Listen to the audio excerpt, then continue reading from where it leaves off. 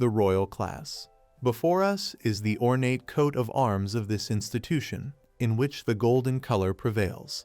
It was a special class within the temple, an educational institution dedicated to nurturing talents who would later serve the empire in many industries.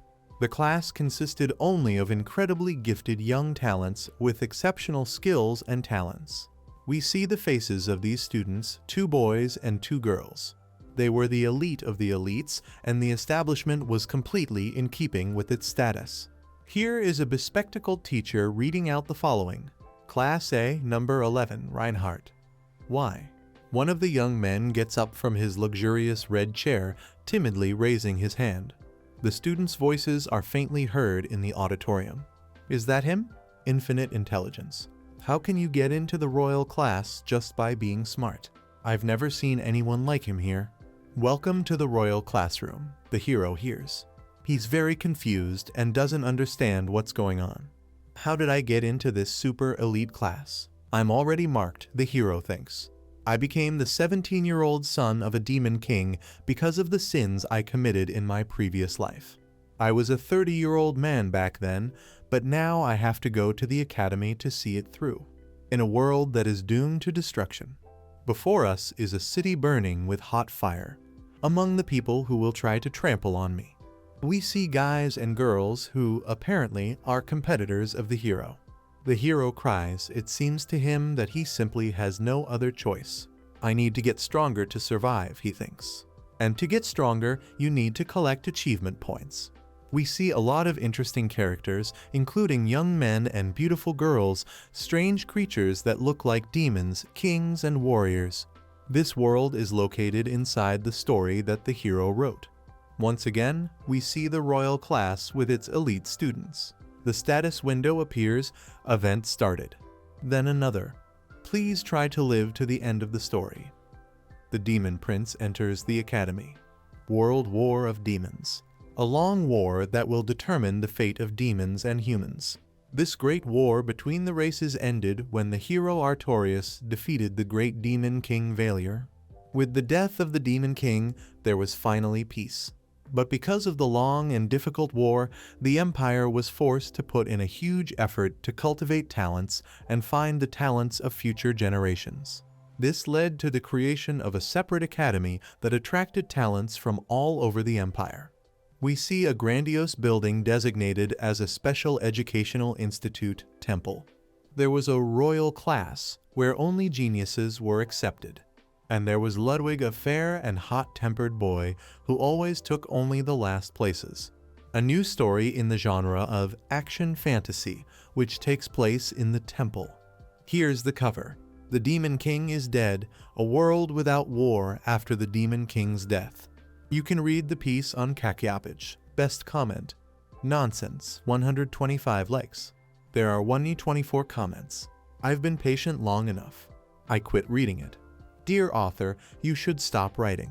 75 likes. Very boring, very naive. Are all the girls in this story blind? Why do they all fall for this stupid character? There are 52 likes. If you're going to make a TV show out of it, just drop the idea and run away like you did before. 12 likes. You can't write. The author is not familiar with the fundamental principles of literary presentation.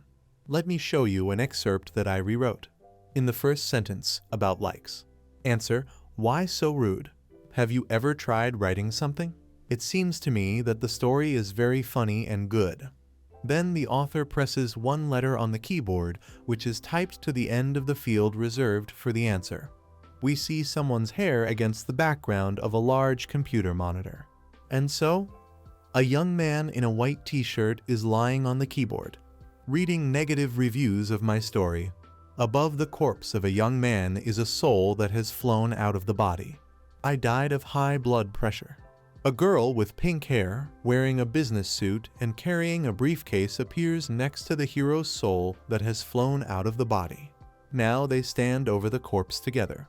The girl claims that this is a cardiac arrest due to a heart attack caused by a sharp jump in blood pressure. An explanatory sign says that this is Soul Management Department Agent Kim from Hell. She asks the hero, who has an unspeakable grief on his face, to check the document and confirm the accuracy of the data indicated there.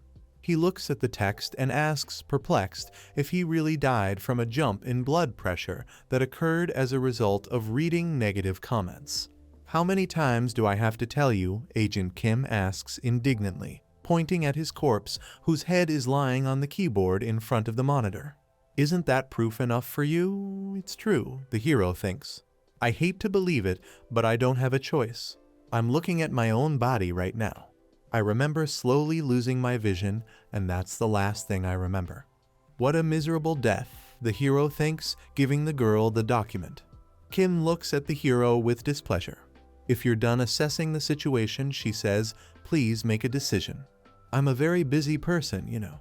For the hero, the fact of his death is already a huge shock, and now he is forced to make a very strange decision. That's what the soul management agent standing next to him said, holding up a warning finger. In order to enter paradise after death, a person must first answer for the main sins committed during life. And for the hero, who continues to read the text of the document presented to him, they looked like not knowing until the end of many serializations and writing works with a terrible script.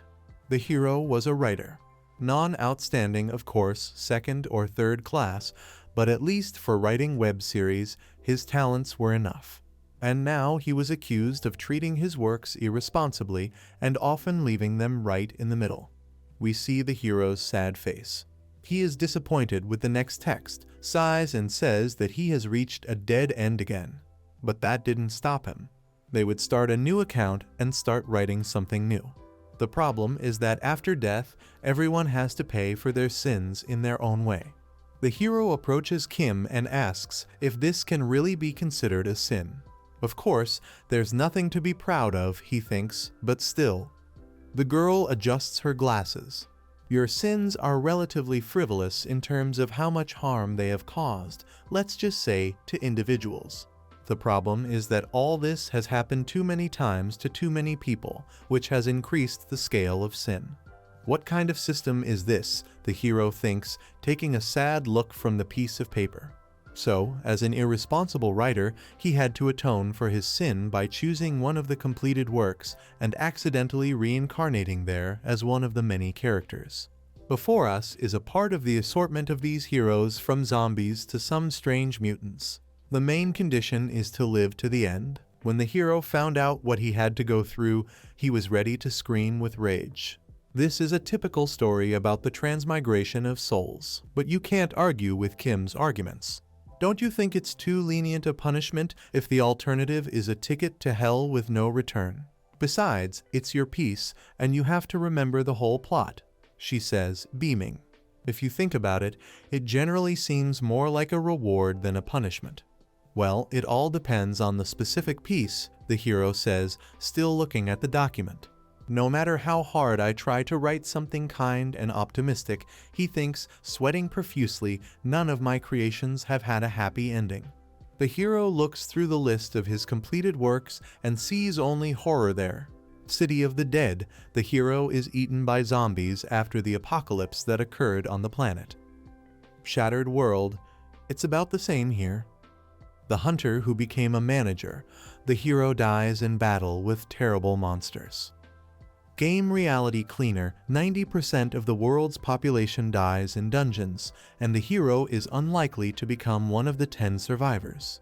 I am absolutely not sure that I will be able to live to the end of the story, at least somewhere, the hero thinks, looking sadly at the same document. He scratches his head, looking at the last item on his list. Is this really all I can do, he thinks? Number 5. The Demon King is Dead. A naturalistic work set in a fantasy world, the plot of which develops in the academy. This is a relatively cheerful story that the author wrote tired of the depressive works that came out of him earlier. This is the best thing I can come across, the hero thinks, looking at the sheet given to him. Although it was because of this creation that he lost his life, which the hero is reminded of by his corpse still lying on the keyboard in front of the monitor. The action in this student story takes place after the war, and the chances of dying there are not as high as in other works of the hero. We even see joyful and cute characters who have something to eat. The final boss dies here at the very beginning, and the plot is built around the consequences of this event. Yes, this is definitely the best thing that I can come across the hero understands. Since my character will be chosen randomly, I don't even have to be the main character. I'll be happy if I become any of the Academy's students. Then he thinks about it and starts scratching his head. Wait a minute, but this story also failed, didn't it? I think I did something too clever in the second part. Kim gives him an exasperated look and tells him that if he continues to delay, she will make the choice for him. She, in particular, really likes City of the Dead. The hero gives her the document and shouts that he is choosing the Demon King is dead. After that, the same number repeats this name loudly. The girl says she doesn't need to be told twice. Adjusting her glasses on her nose, she approves the work chosen by the hero. Then she wishes him luck. The hero asks again uncomprehendingly, but it's all over. Soul Management Agent Kim folds her palms together, and a bright white light begins to shoot out of them. In front of us is a red-haired young man in a red uniform with shoulder straps who stands in front of the table. The two horns protruding from the top of his head immediately catch your eye. A tear runs down his face, and he seems to be trying to make sense of his new self. This is his room, admittedly a truly luxurious one, with expensive curtains, an elegant wardrobe, and carvings on the walls. Why is it so fancy here, the hero thinks, looking at the luxurious furniture and a vase of fresh flowers. The hero feels his head and clothes. Wait a minute, I have horns on my head, he thinks. And what kind of fancy suit is that? No, seriously, he is aware of the absurdity of the situation. Am I really inside my story? Gripping the back of a fancy chair, he looks up. Oh, come on, he thinks. You can't throw me in here without explaining everything properly. Suddenly, the hero notices something and screams in surprise. He can't believe his eyes. This is a real status window. Doesn't sound like the corny development that everyone blamed him for, does it? So, the information window says that the hero's name is Valier Jr. He is 17 years old. Stats: Strength 34F, Mobility 43F+, Agility 52D, Magic Power 99C, Stamina 57D. Race: Archdemon. Talents: Nigh. Abilities: Demon Domination 0. Overall ability score: the lowest level Demon King. Combat level score: F. Who is this Valier Jr., the hero thinks. There's something wrong with the Archdemon too. And finally, the lowest level Demon King. His piece is called The Demon King is Dead, and yet he became a Demon King? How can this be, the hero thinks, looking ahead. No, this is not true, this is impossible, this is some kind of nonsense. He looks at the floor thoughtfully, cold sweat running down his cheeks. Why did random choose such a flawed character for him? Valier Jr. stands in his room and looks sadly out of the window.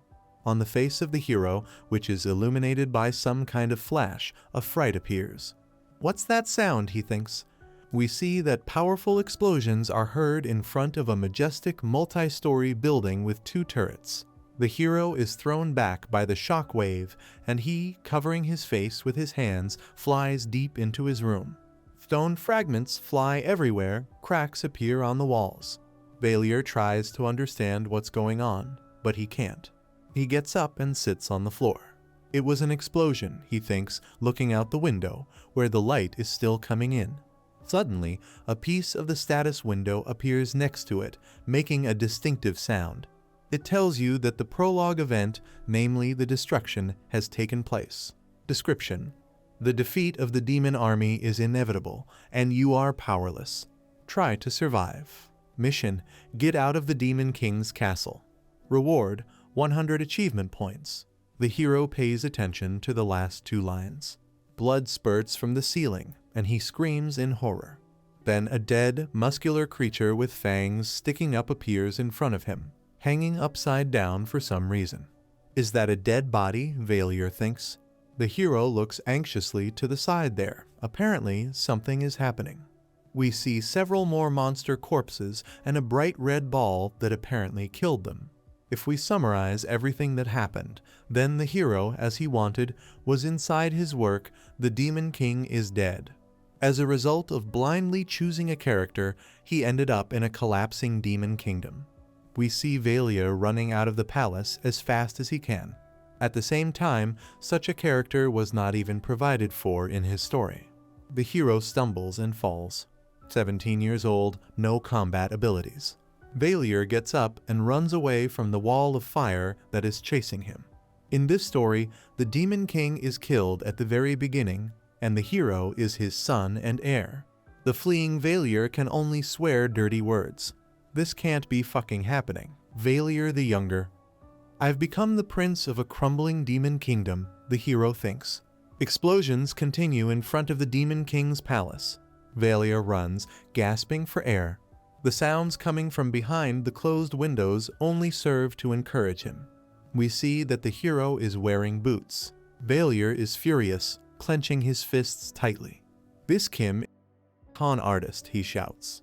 He recalls a conversation with her when asked if he would be a random character from his work in a new world for himself, she replied that the plot was well known to him, so she could consider traveling there as something like a reward. Why, 3,000 devils, he yells desperately, never stopping running, does this have to be? The Demon King's son? The fact that the castle explodes is very understandable. Now, the final battle between the Demon King and the main character of the work is in full swing. Valier recalls the table of contents of his novel.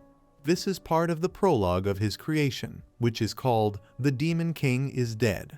During this battle, both the Demon King and the main character are killed, but the war ends with the victory of the humans. We see the Demon King's castle burning down. And I, the hero thinks, am the Demon Prince Valier. This means that the very moment I am caught, it will be impossible to escape. Before us is the scene of a brutal execution, which the narrator imagines. They'll kill me, he thinks. Valier begins to think about how to get out of this terrible situation. It sees a status window. This thing has been hanging next to him for a long time. There was nothing like it in his work, of course, but according to this window, his name is now Valier Jr. Below are the statistical parameters: 17 years. Stats: Strength 3-4F, Mobility 4-3F+, Agility 5-2D, Magic Power 9-9C, Stamina 5-7D. Race: Archdemon. Talents: Nigh. Abilities: Demon Domination 0. Overall ability score: the lowest level Demon King. Combat level score F. The hero doesn't know the exact local standard, but these values can't be high anyway. If he was the final boss, the Demon King, it would be much easier for him. He could run away or just try to reach an agreement. We see this formidable character clad in a tight, ornate robe. Now the hero has no special abilities that would allow him to escape or survive in any other way. The only thing that can help me is what I can read in this world, Valier thinks, looking at the status window in front of him. So all he can do is, it seems that the hero comes up with an idea. We see a sign with an inscription in an incomprehensible language, which, however, means warehouse. So the hero can only hope that there is something useful here. We have several strange objects in front of us.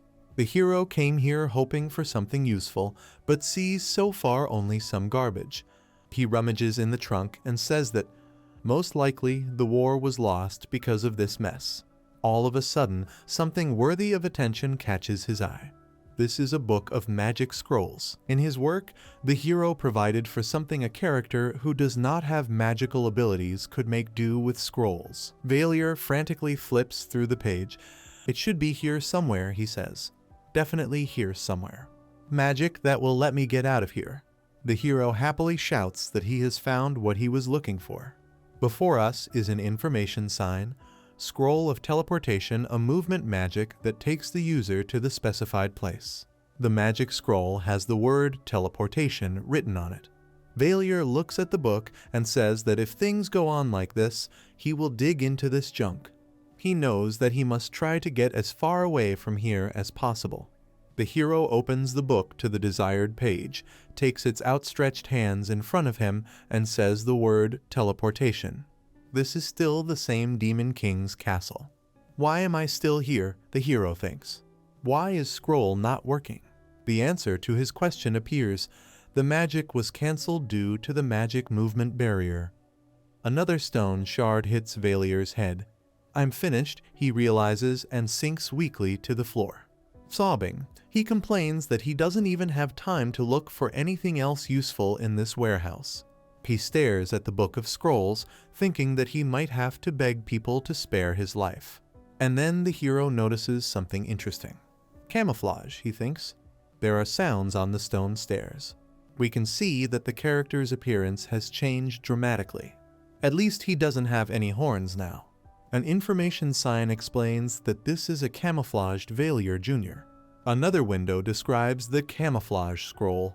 The user can change their appearance and disguise themselves as someone else. The hero does not know if he can impersonate a human prisoner with this scroll, but he understands that this is his last chance. He starts figuring out a plan of action. 1. Disguise yourself as a human using the camouflage scroll. 2. Infiltrate the human prison. 3. Be rescued by the Imperial Army along with other captives. 4. Find an opportunity to escape.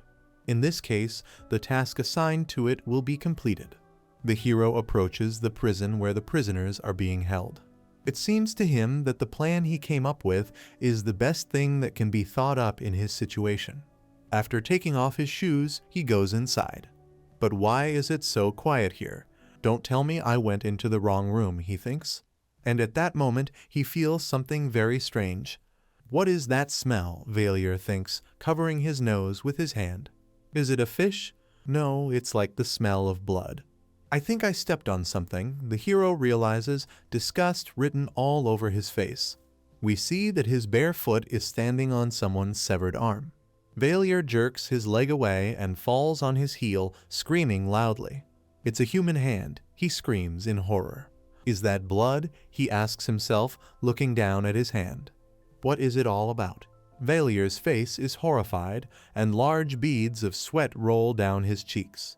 A short distance away, he sees a lot of mutilated corpses in the depths of a dark room. They're all dead people, he asks, puzzled. I don't think I wrote anything like this in my story, the hero feverishly recalls. It was supposed to be a romantic comedy. What should I do? Valier wonders. Leave again? But where to? Suddenly, some sounds reach his ears. It's whimpering and crying. After looking closely, the hero notices a living person. Did anyone survive here? Excuse me, are you all right? Asks Valier. He flinches as he gets closer to the source of the sound. In front of him is a girl in a bloody dress who is bending over the corpse of an identical girl. Is it a child? The hero, tears rolling down his face, does not believe his eyes. The girl is trembling all over. Valier kneels in front of her. I'm sorry, I think I startled you, he says. I'm a prisoner too. Are you okay? The girl turns to face the hero, and he sighs with relief. His gaze falls on the dead girl over whom the living one was crying. Are they related? What a tragedy this is, Valier thinks. Try to calm down, he tells the girl. People will come to save us soon. If you don't mind, let's wait for them together. The girl looks at him in silence. Oh shit, Valier thinks. I think I've gone too far. She's still afraid of me. I'm sorry, he says, because I'm really scared. This is the Demon King's castle, the hero says, looking at the girl sympathetically. Wouldn't it be better if we stick together? The little girl looks at him with her kind eyes. Then she becomes alarmed. She lowers her head and cries. Valier hastily apologizes. I talk too much, don't I? I just want to say that. No, it's all right, the girl finally speaks up. She wipes her tears away with her hand. Sit down next to me. The hero hesitantly fulfills her request, and now they are sitting next to each other. I feel a little uncomfortable, Valier thinks. You're very quiet, aren't you? This time, the girl herself breaks the silence. I'm also very scared, the hero answers her. He's not lying, he's really very creepy. if only because if his plan didn't work, he would be caught and executed on the spot. Okay, Valier thinks, pulling up the cape that falls from his shoulders, I don't see any other way out, so come what may. Suddenly, he realizes that there is something in his raincoat. This is a small package of crackers. It was in the pocket of the red uniform suit that he was originally wearing, and apparently he transferred the food to the clothes that he is now wearing. I'm not really hungry right now, the hero thinks, but Valier is wondering what to do with the crackers. He calls the girl and says that he found them earlier. She looks at him quizzically. Do you want to share them? The hero hands her crackers. The girl looks at him in surprise and says nothing. Thank you, she says finally, and holds out her hand to take the food. She starts eating. Valier watches in surprise as she does this. She must be very hungry right now, but she's eating in small bites. Why, I wonder? Maybe she just doesn't like crackers.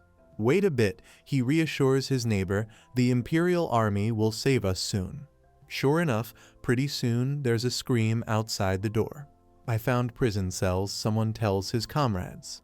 They're here. Valier waits anxiously to see what happens next. A man in heavy gauntlet shoes enters the room. He is followed by a tall, bearded man in a long green suit with a white bow around his neck. Ah, finally, he says, looking at the boy and girl sitting on the floor. Why do they react this way? This is too solemn for ordinary prisoners, Valier thinks. Your Imperial Highness, the tall, bearded man says suddenly, and the hero starts in surprise. Please punish me for not saving you earlier, the man says and gets down on one knee. The hero can't believe his ears. This just can't be happening. He called her Imperial Highness. We are told that the girl who was fed crackers by Valier was the first princess of the Guardian Empire, Charlotte de Gardius. An information window appears. Prologue Event Destruction Past. You have received 100 achievement points. In front of us is a white flag with an eagle, a sword, and an olive branch. It is reported to be a field military camp of the Imperial Army. We see several white tents with soldiers in full knight's armor walking between them. In front of one of the tents is an even formation of such knights. The fact that the hero was saved along with the princess, while the most beneficial way affects his fate. The girl cuts a juicy steak with a knife and fork on which lies a circle of onions. Then she picks up a small piece and puts it in her mouth. The hero understands, however, that his current situation is a temporary good fortune, which can suddenly end. Charlotte gets great pleasure from her usual food. This is also noticeable in the sounds that she makes. Valier looks at her in silence. It's really hopeless, he thinks. He was saved by a noble knight along with the princess, which, in fact, he was looking for. But that doesn't change the fact that Valier is just a demon who tricks others with very simple camouflage magic. If, for example, the princess's mage decides to perform a standard spell-clearing ritual, especially since she was captured by the Demon King, the hero will be instantly revealed. Complicating matters is that the princess cares too much about him. As they were being led out of the prison, she even asked the knights who had come for them to take care of him, their savior, first. Simply put, the hero thinks too much attention is focused on him, and he cannot escape from the camp unnoticed. It is also strange that the Charlotte de Gardius he is currently sitting opposite is a character who was not in the story he wrote. The girl he's thinking about now is looking at him fondly. The hero didn't write a single line about her. My sincere apologies, princess. We're in a military camp, and this is the best thing I've been able to prepare for you, the blue-haired knight says to Charlotte, bowing politely. It's okay, Lance, the girl tells him. Thank you so much for your hospitality. Thank you, he replies, for your understanding. Once Duke Solarian arrives, we will escort you to the Imperial Palace. It's a huge relief, Charlotte tells him, and thanks him again for everything. Then she remembers that she forgot to thank someone else, namely Valiera, for what he did for her in prison. But I don't think I did anything, the hero thinks. He remembers that they were just sitting next to each other. Did I do something? He asks the princess. Even if you don't think so, you've been a huge help to me, she replies. The maid who brought the tea appears next to her. In return for this, I will see that you are taken to the city you come from, she tells Valier. What is it called? The hero asks again, as if he didn't understand the question. How am I supposed to respond? He thinks worriedly. His thoughts are confused. Hometown? Region?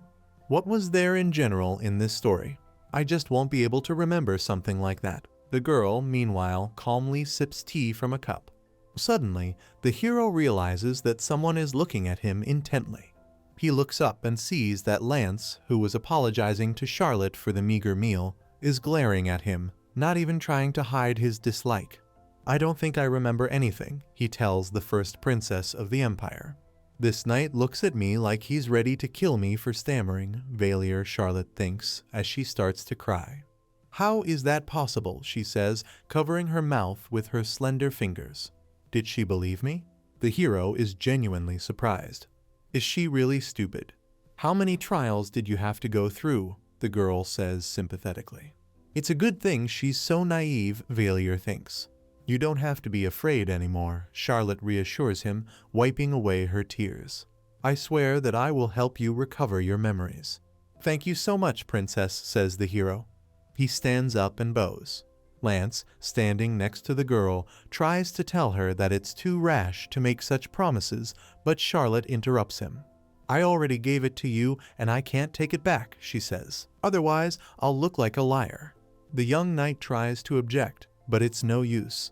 Hearing that the girl does not want to be known as a liar, the hero noticeably darkens.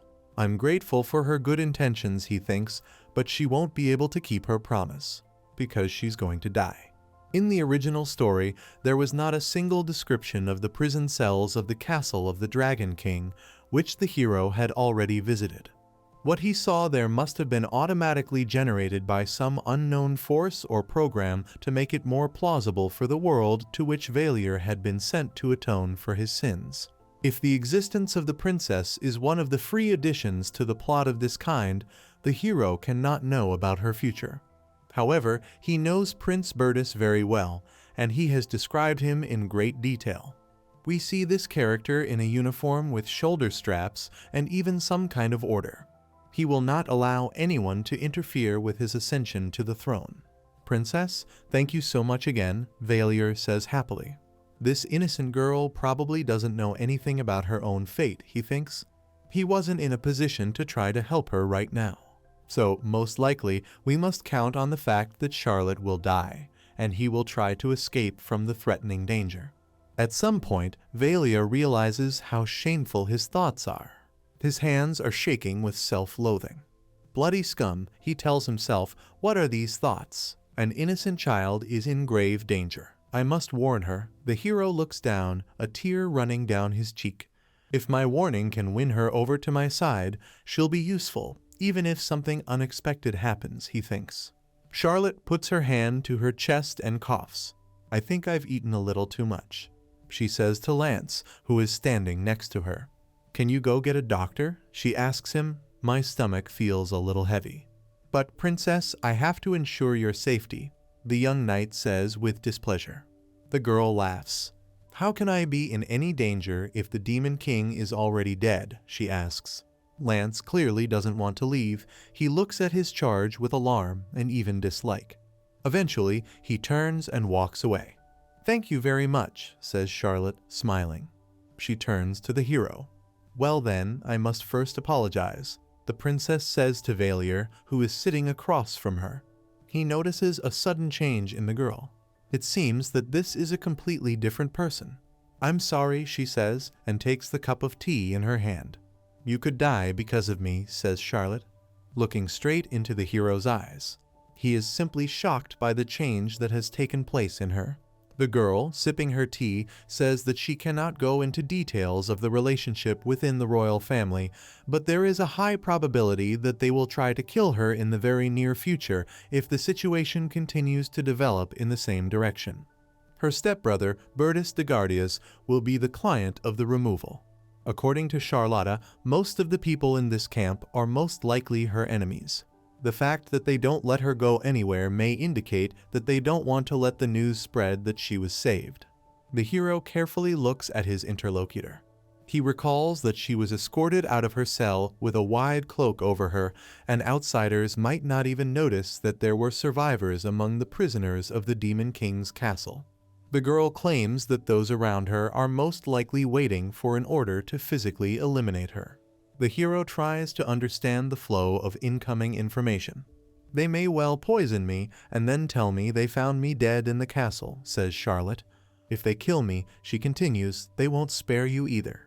Most likely, you will be quietly strangled somewhere. They don't need any extra witnesses." The girl puts the cup on the saucer. "In general, we will die together," she says. "Can't you ask the knights for help?" Valier asks. "You're a princess after all." "It's no use," she says. "I don't think I can trust anyone here." Wait a minute, the hero thinks to himself, but what about that knight with the blue hair? He puts his hands to his head. Hell, this seems like a hopeless situation, he realizes. "Don't worry," Charlotte tells him. "I swore on my own behalf that I would help you recover your memories." She smiles sweetly. Then he holds up a finger for attention. "Listen carefully," she says. "We'll get out of here." Failure starts in surprise. "I'll try to distract them," says the princess. The hero curses everything in the world for being in this situation. Here are the hero's boots. He doesn't have much time. The hero is standing at the wall and waiting for someone. What's going on here anyway, he wonders. Now it's running somewhere. Remember, both my life and your life depend only on you. Gritting his teeth, he stares resolutely into the distance. Valier pulls open the tent door and looks inside. Okay, whatever it is, she gave me a very important task, the hero thinks. Valier asks Charlotte if she really wants to escape from here. "There's only one way we can get out of here alive," she says. "And what is this method?" the hero asks. "Sir Francis," the girl says, folding her hands under her chin. "We need to bring him here." The name means nothing to Valier. He asks who it is. Charlotte apologizes and says she should have explained more. She asks the hero to remember the knight who saved them from prison in the Demon King's castle. We see this person's face. This is that fearsome knight Valier finally guesses. William Francis is one of the few people who belongs to the neutral faction, explains Charlotte. He is loyal to the imperial family as such. "Are you sure you can trust him?" the hero asks. "Could it be that he has already gone over to the prince's side?" The girl reasonably notes that in this case they would both have died without leaving the castle. She puts her hand to her chest. "But Sir Francis saved us," she says. "This is a magnificent knight who is wholeheartedly devoted to the imperial family." Valier is lost in thought. If someone from the neutral faction really supports Charlotte, then he has a chance to survive. The hero fiddles with the collar of his shirt. Clenching his fist, he resolutely tells the girl that he will do as she said. "Thank you for believing me," Charlotte replies, putting her hand to her chest. "I wish you both a safe return." Her hand goes to the knife on the table. "Well, since we've decided everything, why don't we just get out of sight?" The girl carefully looks at the bright shiny knife. Valier, who is very worried, asks how she is going to do it. "I'll explain everything," she says. "First, I'll be the bait." It seems that Charlotte is quite confident in the feasibility of her plan. "You'll be the bait?" the hero asks again. "Isn't this the most dangerous part of the mission?" "Maybe," the girl replies, "but nothing should happen to her. At least until the person authorized to decide her fate arrives." She gets up from her chair and stands next to the table. Then she goes to Value, takes him gently by the hand, and asks him to hurry. Looking fondly at the hero, she says that they don't have much time. The hero looks anxiously at Charlotte. "Well," he thinks, "it seems I have no choice but to help the princess." One of the knights standing at the entrance to the ward notices something suspicious. It's naturally Charlotte who went outside. The guard asks her to stay inside, as it is dangerous outside the tent. "I want to see the barracks," says the girl. The knight tells her Imperial Highness that this is very problematic. "I'm a princess," Charlotte tells him, "and I want to see the barracks." "What right do you have to cross me?" she asks in a firm voice. The warrior tries to contradict, but the girl, feigning obstinacy, orders him to tell her his name and the unit in which he serves. While Charlotte distracts the armored knight, Valier sneaks out of the tent, lifting the flap. The hero gets out, but now he is faced with the question of where exactly to go. Suddenly, he is stopped by a rude shout. "Who are you?" the man in armor asks him. "I'm looking for Sir Francis," Valier says, scratching his head. A red-haired knight with a small goatee informs him that Sir Francis has gone to the Demon King's castle and asks what business the young man might have with this respected man. The hero, who understands that his plan is collapsing before his eyes, asks again if the person he needs really went to this castle. The red-haired warrior confirms his words. This, he said, was demanded by Sir Lance, a member of the military council. Sir Francis went to the Demon King's castle to keep an eye on what might be left behind. The hero seems to suspect something. Sir Lance is the same person who was standing next to the princess. He remembers the unkind look in that character's eyes. Had he calculated Charlotte's plans and made his move first? What's left, Valier thinks, putting a finger to his chin. I ask him again if the red-haired knight is distracting him from his thoughts. "What business do you have with Sir Francis?" "If you say nothing, I'll have to report you." "Sir Knight, this is a very urgent matter," the hero says, feigning extreme anxiety. "Sir Francis is in danger," he shouts. "I won't let myself be stopped," Valier thinks. He expected the red-haired man to rush to the rescue of Sir Francis immediately. But he asks in a very calm voice to clarify exactly what the young man standing in front of him means. The trick didn't work, the hero realizes. He thinks for a second, trying to think of something more plausible. "I do not know the details, but something is going on that involves both Sir Francis and Her Imperial Highness," he says finally. "For the safety of both of them, we must bring him back here to the camp immediately. You may not believe me, but—" Valier looks down and strokes his neck.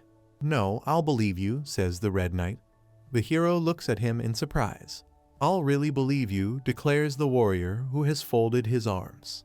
"But how did I earn this trust?" asks Valier, who can't believe his happiness. The Red Knight thinks about how to answer him. Most likely, with that stupid desperation that even I can recognize, he finally says. The hero looks at the knight with resentment. "It's also an intuition," he continues. "But Sir Francis himself suspected the possibility of something. He asked me to be on my guard," says the Red Knight, "and warned me that someone might come." Valier is visibly shaken, his thoughts confused. He thinks of himself and Charlotte in the castle prison and the knight standing in front of them. Means, did Sir Francis know all along? This is the man's face. Did he assume that the princess was in danger? Then why did he leave her and go to the Demon King's castle? Shouldn't he have tried to stay by her side? The red-haired knight looks at Valier appraisingly, hands on his waist. "All right, kid, let's go," he says. "Can you ride a horse?" The hero replies that he has never ridden a horse before. The knight says there's nothing wrong with that. He has a great stallion that can handle 2 people without any problems. He turns around and tells the hero to follow him. They'll be on their way as soon as they find his stallion. It seems I have no choice but to ask him a direct question. The hero understands. "By the way, I just remembered that I didn't introduce myself," says the Red Knight. "My name is Darius." Lance, who is standing nearby, looks at the 2 of them out of the corner of his eye. Darius and Valier ride a stallion that, like his master, he is clad in armor.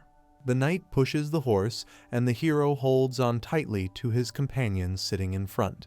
Suddenly, Valier notices something. 2 knights put a couple of demons in an iron cage. The hero tries to get a better look at what is happening. Where are the demons coming from, he wonders. He's trying to call out to the knight. "I beg your pardon, Sir Darius, but what is this? Why are there demons next to the road?" he shouts, looking back. The knight informs him that they are prisoners. After all, the battle with them had ended only recently. If they were caught somewhere around here, they were either soldiers of the defeated army or non-combatants. Imperial army soldiers continue to scour the area near the Demon King's castle. Those caught will be taken to headquarters, and all of them will be executed.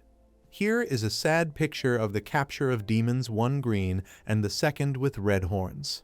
Darius says there's no need to be afraid of these creatures anymore. The hero agrees with him. Now he understands what fate would have awaited him if he had fallen into the hands of the Empire's soldiers. Darius and Valier arrive at the Demon King's castle. The knight informs them that they are almost there and Valier must prepare to dismount from the stallion. Two knights appear in front of them. One is older, with a mustache, the other is young, with glasses and a wooden box in his hands. "Who are you?" the mustachioed knight asks them. "Greetings," Darius tells him and puts a fist to his chest. "I am Lieutenant Darius, platoon commander of the 11th Squadron of the 1st Corps, 4th Cavalry Regiment." The mustachioed knight asks what brought Darius and his companion to the castle. He replies that the guy he delivered has an important message for Sir Francis. The older knight's face turns into a grimace of pain. "Sir Francis?" he asks incredulously. "That's right," Darius answers him. "This is a confidential matter, so I brought him here to talk to them in private. We have just received word that Sir Francis has died in battle with the remnants of the demon army." The mustachioed knight reports the sad news. Darius and Valier look at him in shock. Did Sir Francis die in battle? The hero does not understand what to do now.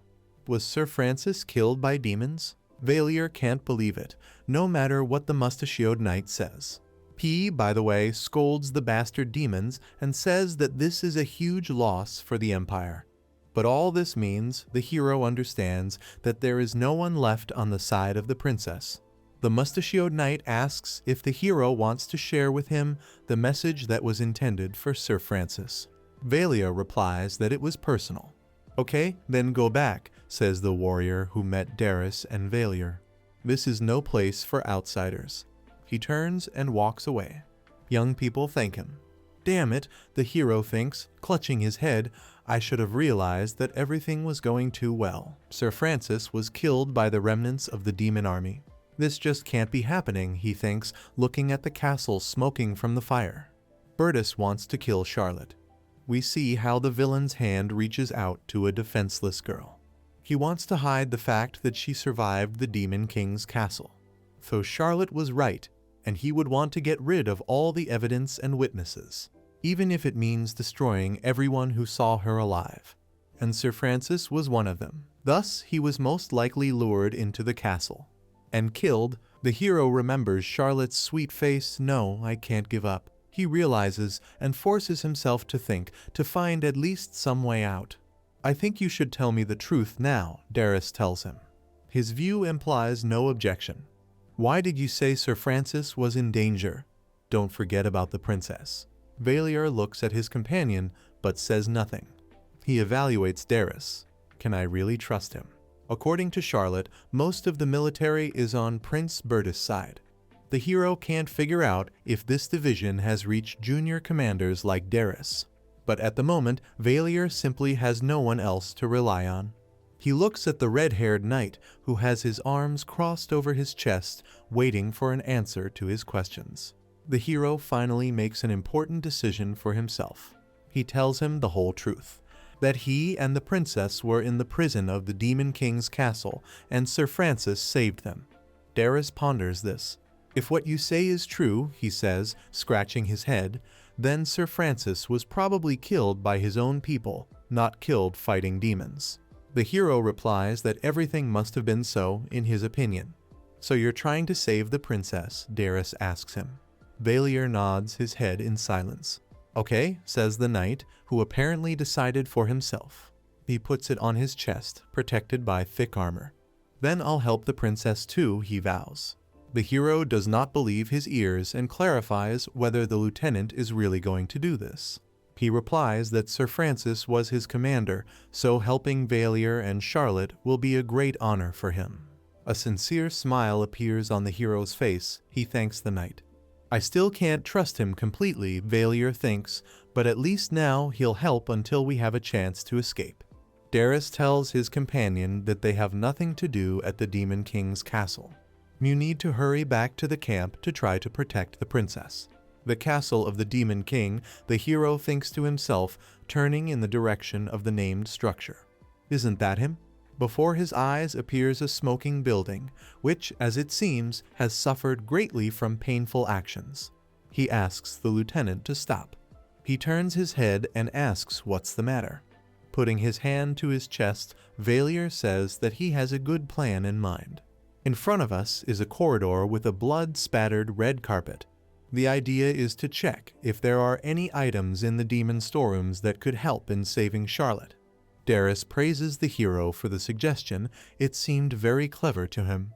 But it seems that someone has already been here, the knight says as they enter the huge warehouse of the castle. Valier, of course, won't admit that it was his doing.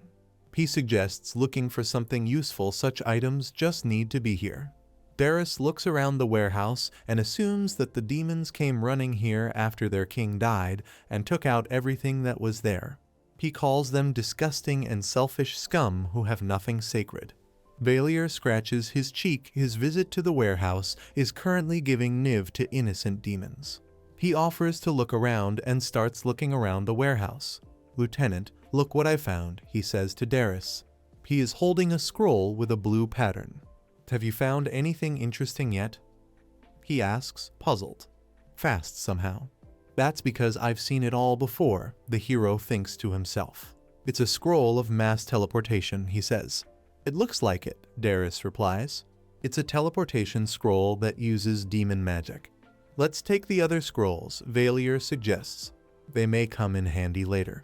The hero also says that he came across a book for scrolls. If you put them all in it, then in the future they will be very convenient to use.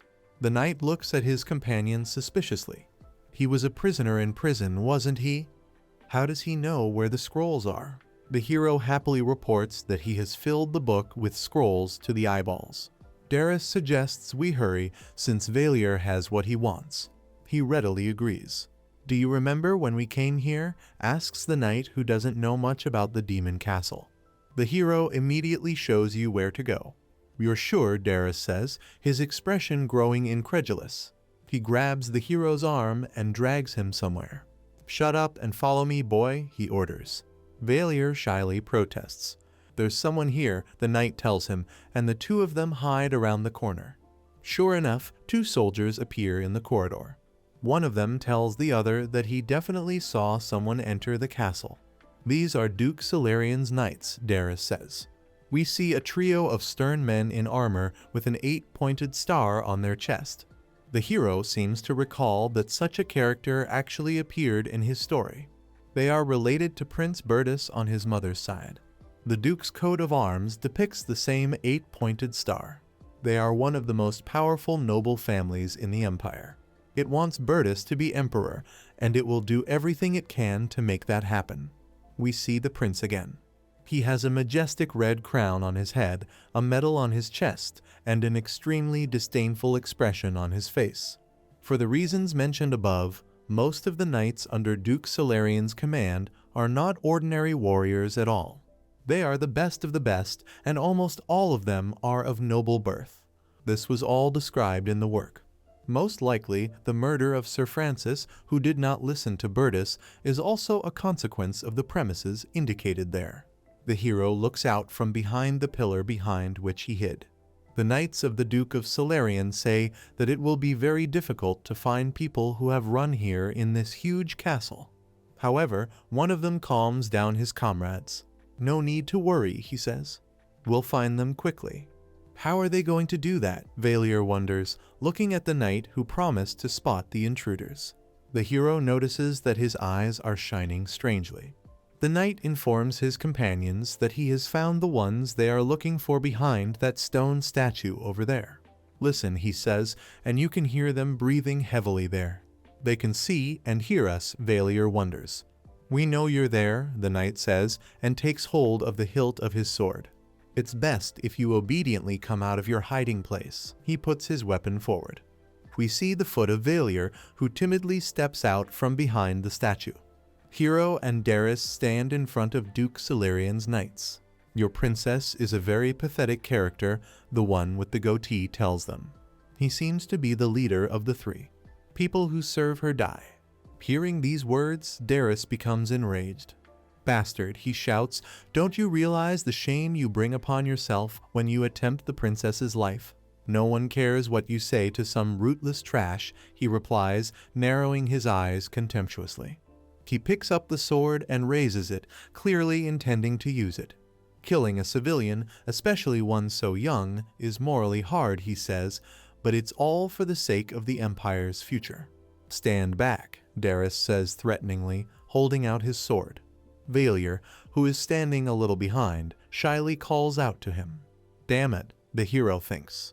I've worked so hard to escape from this castle, and all for the sake of coming back here of my own free will and being killed. We see that the forces of the opposing sides are clearly unequal. Cold sweat rolls down the hero's cheeks as he tries to assess the situation. What is this, he thinks. I didn't even manage to live a day after I died of a blood pressure spike. Suddenly, he notices something. His gaze falls on a terrible stone gargoyle whose eyes are shining for some reason. A stone statue of a gargoyle, the hero thinks. In comics and computer games, they usually start moving in just such situations. Before us are the terrible clawed hands of this creature, in one of which is a spear. The commander of the Solarian Knights, who is standing in front of his fighters, also notices something amiss. It's moving, he shouts, but that warning is useless as the gargoyle comes crashing down on top of him, flattening him into a shapeless tortilla. Darius looks on in shock at the bloody display. The two remaining Solarian Knights are trying to reach their commander. Valier, his mouth wide open in shock, tries to understand what just happened here. How did she do it? I just thought it might fall, and so, I do not know what happened here, lad, but this is our chance, Darius shouts at him. He grabs the hero by the arm and pulls somewhere to the side. Run, he shouts loudly. We see a stone gargoyle and a blood trail from the Knight Commander Solarian. Darius and Valia run away, screaming. We see a galloping horse. Why did the gargoyle statue move? Darius asks the hero sitting in the back, who is riding in front. Valier says he doesn't know. At the same time, he realizes that he is not telling the truth. He remembers the status window that appeared after entering this body. An ability called Demon Domination was listed here. Then a general assessment of abilities was given, the lowest level Demon King. And now Valier guesses that it was he who awakened the gargoyle with the ability to dominate demons. I just hope that Darius doesn't suspect me because of this, the hero thinks. I'm very glad we got out of there, the knight says, turning to face Valier. We really could have died there. Suddenly, both riders notice something. They are being chased by a whole squad of knights. The commander of this group orders his subordinates to hurry up. The fugitives must be overtaken before they get out of the forest.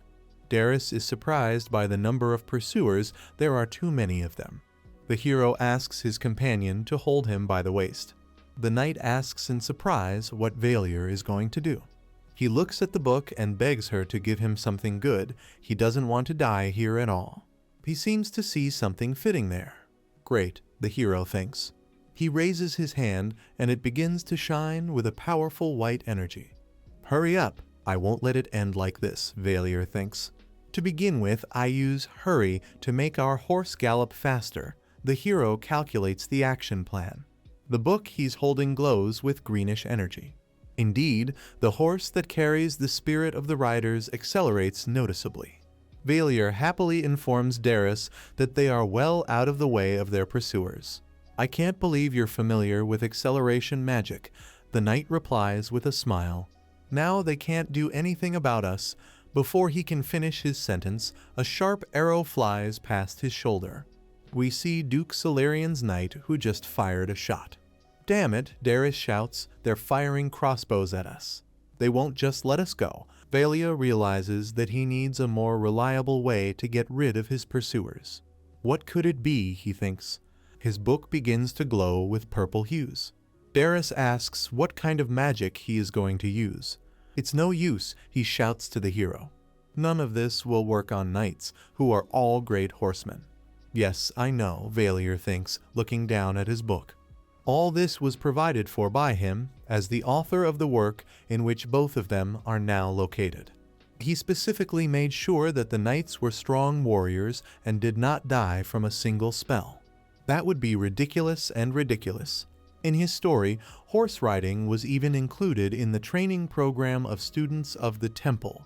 "I don't use it on knights," he shouts to Darius, flipping through another page of the book. "I can't believe that my writer's fantasy is going to go sideways," the hero thinks. "An illusion," he says loudly. The eyes of the fleeing horses that are being chased by Duke Solarian's knights begin to sparkle with energy. The animals are getting out of control. Fortunately, Valier thinks his fantasy didn't extend to them. The pursuers are desperately trying to subdue the horses that have suddenly become unmanageable. Looking back, the hero notices that his spell has reached its target. Some horses refuse to gallop forward, while others lie flat on the ground. "The magic of enchantment is next," Valier announces loudly. A pink magic circle appears in his hand. The horses of the pursuers begin to howl, which does not seem to be typical of these animals at all. Naturally, the bewilderment of the riders only increases. "Great, there are only 2 left to deal with," Valier says, continuing to study the book in his hands. "Where's the mind control scroll? Aren't there any left? I don't think it's really in the book." At this point, the hero notices that their horse is barely dragging. He was really tired. "At this rate, the Knights of Solarian will soon catch up with us," Valier realizes. "What should I do?" he thinks. The hero notices someone. These are the surviving demons, he realizes. Before us is a motley group of various creatures, from a cute girl with pink horns to some lizards, towering over all the menacing-looking orc. They were caught after the defeat of the Demon King's army, Valier realizes. All the demons look very sad. Suddenly, the hero feels something unusual. This is the same feeling that came when he was able to move the gargoyle statue. Valier, holding a book of scrolls in his hand, stands in front of a group of demons. The orc's eyes begin to glow menacingly. It snarls fiercely and shows its huge fangs. The hero and Darius are terrified. They think that this giant is about to pounce on them. The knight can't believe that they will die so stupidly and tells his companion about it. However, the orc that was actually moving in their direction just runs past. His eyes are still burning with animal fury. The 2 remaining pursuers of Duke Solarian's knights are outraged. "What is it all about?" one of them asks. "How do they keep track of the prisoners if they behave like this?" The orc, roaring loudly, rushes straight towards them. The knights start to panic. "Get out of the way, you filthy animal," one of them shouts at the grinning orc. "Lieutenant, we must hurry," the hero tells his comrade. "I get you, kid," he says. I was right, Valier thinks. They're affected by demon domination. He notices that the pursuers have fallen behind and informs the knight about it. He remembers the terrible gargoyle and orc forms, and it seems strange to him that he and Valier are constantly helped by demons in case of danger. But this isn't the time for specific suspicions, he decides, and tightens his grip on the reins. Now there is a more important task to save the princess. Darius and Valier ride on together. Night fell on the Imperial Army's field camp. A guard stops Darius and Valier. "This is the princess tent. Introduce yourself," he demands. "I am Lieutenant Darius. This is the knight. I have a message for the princess." The hero, who is holding a book of scrolls, is standing slightly behind him. "What division are you from?" the guard asks. "I don't think an ordinary lieutenant can demand access to the princess tent. Besides, who is this young man next to you? Do you really think I'm going to let both of you pass? Just leave and I won't tell anyone about this conversation." Darius addresses the hero. "Boy, let's start the backup plan." He pulls out his sword and slams it into the throat of an armored guard. Blood gushes like a fountain from the wound. "What are you doing?" A shout comes from somewhere behind. 2 more guards appear there. "I think we've been spotted," Darius says. "Come on, let's go," he shouts to the hero. "Save her Imperial Highness." "That's right," Valier replies enthusiastically. He lifts the tent flap. Inside, he sees not only Charlotte, but also 2 bearded men in strange costumes and hats. They look like priests of some unknown religion. "Who are you?" one of them asks. "We told you not to let anyone in here." "It's you," Charlotte exclaims happily. "Your Highness, close your eyes," the hero asks her.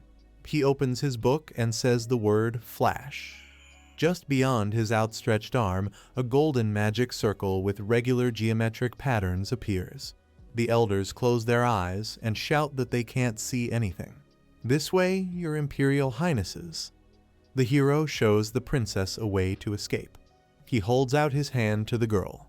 He puts his arm around the princess's shoulders, says the phrase mass teleportation, and effectively raises his right hand. "To the Imperial capital, Guardian. Go ahead." The tent is illuminated with a bright blue light. Where there is a bright flash in the sky, we see a status window. Here it is reported that the hero has completed the prologue, received a special achievement, turning point of history. An important character who wasn't alive in the original timeline has survived, Charlotte de Gardius. The future has changed dramatically. You have received 1,000 achievement points. The prologue is over. The capital of the empire is Guardian.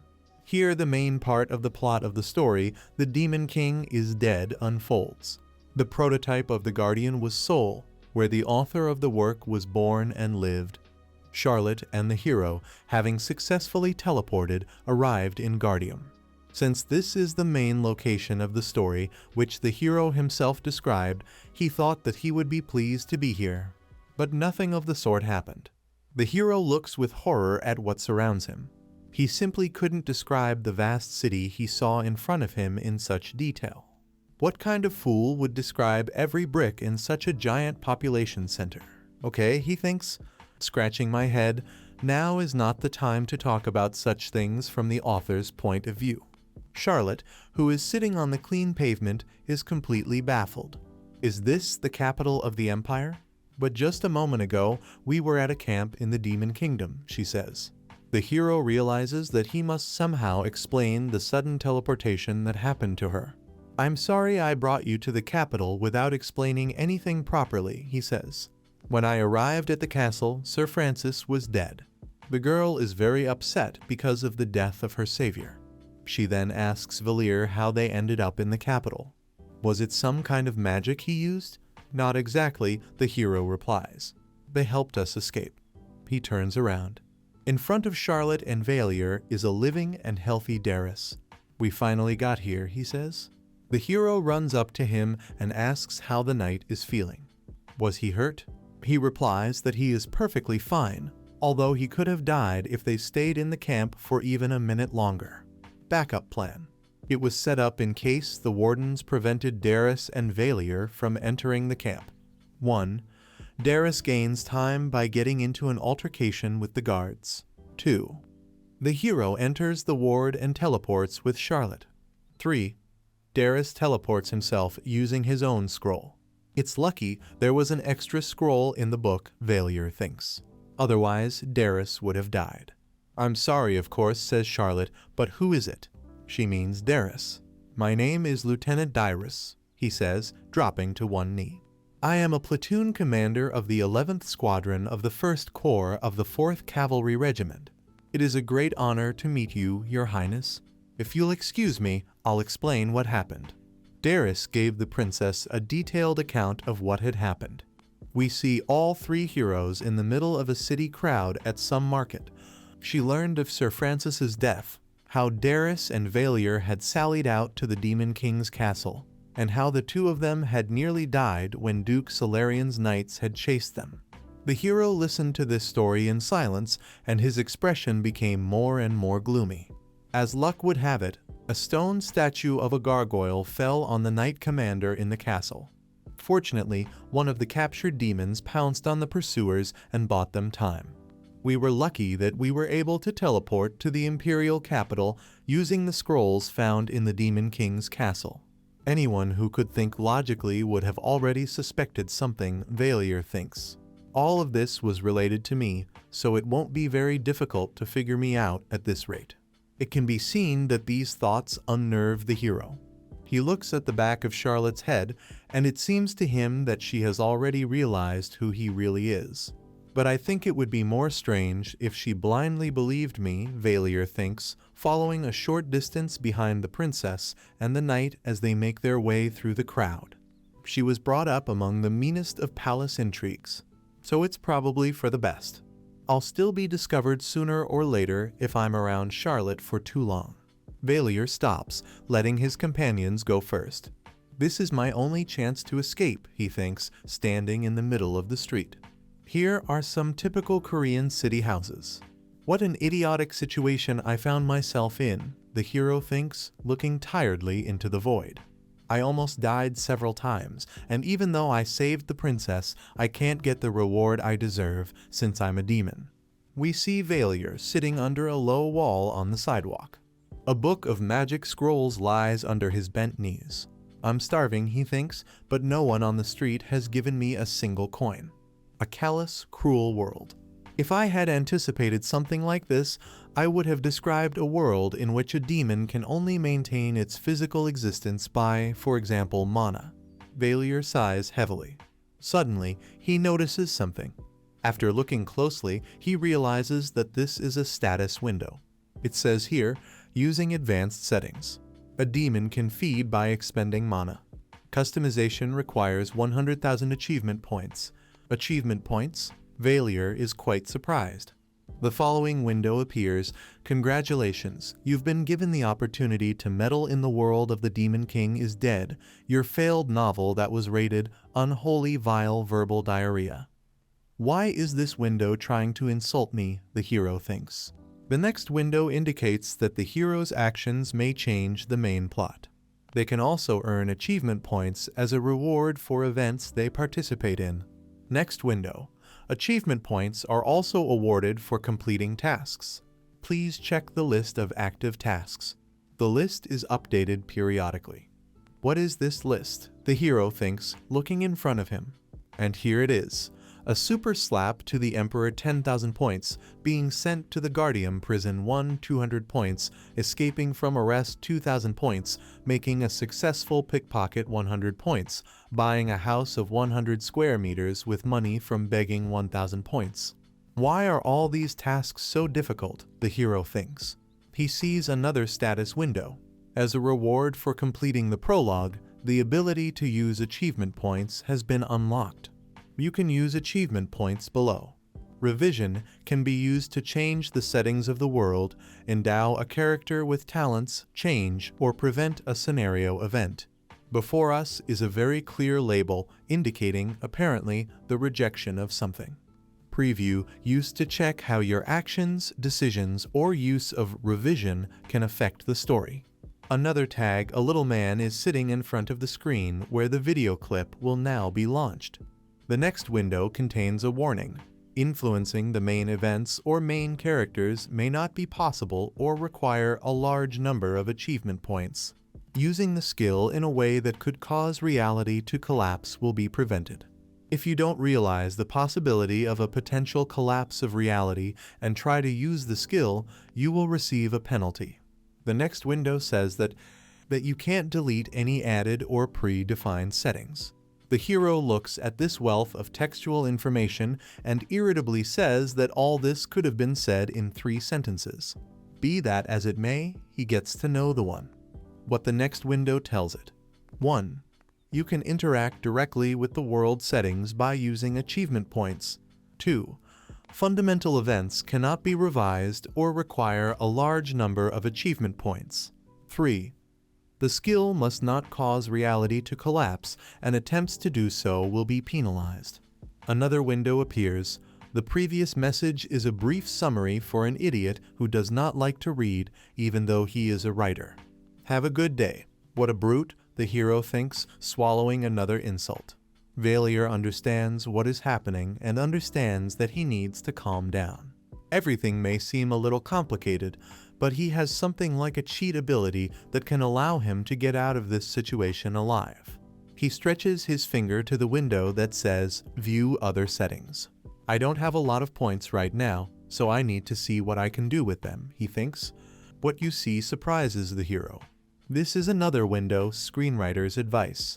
Requires 150 achievement points. Do you want to see it?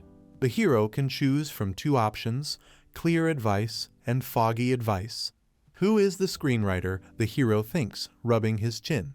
And what difference can there be between clear and vague advice? Maybe you should try both at once. Here is the same vague advice. Why were so many people abducted in the castle of the Demon King? What a stupid riddle, the hero thinks. I just lost 150 points. Now we have a clear tip: go to the magic item store. Well, finally some good advice. The hero assumes that he is offered to earn a living with the help of the scrolls available to him. He looks down at the beautifully decorated book in his hands. But it wasn't that simple. Ullagar District, shopping district. In front of us is a bald guy in an alcoholic tank top. He gives the hero his scroll, accusing him of trying to fool him. Next in line is a bald old man with a beard and round glasses. He examines the scroll, then says that this is the first time someone has tried to deceive him in such a shameless way. He advises Valir to go home before anyone beats him up for such cheap tricks. The third is a red-haired guy. He points his finger at the scroll symbols and advises the hero to sell paintings of his own production, if he has a talent for drawing. In general, all the local merchants took Valir as a crazy young man trying to sell them fake scrolls. The hero reflects on what he did wrong. This is strange. I got a hint to go to the magic item shop and did so. Was it really necessary to do something else instead of selling scrolls? Anyway, he goes into another shop and says that he wants to sell a magic scroll. A middle-aged bearded man with a ponytail hairstyle carefully examines the paper brought by the hero. Valir looks at him and realizes that after visiting all these shops, he is even more hungry. "Hey boy," the bearded man finally says. "Can you draw exactly the same scroll?" The hero looks at the paper and does not understand what they want from him. He looks at the drawing and sees the symbol of fire there. It must be a fireball scroll. "You draw pretty well," the salesman tells him. "I propose to divide the profit in half. These are very good conditions." So that's what he means, Valir finally guesses. "If you can draw the same one by tomorrow, I'll pay you 5 silver coins," says the bearded man. He must think I have a fake redrawn scroll, the hero guesses. "Okay, I'll try," he says. However, once outside, he looks at the scroll again and realizes that he doesn't need 5 silver coins from the bearded man. He can just sell this scroll to someone else. "I'm not sure I was able to copy it," he thinks. And what happens if the buyer decides to use it in an emergency? I don't want to burden my conscience with any more guilt. Valir stops and clutches his book tightly to his chest. But it's really strange that none of the merchants can recognize the scrolls I got from the castle, he thinks, rubbing his chin. Could it be that they are so rare that no one here has ever seen them? Valir approaches another store. "If they don't get recognized here, I'll just sell the fireball scroll and be done with it," he decides. I don't need much, as they say. The hero opens the door and asks, stopping at the entrance, if there is anyone inside.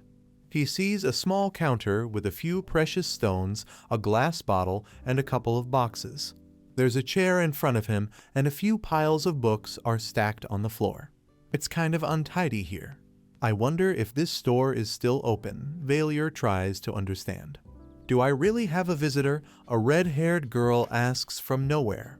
She comes close to the hero and looks at him with interest. "What brings you here?" she asks. "Do you need a scroll or a potion?" "I've come to sell the scroll," Valir replies. Wow, the shop owner is surprised.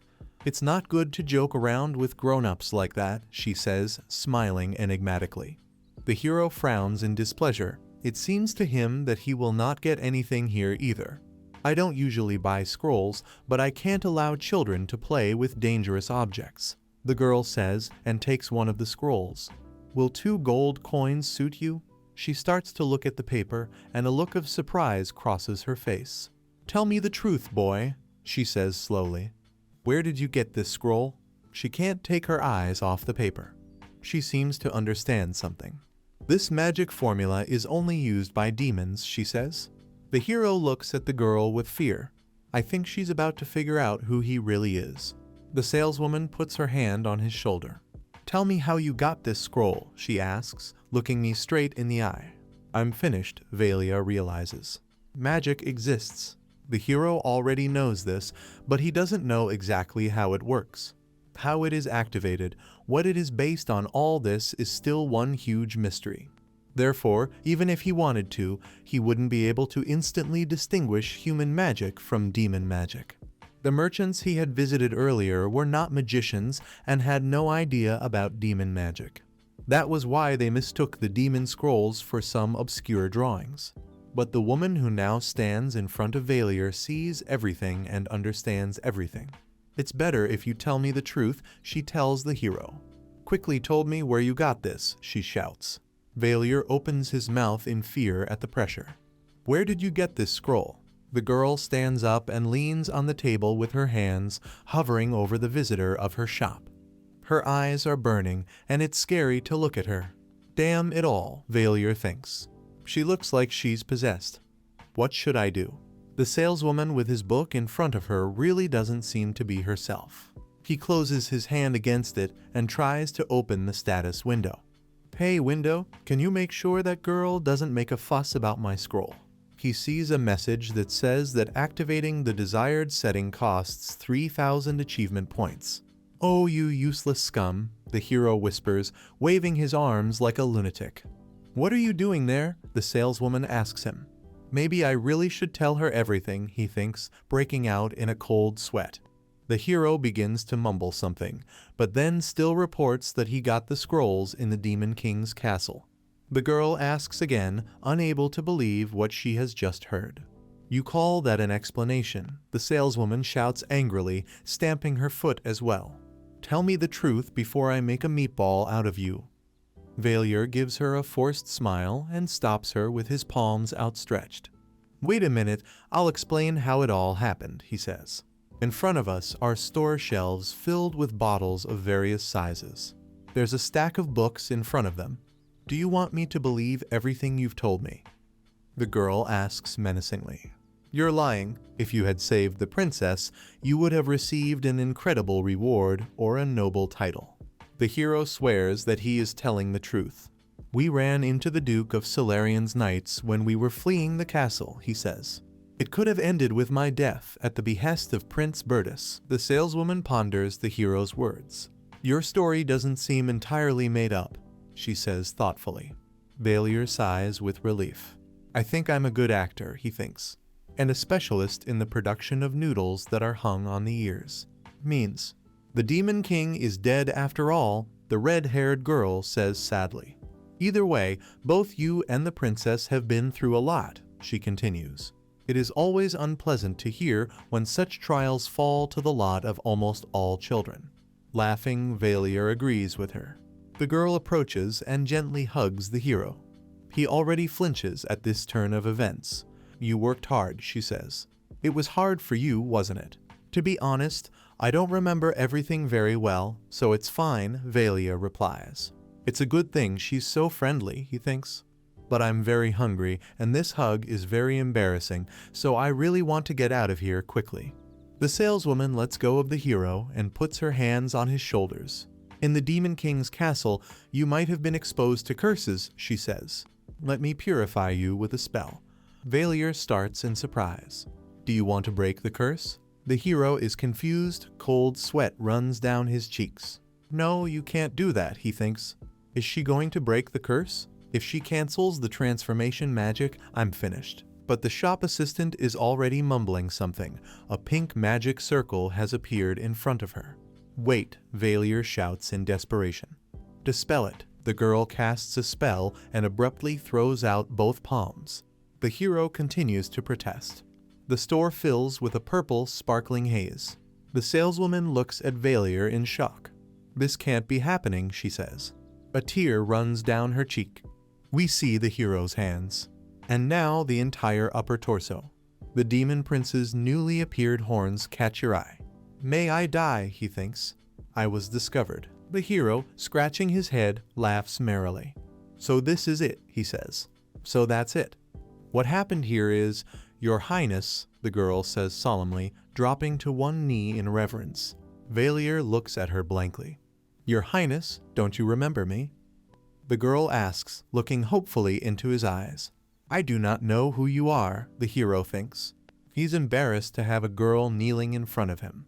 We see her chanting some kind of spell, and a fire ignites in her hand. Valier opens his mouth in surprise at the fact that the girl's appearance makes him very uncomfortable. Are you a vampire? Yes, Your Highness, she replies, looking up at him with devotion. Now we can see that she has distinctive fangs in her mouth. Your Highness, you really don't remember me at all, the girl asks a little resentfully. The hero has to look away. He doesn't know her for sure. Let's change the approach then, suggests Valiara's new friend. First of all, let's get out of here, as outsiders can come here. She draws the curtains and invites me to her room on the second floor. The conversation can continue there in a more relaxed atmosphere.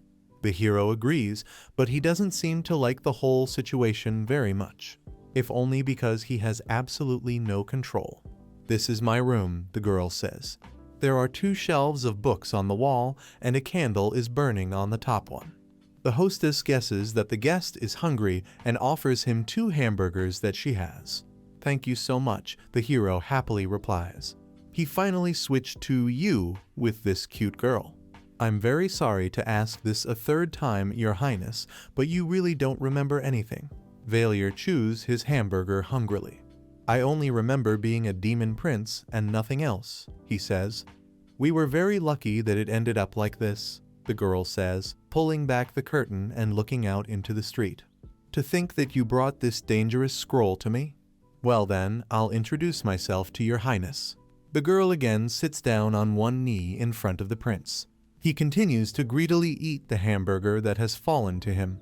My name is Elleris, and I am a member of the Demon King's army assigned to Guardium. My underground nickname is Tuesday. From now on, I will serve you, she says, lowering her eyes resignedly. This set of words makes Valier uneasy. I couldn't have created such a delusional reality, he thinks. Tell me, please, he asks Elleris. Why do you, a vampire, live in such a sunny place with so many people? It's kind of inconvenient. The girl smiles. I actually had to live in a building with a store downstairs to save on rent. What a pity, the hero thinks. There's something else you should know, says Elleris. There are 2 more demons in the imperial capital. Valier, hearing this, almost chokes on his half-eaten hamburger. That's right, he says. You said there was a whole squad here that had a mission to establish itself in the city. One of the members of this group works under the guise of Count Argon Pontius. His real name is Sarkagar, and he's Dreadfind, a young man with a beard and mustache. The second member of the squad lives near the Bronze Gate Bridge. This is a lycanthrope demon called Wild Dog Irene. We see a grinning girl with wolf ears and empty eyes.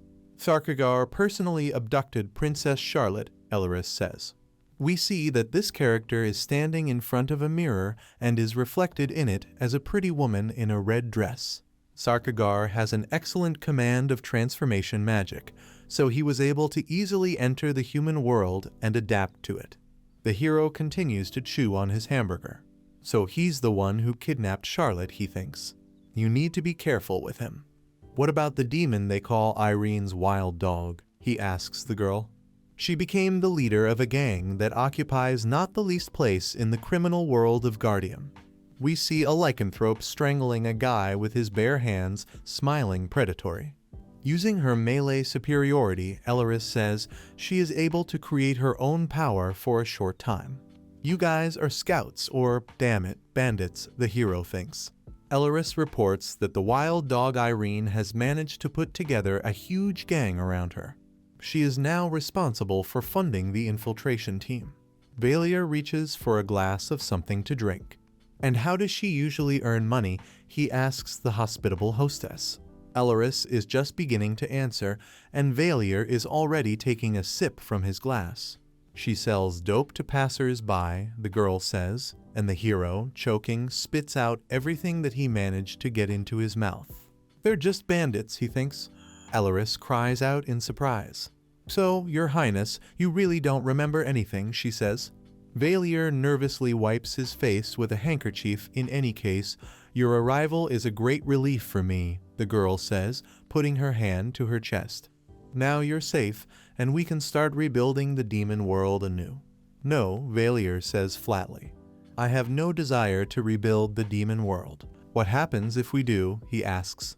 Will another one start with people? He sees knights with drawn swords in front of him. Then the flaming castle, and prisoners being led to execution. I've only had one war in my life, he tells the girl, but I've had enough of what I've seen, and I don't want it to happen again. In this situation, even just starting to gather demons under one banner would be pure suicide. How can you say that, says Ellerus. She's shaken to the core. For the sake of the future of the demons, Your Highness, that is, the Demon Prince, must rebuild the demon world. The demon world has come to an end, Valier says. Tears form on Ellerus' face. I'm not going to be the king of a country that doesn't even exist, the hero tells her. If you follow this logic, then you should stop acting as a servant of the lost state. The girl doesn't say anything this time, she just stands next to the hero sitting on the couch. All right, she says sadly after a while. I'm sorry for my shameless behavior. You must be very tired, so take a good rest. Valier looks up at her. The girl goes to the door, but the demon prince calls out to her.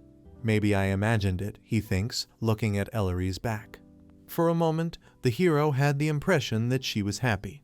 We see the slender figure of a girl against the background of a star-studded sky. It's night in the Guardian. What the hell is going on here, thinks the hero, who is in one of the houses shown to us. He's lying on the bed with his hands behind his head, and Ellerus is sitting on a chair next to him. Valier glances at the girl. A vampire, he thinks.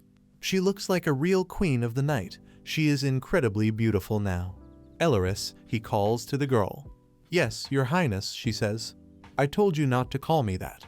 My apologies. The girl's room is lit by soft moonlight. What was I like in my previous life, Valier asks. Ellerus doesn't know what exactly he wants. Are you talking about yourself, Your Highness? Something like admiration appears on her face, and she folds her hands reverently in front of her face.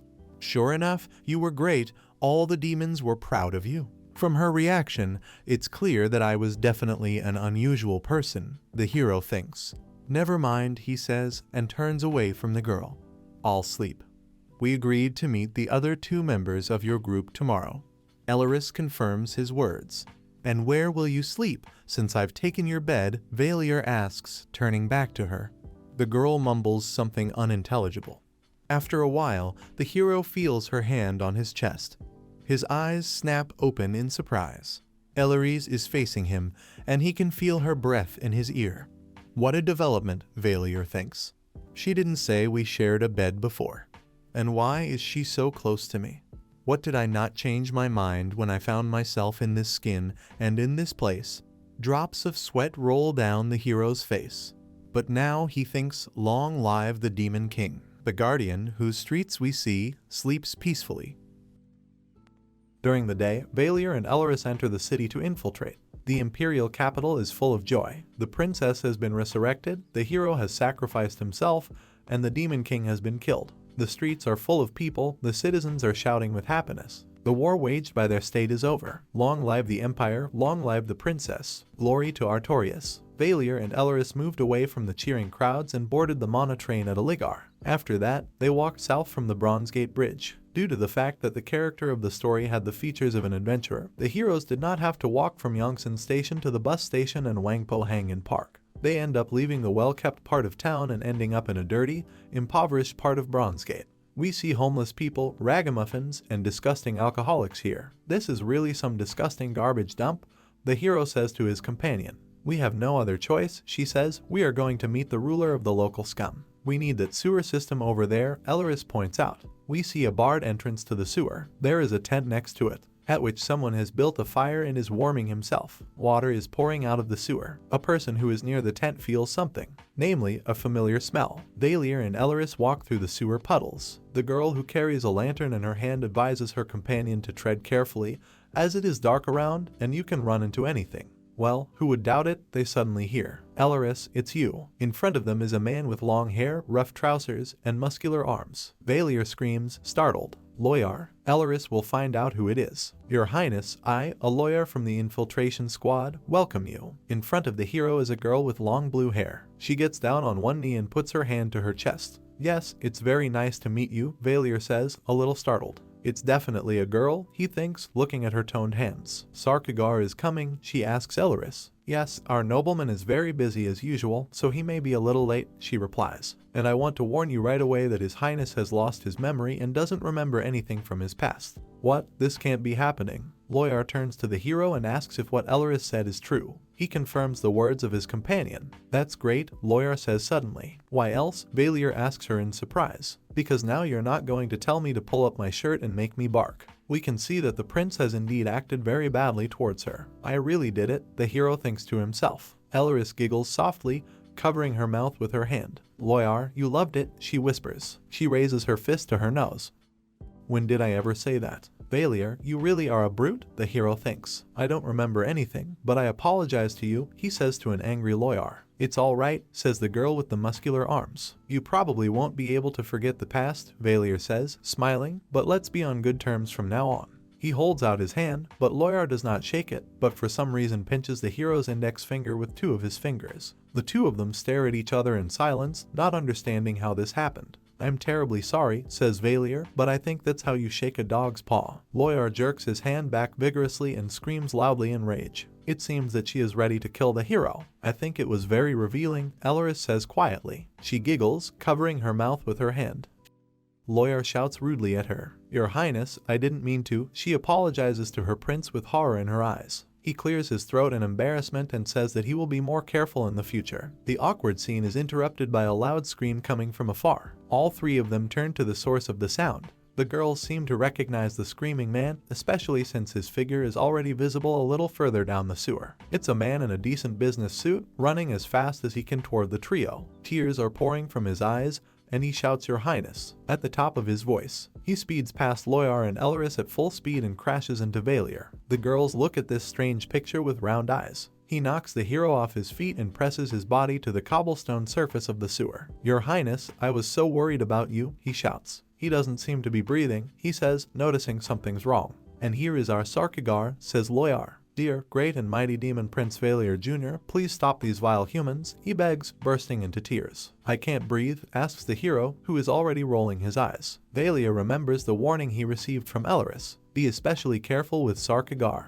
He is fiercely loyal to the Demon King, and will gladly sacrifice his soul to recreate the Demon Kingdom. The hero looks into the face of Sarkagar and realizes that he really will have to suffer with him. Loyar grabs Sarkagar by the hair and pulls his head back to save the prince from being strangled. Dreadfind is sobbing with too much emotion and doesn't want to let go of His Highness. Valiar, clearing his throat, comes to his senses. He is still in the sewer. The four demons sit in a circle around the fire. Your Highness, says Sarkagar, you must recreate the Demon Kingdom. It's been destroyed. You must avenge the lost great king and build an even stronger and more powerful demon empire. Hey, stop talking this nonsense, Loyar says angrily. These are just useless, beautiful words. I'll cut your tongue out. She swings her fist at Sarkagar. Recreate the Demon Kingdom. Fine, says the hero, but I'm just a young, good-for-nothing boy. That's not true, Sarkagar says fervently, holding up a clenched fist. Your Highness is a great and powerful archdemon who rules over all demons. Okay, stop, Valier asks him. Tell me, what is this archdemon and why is it so important? I can see the genuine interest in this information in his eyes. Elris, Loyar, and Sarkagar all turn to look at him and open their mouths in surprise. Dreadfind starts to say something excitedly,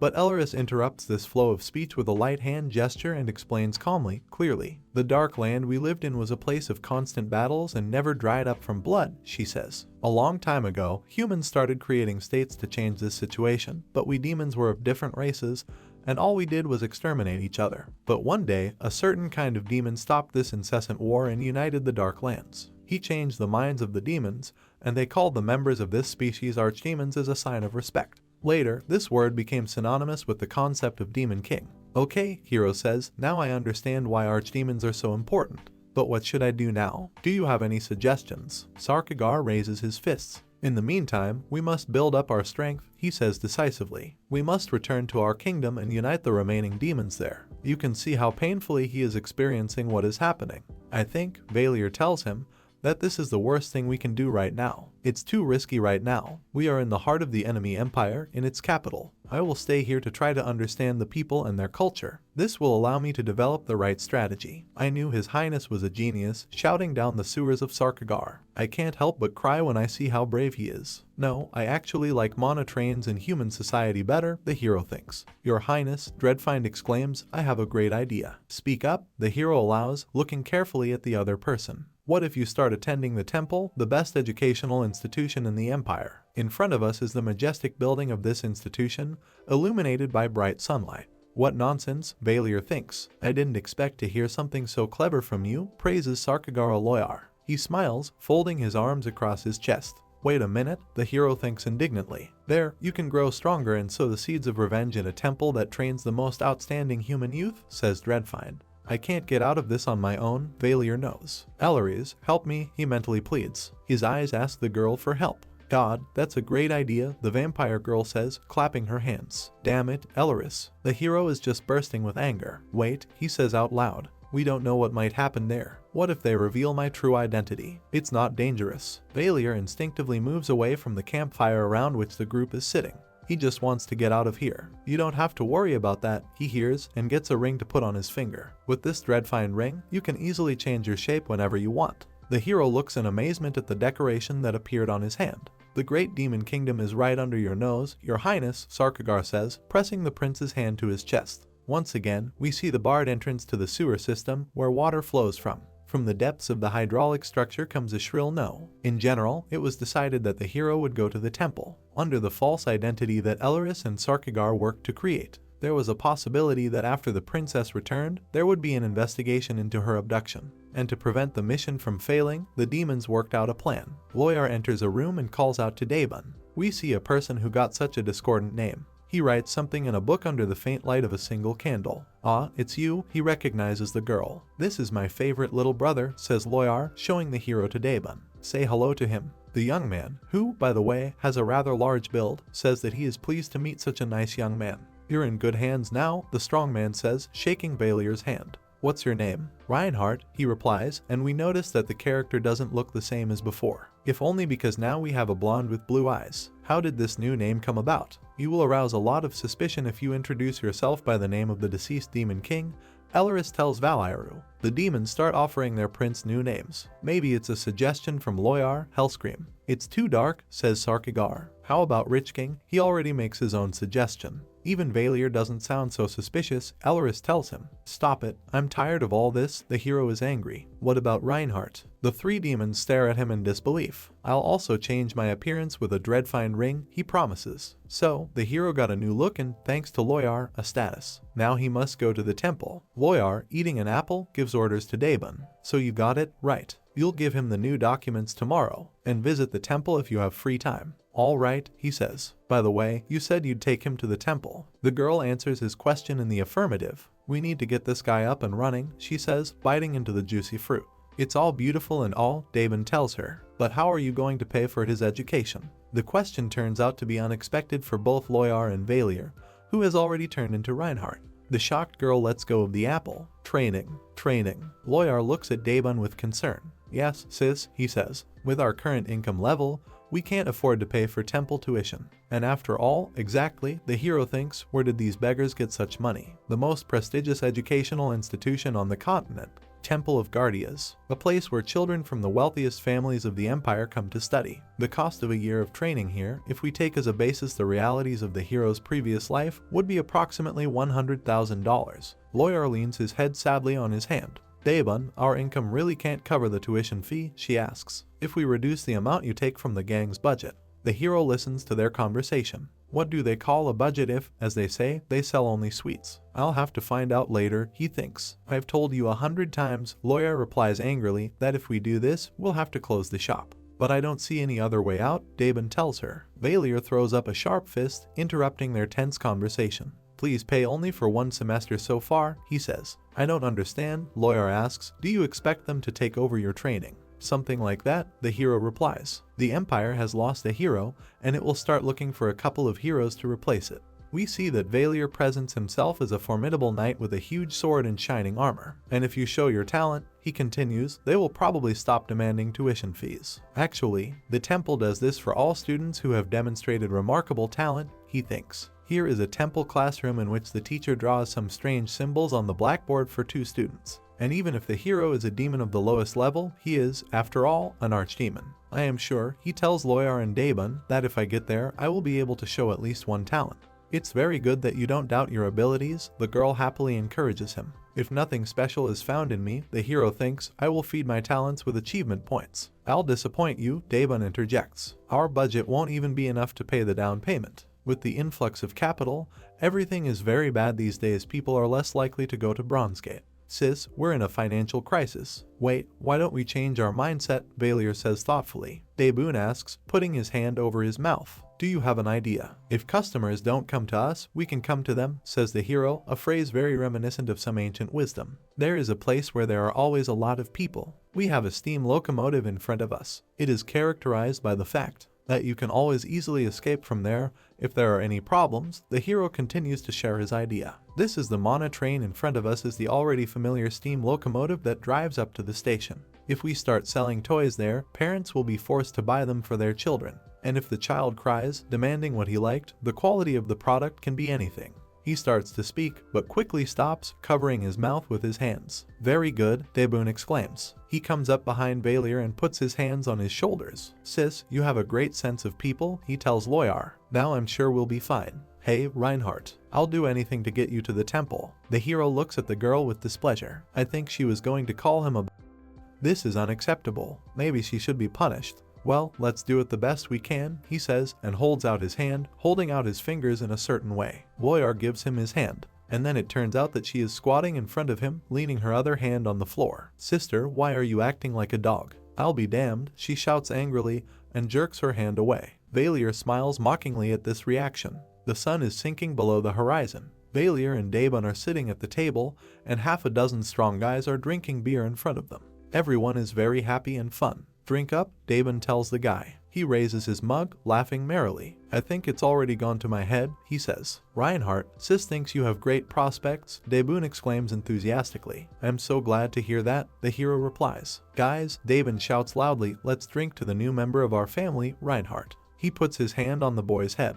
Everyone raises their glasses. Here's to your health, they shout. Beer is flowing freely, everyone is extremely happy. It's already night. Beer party participants sleep directly on tables and chairs. Valier and Daebon were the strongest, and they continue to pour water for each other. Brother, the hero says, looking drunkenly at the burly man, that gang you were talking about. Who are they? What kind of gang is this? Daebon doesn't seem to be thinking straight anymore. This is us. So this is us, says Valier, who up close doesn't look nearly as drunk as he might have thought. I don't think I'll ever get anything out of him, he thinks. So, Loyar makes money by creating a very large organization through gross violence. These funds help her finance the infiltration squad, the magic item shop, and the comfortable existence of a noble. And after all that, she gets to spend it on her own personal needs. Loyar seems to be hiding something from me, the hero thinks. Look over there, Daebon says in a drunken voice. Do you see the ring road intersection there? That's why they call us the Ring Gang. That's all. Heh, I see, Valier tells him. We need to find out what they're hiding, he thinks. The drunken idol is interrupted by a woman's furious scream. Did you get him drunk? Valier and Daebon jump in surprise. Behind them, Loyar stands with his arms crossed. Hey, you drunk? She says to Daebon. Sis, what are you doing here? He asks, his tongue barely moving. Damn, this is such a bad time, Valier thinks. At the same time, he has to cry out in fright as the girl grabs him by the scruff of the neck and lifts him easily into the air. Let's go to the interview room, she says brusquely. Sorry, Reinhardt, mutters Daebon, who doesn't even have the strength to stand up. Help me, brother, Valier shouts desperately, now just being dragged on his fifth point on the ground. You're definitely not to be overlooked, Loyar scolds him. Aren't you afraid to get drunk and spill things that no one else should know? She asks, throwing the hero to the floor inside a warehouse. If you ever dare to do something like this again, it will be very bad for you, the girl threatens the hero. Loyar, Valier says suddenly, let me ask you something. It must be very difficult to finance the infiltration squad's activities and all other expenses just with the money from selling sweets. Do you have any other source of income? The girl looks in shock at the hero, who a moment ago seemed to her dead drunk. I didn't tell you, because I didn't think you needed to know, she says, startled. I wasn't going to hide anything. Valier looks askance at Loyar. Are you doing something that might hurt others? He asks. The girl squats down and covers her eyes with her hand. No, but sometimes it can give this result, she says. To be honest, selling sweets is just a showcase. Our gang members, many of them beggars, help gather information for the Guardians Thieves Guild. In front of us are 2 extinguished candles. This is a fantasy version of the Beggars Guild or the How clan, the hero thinks. If your highness commands, I will tell you everything, Loyar says humbly. But I don't think you should know too much about all of this. Once you get to the temple, you can forget about our gang altogether, she says. The hero continues to look at her with displeasure. After all, the hero thinks, if I manage to discover my talents and study at the expense of the institution, I won't have to go to the ring gang for money. Yes, I see, he says Loyar. He went to bed without asking any more questions. The girl probably wouldn't have told him anything more. And the next day, he went with Devon to the administrative office of the imperial capital to create an ID card. In front of us is a tall stone building with an elegant tower and round windows. Somehow we got it very easily, says Valier. We see this document in the hero's hand. Naturally, I paid for it, and quite a lot, Devon replies. This is the temple admissions office, Valier asks, pointing. In front of them is a majestic building with a grandiose logo of the institution at the very top. It seems higher and higher to me every time, says Devon. The hero just sighs admiringly. The waiting room is quite crowded. Are there really so many rich people in the empire who are trying to send their children to study at the temple? No, there are consultants sitting here, the hero answers him. They conduct testing, and if they confirm that the applicant has an outstanding talent, they can accept them to the temple for free training. We see one of these specialists, a serious-looking guy in a uniform suit. This means that everyone who is here is undergoing an evaluation process, Daebong understands. But we need to go there, says the hero and points his finger to the right of himself. Let's go. His companion looks surprised, but obediently follows Valier's direction. An announcement sounds, number 86, please come to the 3rd window. Repeat, number 86, please come to the 3rd window. Cute girl in a strict suit politely greets. There are 2 young guys standing in front of her, one tall and strong, and the other, a smaller, blue-eyed blonde. Do you know that this is a reception window? The girl asks them. Devon mumbles something in embarrassment, and Valier abruptly raises a finger to silence him. I want to pay for my school fees, he says clearly. Smiling, the girl says that there are a lot of people like Valier who come here. All of them want to pay for 1 semester so that they can then switch to free tuition. The hero's mood worsens dramatically. Can't I do it while I'm almost crying? He says. The fact is that such students, as a rule, start begging for money to study with other students, the girl answers, still smiling calmly. To prevent such incidents, we do not allow you to pay for only 1 semester of study, she says. How disgusting, the hero thinks, rubbing his nose with his finger. That's it, Daebon, we've been turned down, let's get out of here, he says to his companion. Can't we try to pass the test that was in that hall? The other one asks him reasonably. Daebon grabs Valier in his arms and starts slamming his palm against the glass of the booth. He can be a genius or have supernatural powers, he shouts to the girl. Your testing is paid, he tries to find out from her. No, it's free, the answer is calm. And since you bothered to come here, it would make sense to pass it, she adds, half rising from her desk. Daebon, seriously, this is a waste of time, says Valier, realizing that they are forcing the other person to do a completely useless job. Don't give up hope, Reinhardt, Daebon hisses in his ear as he holds the hero tightly by the neck. You seem to be the one who lost hope, Valier thinks. Put your hand on the scanner, the hero hears. In front of him is a glass ball that lies on a red cushion. Could it be that they're about to find out I'm an archdemon because of my ability to dominate demons? He wonders. Okay, if I'm found out, I'll use the ring immediately. Valier carefully places his hand on the white sphere. The girl's eyes get round with surprise, she doesn't understand. What's going on? Come on, the hero thinks. This is too much. Should I run now, or should I wait a little longer? What happened? Daebon asks. I'm sorry, says the temple employee. I think it's broken, I'll get a new one. She can't take her eyes off the screen of her tablet, which is apparently displaying the test results. Do you really have something? His companion whispers in the hero's ear. No, Valier says quietly. And don't snuggle up to me, please. Maybe. All this is connected with the disguise. He analyzes the situation. I don't think they've realized I'm a demon yet. Yes, and the girl said that she was only going to replace the crystal ball. He remembers the status window with his character's characteristics with a sad expression on his face. If anything, I know my abilities better than anyone else, Valier thinks. The girl brings a new ball and puts it on a red cushion. This is a new one, she says. I checked and it works, so this time it should be fine. The hero puts his hand on this unusual object. The girl looks at the screen of her tablet and is speechless again. What is it? It's broken again, Daebong asks her. It's very strange, she says. It just worked perfectly fine. Hold your hand on the ball again, she asks the hero, and he does her request. Do I have a knack for breaking testing devices?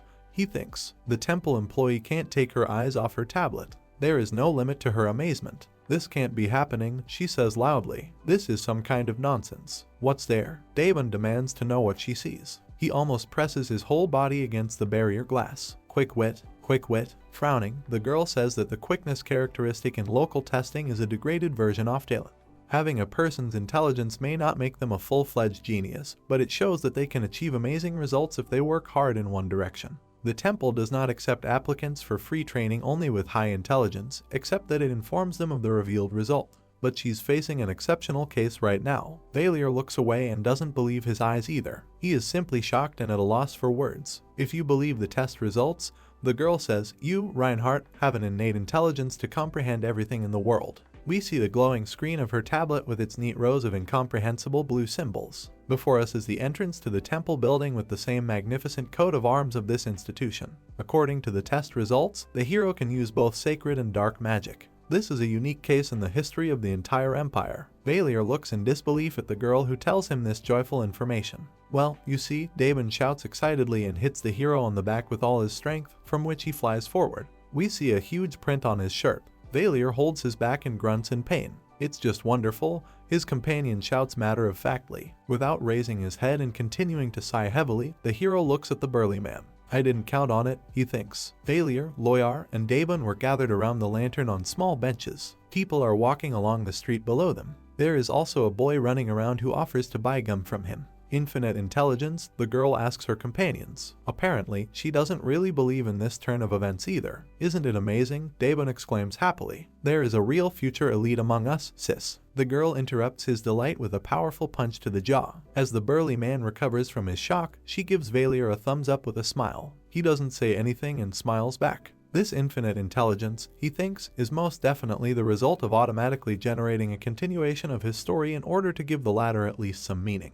Now he can go on any path of development using achievement points. He can become an expert in close combat with weapons, master magic, or turn into an unsurpassed archer. Not only that, he can buy any talent if he has enough achievement points. In general, why you need quick thinking, he now understands. Daebon, who has regained consciousness, taps Valier's shoulder softly with his finger. Reinhardt, you don't seem too happy, he says. The hero turns to face him and says that he is completely happy, if only because it ceases to be a burden to the gang.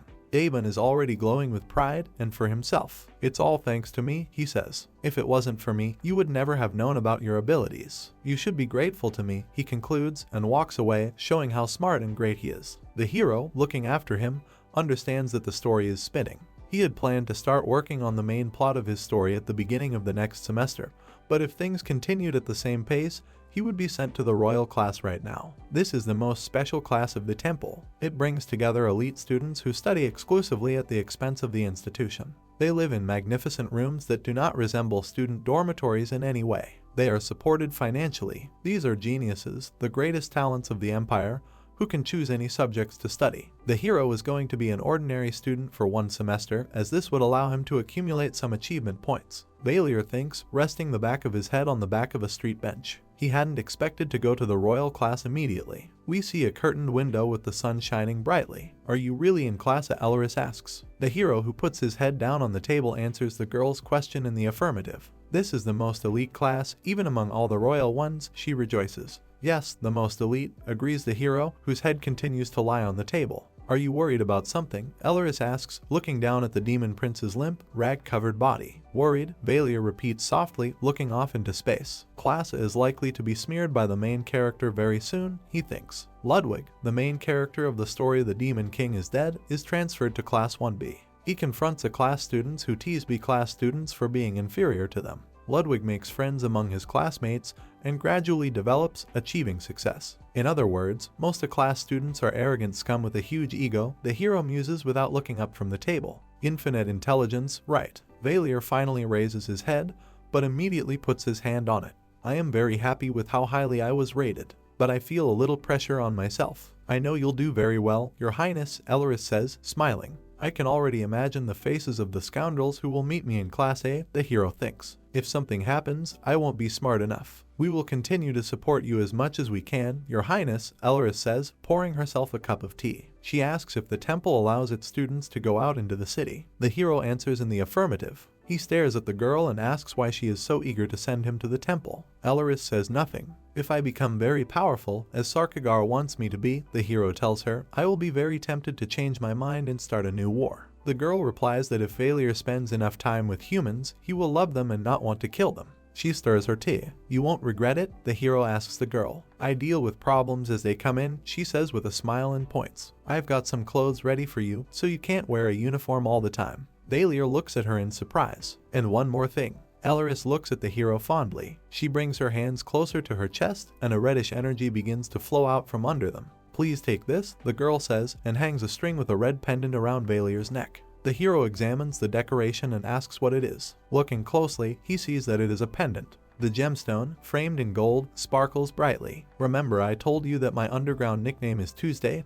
Elris says, and the hero remembers what it was when he first came to her store. Once upon a time, the girl begins to tell us there were 7 vampire clans. They were called 7 Knights. The Monday and Sarah clans are long gone, and their magic is lost in the Dark Ages. But the other 5 clans continued to specialize in their own element, which is reflected in their name. And they passed down their magic from generation to generation. I just gave you the treasure of our clan, says Elris. This is the Tuesday Flame, the symbol of the head of our clan. Valier holds the pendant up to his eyes to get a better look. That means you're the head of Tuesday's clan, he asks Elris. The girl confirms this assumption. Unable to take his eyes off the jewelry, the hero asks why the girl decided to give him something so important for herself. If the ring of Sarkagar gives you dreadfine power, she replies, then this pendant allows you to use as much fire magic as your magic reserves allow. Do you want to try it? Elris asks. Valier doesn't take his eyes off the pendant. It allows you to use fire magic, he thinks. The hero gets up from the table, straightens up, and clenches his fists tightly. I'll use fire magic with my own power, he thinks, and holds the pendant in his palm. Flames shoot out from Valier's hand in all directions. The hero suddenly realizes that he has come out with some strange embarrassment. Why was the fire so weak? He asks Elris irritably, holding the pendant by its string in his hand. The girl looks fondly at the angry Valier. I really hope you don't get too used to Tuesday's flames, she says. The hero doesn't understand what this means. Would it be bad if I got used to it? It's an item that gets stronger the more angry you feel towards someone, explains Elris. I hope you can understand now why I gave you Tuesday's flame. Valier looks at the pendant again. It means, he understands, that Elris doesn't want him to hurt anyone, but at the same time, she's concerned for their safety. He hangs the pendant around his neck, hugs it to his chest, and thanks the girl for such a priceless gift. I'll remember what you said, he promises, and I'll try not to use it until I graduate from the temple. The girl looks at the hero with loving eyes. She glows with joy. Thank you, Your Highness, Elris says. Valier examines a large coin purse and asks Loyar what it is. It's for your allowance, she says, handing it to him. This money was supposed to be paid for your education, but now you will be taught for free, so you can spend it as you see fit. Unlike the others, she says, I can only give you money. Thank you, says the hero, I will spend them wisely. Loyar advises Valier to get a good night's sleep. Then she begins to give him a long lecture on the benefits of sleep, which makes the hero's head hurt. Unable to stand this torrent of words, he says that he is no longer a child and that he understands the importance of getting a good night's sleep. Loyar says goodbye and leaves. We have a piece of door in front of us. Only recently, the hero remembered something very important. His novel, The Demon King is Dead, was conceived as a light, relaxing text designed to satisfy readers tired of the dark and tragic endings peculiar to the author. However, he didn't have enough talent, or the skill to come up with a happy ending for the work. We see some madman drooling from his mouth. He's chasing someone, promising to kill them all. The author quickly ran out of ideas while working on the story, and the plot quickly became meaningless, so he did it again. We are reminded of the ghost of a deceased author who remembers that he ruined his work somewhere near the end. Now the hero knows for sure that exactly in the middle of the story, a portal leading to another world has opened in his fictional world. Thousands of monsters poured out, and that world collapsed. Valier thinks and looks up in despair. I'm finished, he realizes. Whatever it is, I'm the reason for all this mess, the hero thinks. And only I have to take responsibility to clean up everything. Valier examines his ID card. I should go to the temple, he thinks, get stronger there, and earn achievement points. After that, I will use revision and either prevent the portal from opening, or I will fight monsters. Yes, that's right. The hero looks at the bright moon hanging over the city. Whether it's the apocalypse or whatever, I have to do something about it. Day over the city, we can see the temple building and the beautiful fountain in front of it. An announcement sounds, "New students, please prepare identification cards and written admission notices." Young people standing in front of the temple listen carefully to the notification. We see the space in front of the school filled with hundreds of people. The layout may not be the most practical, but it is majestic. The announcer continues to do his job. "New students of the royal class, please arrive at the lobby of the hostel by 13:00. Valier looks up in awe. He had already been to this building, and it immediately struck him. But what surprises him now is how much the entity working on generating this world improves on the casual descriptions of the environment that distinguished him as an author. How much money they invested to build this, he says softly. Inside, the place is even more magnificent than outside. Valier walks down the wide aisle with a small suitcase on wheels and worries that he won't be able to find his room in this huge palace. His gaze falls on a very beautiful blonde. The girl herself turns to the hero. "Hey, you," she calls him, "you're a newbie, right?" "Oh, yes, hi," Valier says hesitantly. Beauty holds out her hand. "Nice to meet you. I'm Ceres Van Owen, president of the royal class." "I am also very pleased to meet you," the hero replies. "Are you looking for your room?" the girl asks. "Let me help you. Can you show me your ID card?" Valier hands her his document. "So your name is Reinhardt. Last name is missing. And you're in Class A. Your room is L11. Go to the class A lobby over there." She points her finger at exactly where the hero should go. "You heard the ad," she continues. "At 1 o'clock in the afternoon, there will be a welcome meeting in the lobby in honor of the newcomers. Attendance is mandatory, as there you will be informed of the rules that you will need to follow. Understand?" "Yes, thank you for your help," says the hero and bows politely to the girl. "All students who need help, come here," Ceres shouts, putting her hands to her mouth. Valier rolls his suitcase back to where he was directed. He turns his head, trying to find room 11A. So here it is. The hero finally discovers his home. A yellow magic circle glows on the door of the room. Valier puts his card to it. He'd been told earlier that it worked that way. Something turns and clicks inside the door. The hero cries out in surprise. Was that magic, too? It seems that she will soon stop surprising him. A magic circle around the handle, by the way, gone. Valier shyly opens the door and sticks his head in. He can't wait to see what his room looks like. He described it in his story, and it was very spacious. He enters the room, and it shocks him with its splendor. High ceilings, elegant furniture, refined style, the shine of glass and metal, perfect cleanliness. It's even bigger than I imagined, Valier thinks. Is this really called a dorm room? First the huge imperial capital, then the temple building outside, now this room. The responsibility of creating this reality can only be applauded. And what is this? The hero notices a large gift box tied with a red bow. Is this a welcome gift? Valier thinks. Wow, let's see what's out there. He unties the bow. Map of the temple, rules of behavior in the dorm room, simple snacks, notepad and pen. This is really a welcome gift. The hero is very pleased with all this, and he has time to remember all the characters that he placed in the temple as the author of the text. Valier collapses on his clothes on the bed with a notebook in one hand and a pencil in the other. Bertus and Ellen, he recalls. Bright sunlight falls on him through the curtains. The hero writes something down in a newly purchased notebook. I think I've got classes sorted out, he thinks. And these were in Class B. From a speaker hanging on the wall, an announcement sounds, all new students of the royal class are requested to gather in the central lobby. It is repeated a second time. What, already? Valier is surprised at how quickly time has passed. He looks at his notes and realizes that he only remembers a few people well. But what is written, in principle, should be enough to start with. In front of us is the central lobby where students gathered. Guys in light suits, girls in jackets and very short skirts. Some of them have a nice conversation with each other. Others don't look very happy. Valier looks at them and realizes that despite his training, he only recognizes a few of them. He looks up and sees someone standing there. I think they're undergraduates, he thinks, looking at the group that has taken a seat on the balcony that overhangs the hall.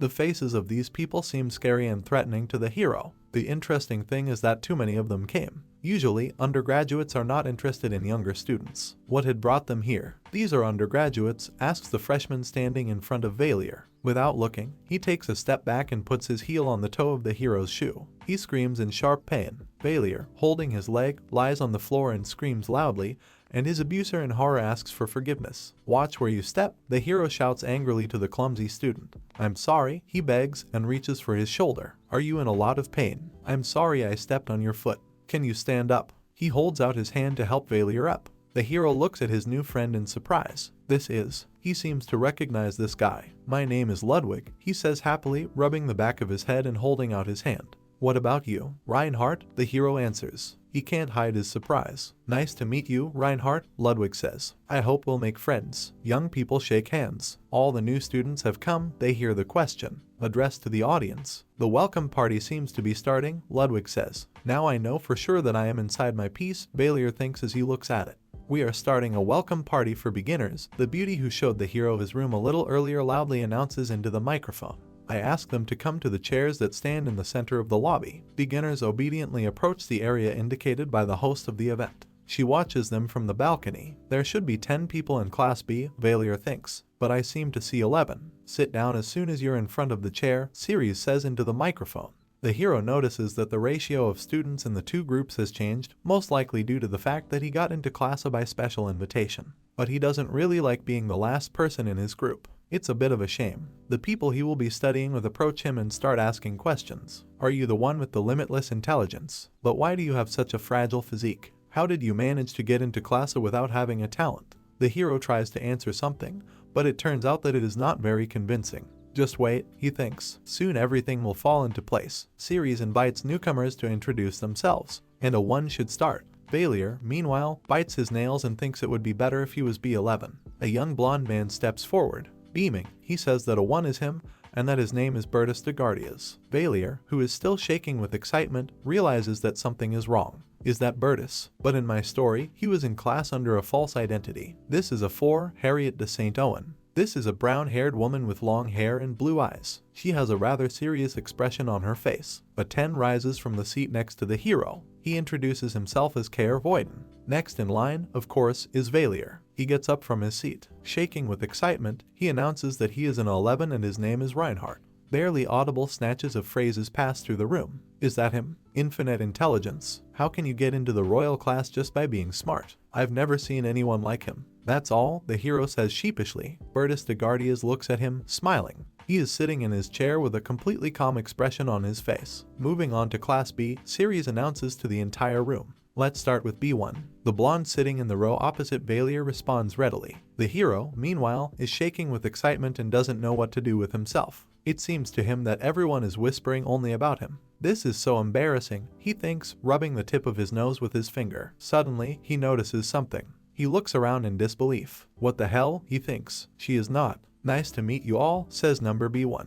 My name is Charlotte de Guardias. We see that this is indeed an old acquaintance of Valier's, still sweet and pleasant. She shouldn't be here, the hero thinks. The external power structure does not operate within the temple. Before us is the building of this academy and the old king, leaning on a sword. He's wearing a crown, furs, and lots of colorful gems. For example, with the exception of Bertus and Charlotte, there is not a single member of the royal family in the royal class. This means that you can get here only on real merits, showing talent and skills. If Bertus, the first prince, graduated from the royal class with an excellent degree, it would give him a huge amount of power and influence. Bertus' hand holds the hilt of an ornate sword. Thus, studying in the royal class for the secret villain from the story The Demon King is Dead is the first step to start making your ambitions a reality. The sun's rays fall on the prince from above. He looks down at his weapon thoughtfully, his chin resting on his hand. In front of us is the brightly lit main lobby of the temple, where a welcome party for royal class newcomers is being held. But getting a prince and princess into the royal class in the same year is something unthinkable, the hero thinks. We see these two characters sitting across from each other. In my work, everything was not so, the hero continues to reflect, looking at Bertus. Perhaps the plot was changed because both the princess and I were supposed to be dead by now. Valier rubs his chin thoughtfully. In addition, Bertus had to hide his identity,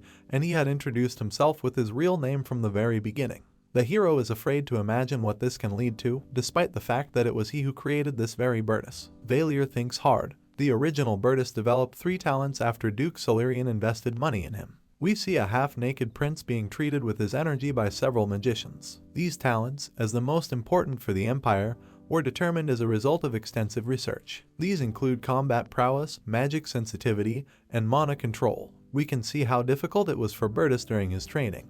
Only these 3 talents combined could allow the prince to reach the master level. Before us is a burgundy raincoat, and the original Bertus, having successfully completed all the conditions set by the hero, became a master of the sword. Now we see the prince in a knight's armor and in the same burgundy cloak. This can't be any different from what I described in my story, Valier thinks, propping his head on his hand. The real problem is Charlotte de Guardias, the princess. It is now clear that the prince and princess are in the royal class, But why is she in Class B even if she is number 1? Valier continues to look at his characters, who are sitting in chairs nearby. Is she less talented than her brother? We see the calm and still cute face of the girl, but judging solely by his skills, this guy definitely can't be an A1. Here's a smiling Bertus. But if you think about it, training a prince and princess in the same group could cause a lot of problems, Valier thinks. Perhaps the academy's management deliberately separated them, at least for the first time. His thoughts are interrupted by Ciri's loud voice. So, all the newcomers have introduced themselves, says the beauty, so I'll move on to the rules of conduct in the royal class. Here, as, of course, and on the territory of the entire temple, we are all equal. Unless, of course, you count the difference between undergraduates and undergraduates. It doesn't matter to us if we have a noble or even a royal background.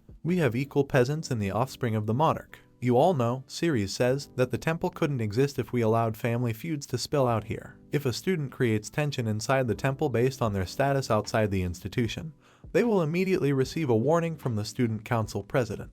If these comments accumulate, we will hold a faculty meeting. It will decide on disciplinary action. In the worst case, you will get an exception. Ciri speaks in a very stern voice, and those present, looking at her burning eyes, understand that all this is very serious. In addition, we received a letter from the Royal Palace of Gardes, reports Ciri. The hero listens carefully to the girl. We don't usually do this, but this is a unique case, so I'll read it out for everyone. Ciri unfolds an impressive scroll. From the moment you read this email, we can see how lush her curls are, both inside and outside the temple. If Charlotte de Gardias or Bertus de Gardias are harmed in even the slightest way, the princess listens very calmly to the sounding announcement. The other party will forever have their rights to the throne. The prince also seems unfazed. Signed by Emperor Neliad de Gardias, proclaims Ciri and shows everyone the text of the document.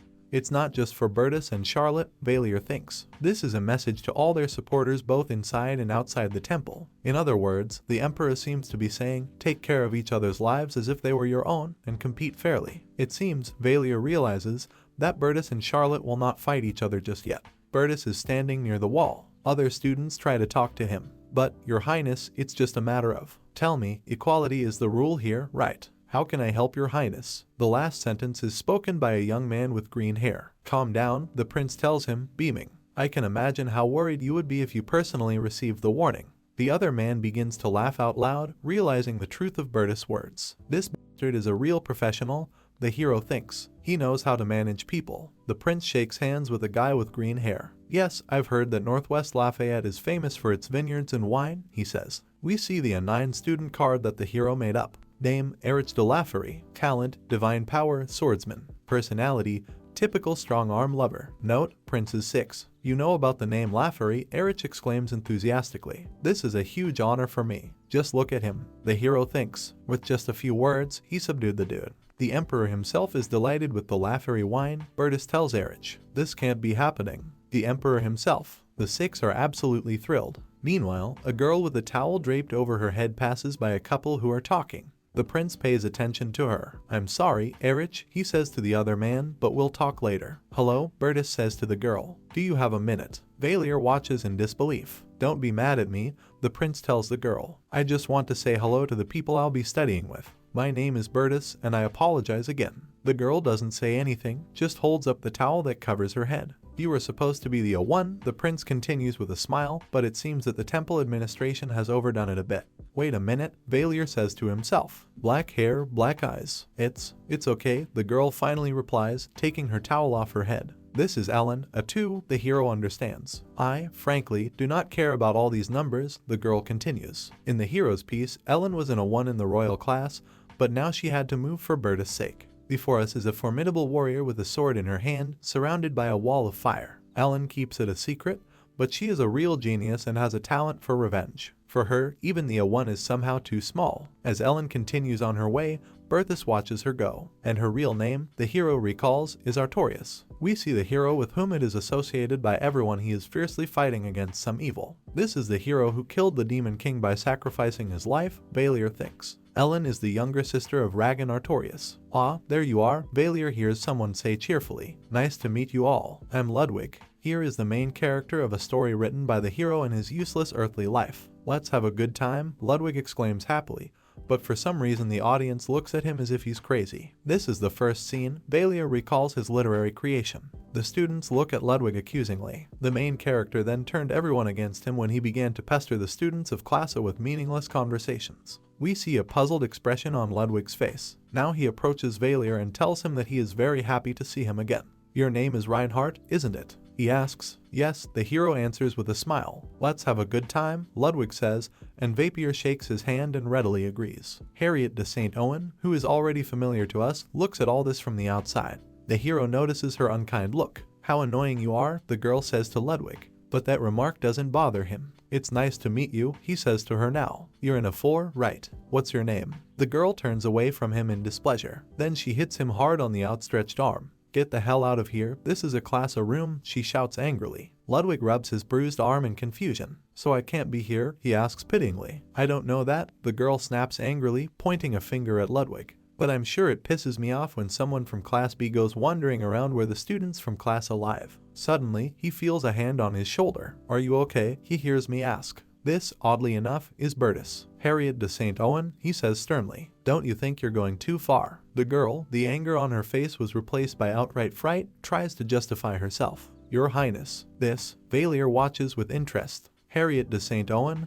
a 4, he thinks. The girl is standing in front of Bertus and Ludwig and does not know how to get out of it. "Your Highness, I didn't mean to," she mumbles with a completely lost expression. Her talent is magic, Valier recalls. She is the daughter of the Duke of St. Owen. She wants the prince to like her, and she's probably very ashamed right now. Harriet is actually shaking all over, clenching her fists. The young men turn their backs on her. "You're Ludwig, aren't you?" the prince asks. "My name is Bertus," he says, and puts a hand on the other man's shoulder. "Please accept my apologies for what happened here. There are a few overly sensitive companions here. You do understand, don't you?" Bertus takes a quick look at Harriet, who is about to sink into the ground. "Don't hesitate to use the beeper if you have something to say," he tells Ludwig. "I'll teach you how to use it if you don't know how to do it." Hugging each other, the boys approach the door. "Wow," says Erich, who is standing near Valier. "How pleasant our prince is. Just an angel." Smiling blissfully, he clasps his hands in emotion. The hero looks at him with interest. Suddenly, a status window appears in front of the Valier. This is an achievement message. "You have received the achievement first day in the temple and earned 100 achievement points." What? 100 points just for watching Ludwig calm down?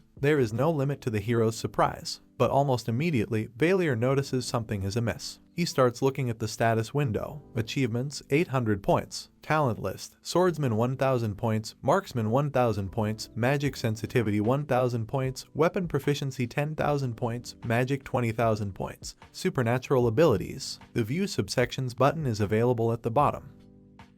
The hero can't contain his emotions. "Why did I get so few points?" he asks. "Don't you think that's too small?" The message appears, "Don't be so greedy." Valier understands that he can choose some improvement for himself and thinks about what he should do best. It seems that the decision has been made. Supernatural abilities. He clicks on the View subsections button. "I want to use magic," he thinks, "but it's still too expensive for me." Valier looks at the list of supernatural abilities, but he's very confused about something. Supernatural abilities are very weak at first. They are difficult to control and need constant training. It will be better, he thinks, if I get more achievement points before I buy one of them. The final decision can be made after it becomes clear where the situation is going. Even though the royal class entrance ceremonies were held separately, their plan was very simple. Before us is the temple from an unfamiliar angle. The restaurant is illuminated by bright sun rays. The head teacher introduced the students to the classroom teachers, after which they came to the school building located next to the dormitory. Valier looks sadly out of the window next to which he is sitting.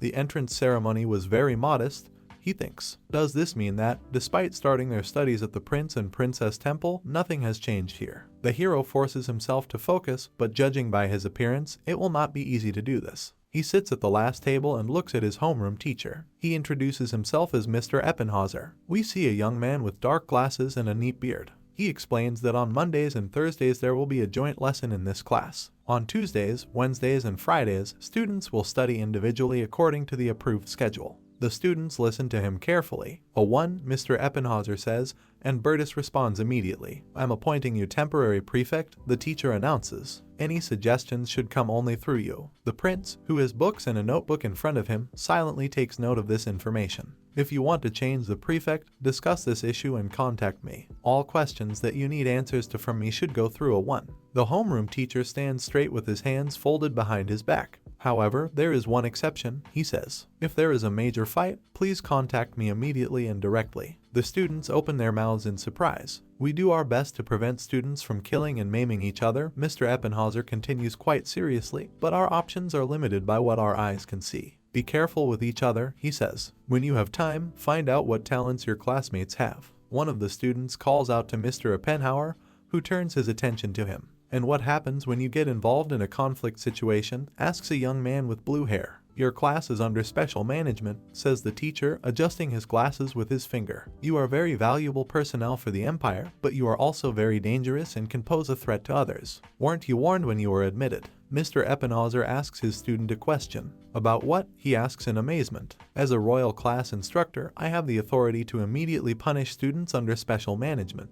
A very threatening expression appears on the face of the homeroom teacher. The students look at him warily. He doesn't seem to be joking with them. However, one of them apologizes with a smile and asks if Mr. Eppenhauser is confident that he can implement his warning. I've been doing my job for 10 years, the teacher says calmly, and I hope you now understand what I meant when I advised you to be careful. What a deadly threat, Valier thinks. Is a teacher allowed to behave in this way? This is very strange, Mr. Eppenhauser says thoughtfully, looking down at his papers. 11. Me. Valier screams in surprise. Follow me, the homeroom teacher orders in a stern voice. The hero is shaking with excitement. Why me, he thinks. 11. Reinhardt. We see a long room with separate booths where students are studying. Now we have Mr. Eppenhauser's office. Here, the owner of the premises and the Valier are sitting at a small table. The latter asks why he was invited here. The homeroom teacher says that everything is connected with the infinite ingenuity of the hero. You have infinite potential, he says, but no talent yet. Look at this, he says, and hands Valier some papers. These are dossier cards on his classmates. Grants, aka 3,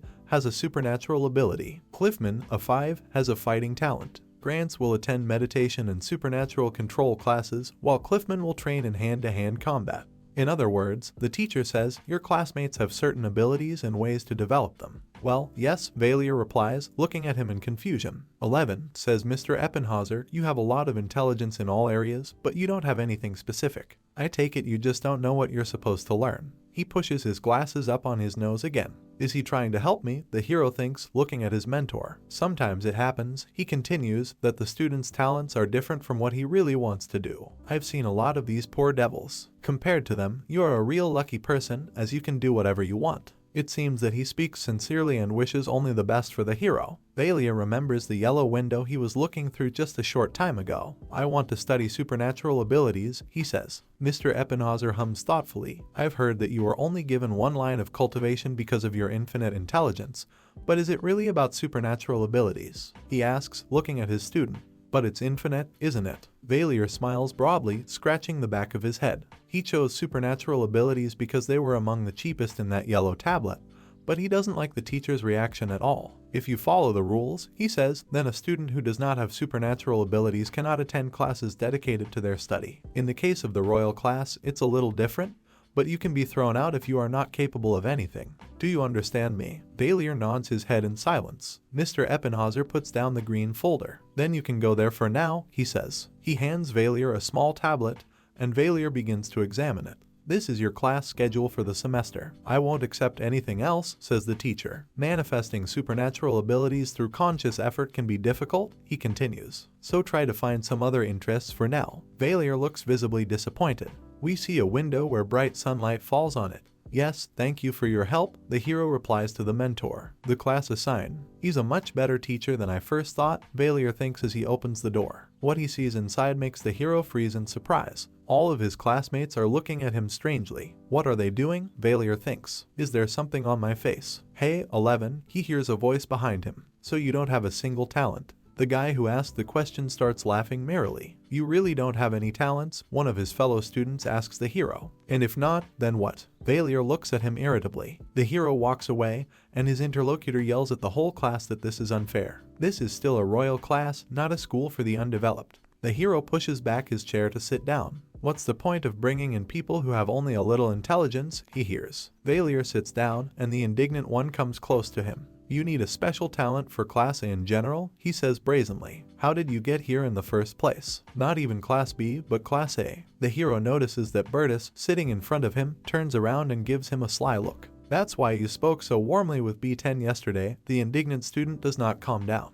Dude, Valier says. He is speechless at these words and looks at the hero in silence for a while. How dare you talk to me like that? He finally explodes. What the hell are you charging me for the decision that the admissions committee made? The hero tells him. He gets really hot. Did I bribe her? I came here because I was told to come here, and now I have to listen to your complaints. Valier gets up from his chair and threatens his opponent. Are you the head of admissions or what? He asks angrily. The guy, frightened, tries to justify himself. But the hero is not going to back down. I'm asking you who you are. Do you have anything to do with the admissions committee? No, but the unfortunate man is speechless. Valier walks up to him and looks him straight in the eye. No? Then why the hell are you bothering me? Listen up, Mr. 10, the hero says, pointing directly at the guy's face. As far as I know, your talent is just that you have large mana reserves. But you don't have the intelligence in the field of magic, do you? A 10 is shaking with fear. Valier puts a hand on his head and presses down on top of him. You will be indignant when you start to represent at least something of yourself, the hero says in a mocking voice. After releasing the opponent, he goes to his desk and sits down at it. The other students look at him accusingly. Whispers can be heard in the classroom. Did you see that? What a freak. Keep it down, he'll hear us. I screwed up, the hero thinks, sitting at his desk. He imagines an angry Mr. Eppenhauser. They will probably now treat me like an untalented but very aggressive upstart, the hero thinks. He is trying to figure out what to do in this situation when he notices something strange. Bertus turns back to him, a look of approval on his face. Why the hell did he look at me like that? Vapier thinks. What is that grin? For some reason, it bothers me. We see a classroom window where the sun is shining brightly. Student canteen. A guy and a girl are standing at the serving counter, helping themselves to food. The tables are also crowded. Young people eat and talk to each other. Bertus sits behind Valier, saying nothing, but continuing to stare intently at the hero. Valier is confused by this. He doesn't like the feel of that gaze on his back. He sticks his fork into the sausage and thinks that he shouldn't have humiliated Cager after all. Is everything really going as planned right now? We see a sharp-edged pencil moving across a sheet of drawn paper and leaving behind a very neat note. Valier, who is sitting at the last desk, coughs loudly. The students in his class are startled and give him irritated looks. It seems that they all treat him like an outcast. And if Class A doesn't have the best atmosphere, Class B is a lot of fun. Happy laughter comes from there. Valier sighs heavily. He has become an outcast in his class, and the atmosphere there continues to deteriorate. We're back in the cafeteria. The hero gloomily picks at his plate all by himself. At the next table, meanwhile, are other students from his class who seem to have already found a common language. Harriet, you have a talent for magic? Bertus asks the girl next to him. Yes, she says. You have magic sensitivity and mana control, right? Yes. The two men look at each other sweetly. Do you want us to go to class together? I think we are very similar. Bertus and Harriet continue to improve their relationship. From the other side comes a snatch of another conversation. Charlotte, try this too, someone says to the princess. Valier turns his head in that direction and sees Ludwig sitting next to Charlotte. Sorry, I don't like fat, says the girl who is offered a piece of sausage. You need to eat meat to recover faster, says Ludwig. Charlotte stares in horror at the pile of meat he's piled on her plate. Ludwig, I won't eat that much, says the girl. Do your best, the young man replies. I think I'm too worried, Valier thinks, looking at all this. I'm an introvert and I don't have to worry about extroverts. The hero's eyes, however, are sad. They are happy with each other, why should they think about me? In front of us is an impressive stadium, on the sandy surface of which students are running out of strength. They are panting and gasping for air. This train is headed by a physical teacher. Run, don't stop, gather your strength, he commands loudly. Some students are already asking for help. This isn't a junior school anymore, the teacher shouts. If something doesn't suit you, pack your bags and go home. 20 laps right after the meal, thinks Valier, who is already unsteady on his feet. It's just too cool. The physical teacher running in front continues to give his lecture. You must develop physically regardless of what you specialize in, whether it's melee combat, magic, or supernatural abilities. Don't be lazy. If you don't meet the Empire's standards, you'll be kicked out of here. Remember this. I'm going to die here, one of the girls complains, bursting into tears. I'm a sorceress at all, why do I need all this? Number 3, you're definitely going to die, the gym teacher shouts angrily at her. If you were exhausted in a real battle,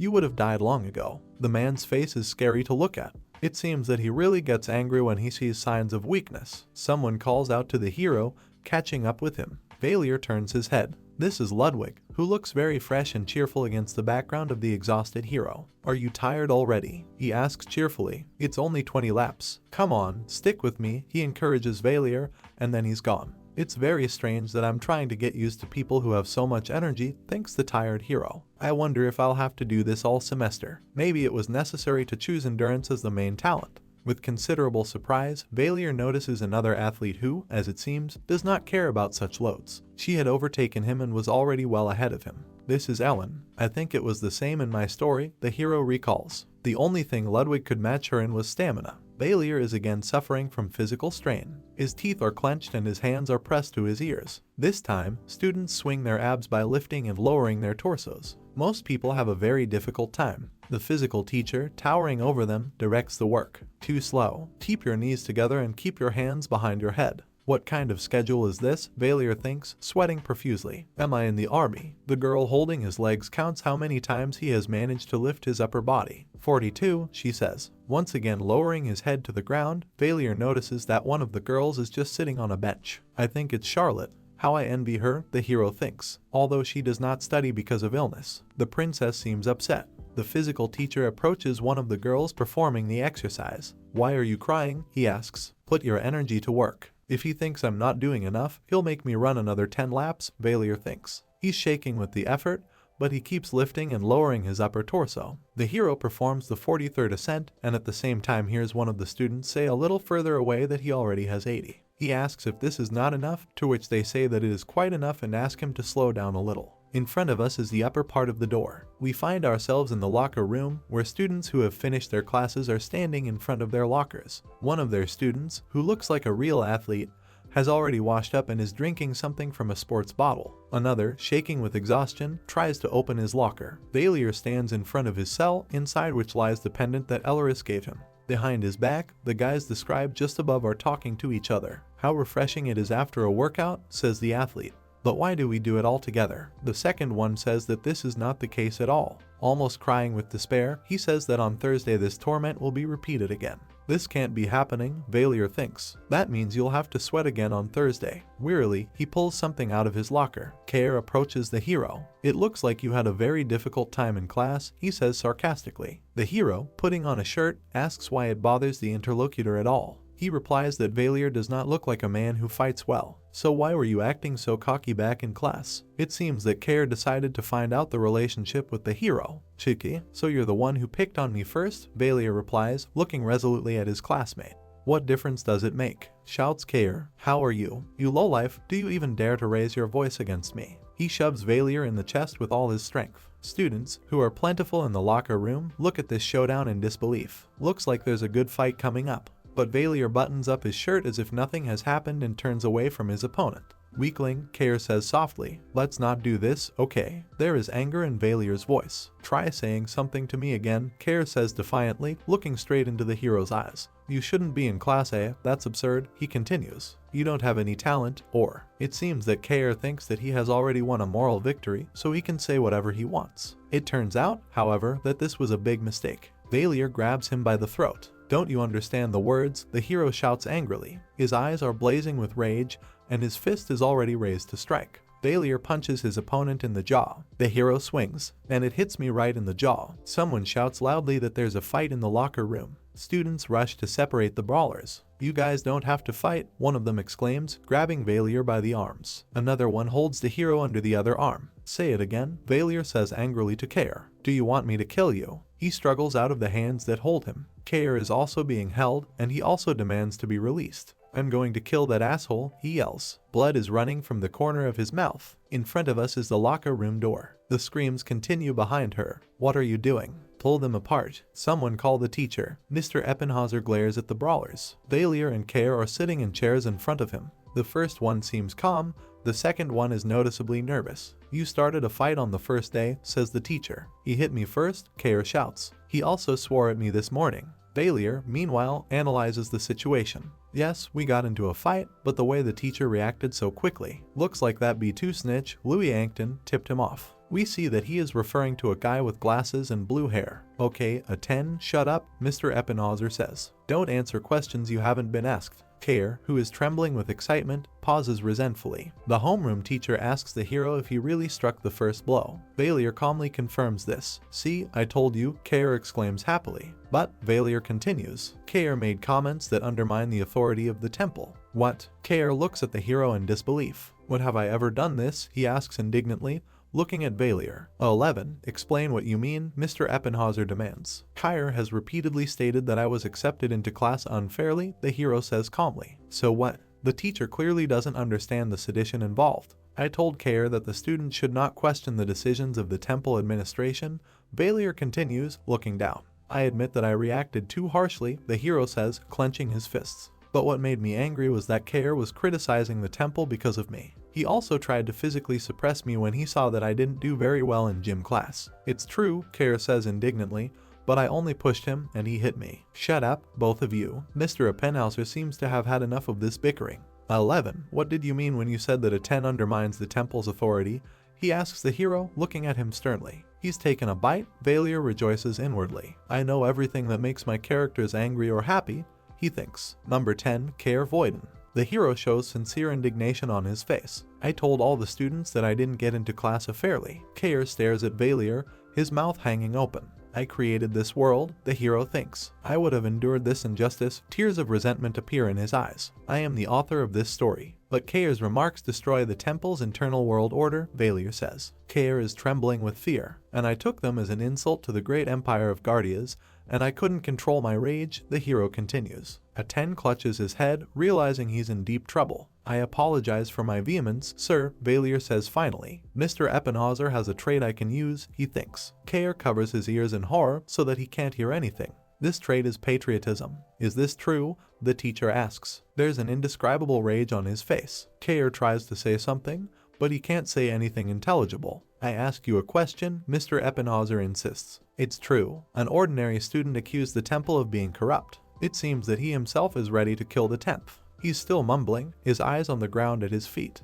Answer either yes or no, the teacher demands. Here is a portrait of Mr. Eppenhauser. This is a patriot who takes great pride in the Guardias Empire and the temple. He's incredibly sensitive to what he thinks might tarnish their bright image. He gives Kair a stern look, but at the same time, he is very fair to all students. He will understand that Kair said all this without malicious intent, and that the hero greatly exaggerated the meaning of his words. Number 10. Stay in the study, the teacher says in a stern voice. Kair clenches his fists and lowers his head. 11. Go back to class. This is Mr. Eppenhauser's office again, with a low desk and 3 chairs. Yes, the hero replies. He leaves. Valier opens the classroom door and stops. The students here greet him with silence and contempt. No one wants to look at it. Valier walks back to his seat, catching hate-filled stares on his back. It seems that soon both Class A and Class B will have only one subject to discuss, he thinks. A guy with no talent, but an absolutely disgusting personality. Valier slams his fist down on the desk in frustration. He stares blankly out the window. Suddenly, a notification appears in front of him about the completed task fight, and it is reported that it brought 200 achievement points. What a fight, Valier thinks wearily. Fortunately, I didn't have to beat the prince, the hero thinks to himself and clicks on the field to get achievement points. A window appears that offers one of several tasks. Take first place in the general physical fitness exam, 4,000 points. Well, yes, the hero thinks. Only if I hurt Ludwig and Ellen first. To be in the top 10 in the midterm exam, 3,000 points. This is not possible at all, Valier understands. Get a declaration of love, 1,000 points. Valier is furious. Do you think this can ever happen? He asks the author of these stupid assignments in his mind. Write a love letter to a classmate and be rejected, 200 points. Skip a day of classes, 100 points. Being punished by a teacher, 100 points. Draw graffiti on the main street of the temple after lights out, 100 points. Yes, here everything is either something frankly impossible, or it will lead to expulsion, Valier thinks. Mr. Eppenhauser enters the classroom.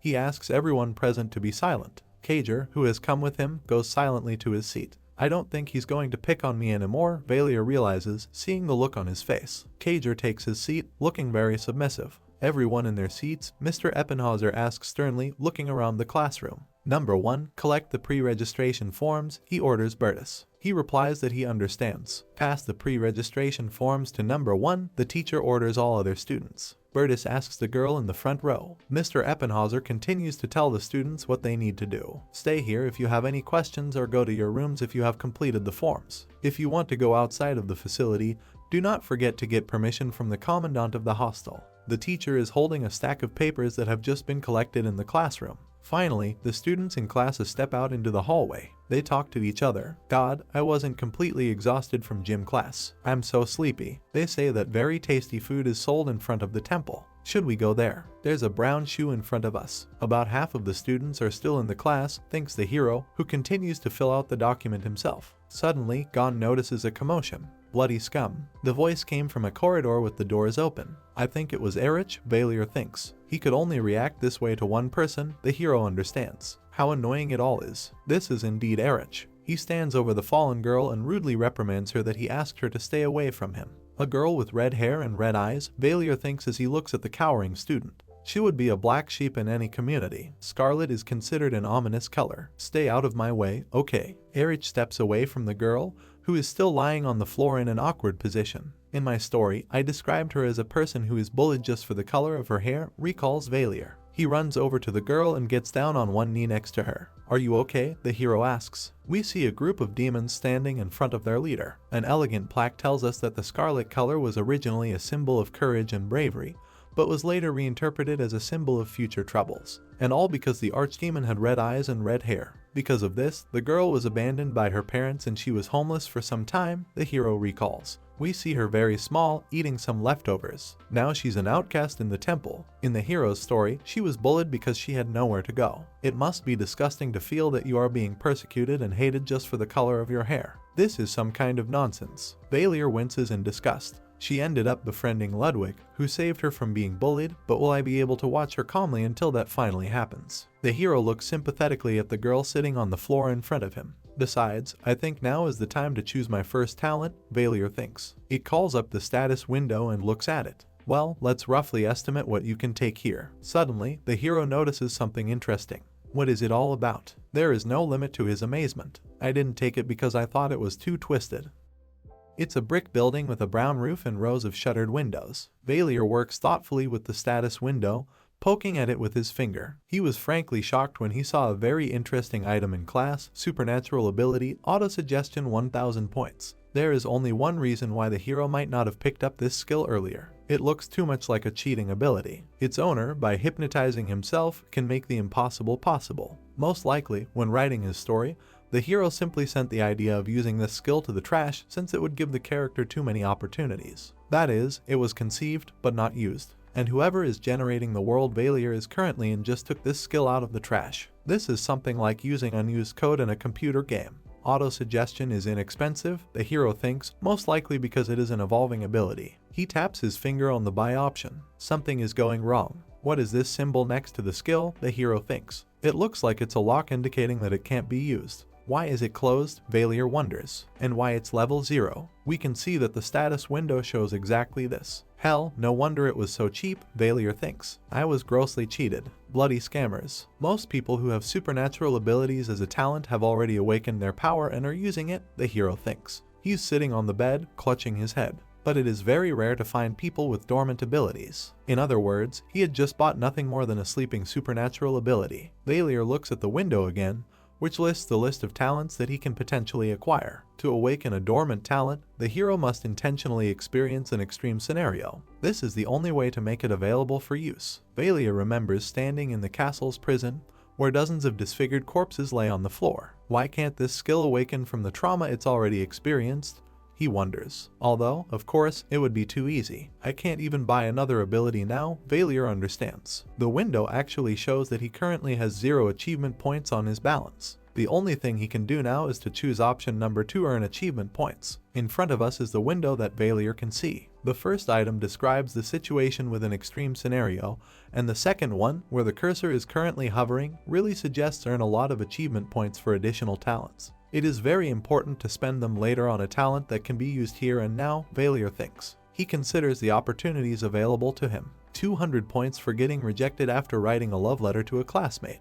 It seems that the author of this assignment is trying to feel out his pride. The hero understands that he can die of shame if he is refused. He notices something interesting. A smile appears on Valier's face. It seems possible, he thinks, looking at one of the items on the list. the main street of the temple. Inside the huge educational complex, which is the temple, there is not only the academy where the hero studies. We see typical city houses and dozens of passers-by. Due to the fact that there are many ordinary citizens in addition to students, the presence of a shopping district here is more than understandable. Restaurants, cafes, clothing stores, and passageways. This is a lively playground with everything you can imagine. It is here that students of the temple usually rest. 3 of them are sitting at a cafe table. Very tasty, isn't it? Says one of them. Edible, says the other. He frowns, folding his arms across his chest, and doesn't share his companion's enthusiasm. Moreover, when a third student notices that the food here is really delicious, he asks him to eat in silence. Even the brought cake does not cause him positive emotions. We are told that Kono and Kair are commoners, while Erich is a nobleman.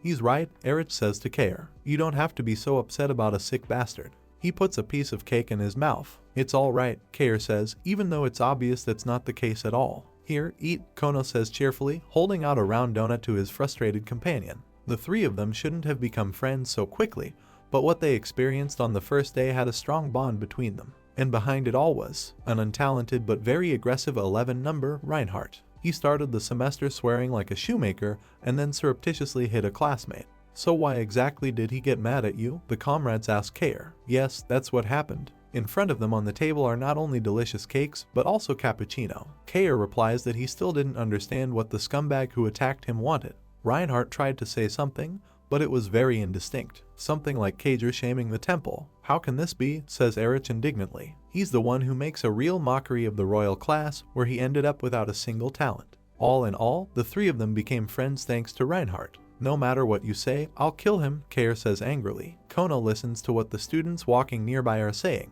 I think I messed up something with the registration. Me too, I should have rested better. Should we go to a new clothing store? Of course I need new clothes. I don't want to compare it to other classes, he suddenly tells his friends, but don't you think that all the girls in our class are very pretty? Erich, who was drinking coffee at the time, coughs, spattering everyone around him. Just don't say it to their faces, he says, wiping his mouth with a handkerchief. Outside the temple, you couldn't even approach them. Yes, but we're classmates now, Kono exclaims happily. Erich is right, Kair chimes in. Not everyone in our class is a good person, like the prince, for example. Oh, come on, Kono says, you can't even talk anymore. I want to hear it. Here you two are, who do you think is the most beautiful of our girls? Personally, I like the princess, he says. We see Charlotte modestly drinking tea. You're taking a swing at something that you can't handle or rank at all, says Erich. Personally, I prefer number 2. Here is Ellen, who is looking at a display of cakes. Her? Yes, she's very cute. But doesn't it frighten you? I thought we were just talking about looks right now, Erich defends himself.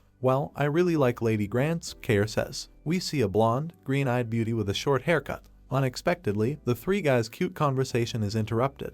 A girl approaches their table and apologizes for bothering them. Someone overheard us talking about the girls in the royal class, Erich thinks. The girl, meanwhile, makes eyes at Kono. We can talk in private, she says coquettishly, adjusting a curl near her ear. The guy's eyes light up. He can't believe his luck. Are you telling me this? Yeah, can you come out for a second? Erich and Kair look at the girl and their companion in shock. Yes, of course, Kono shouts happily. Let's go now. Erich and Kair don't stop looking at the couple even when they go outside. Before us are pretty houses, over which the day is slowly fading. It's a note, isn't it? Kono doesn't believe this is really happening to him. Please read it, the girl tells him. So here it is written, to a man from the temple whose name I do not know. I fell in love with you at first sight. I want to get to know you better. Please, let's date. Do you have anyone? The girl asks. No, there's no one here, Kono shouts excitedly, holding the letter in his hand. Then what do you think of me? The girl asks modestly. I also fell in love at first sight, the guy shouts, completely dazed by the happiness that has fallen on him.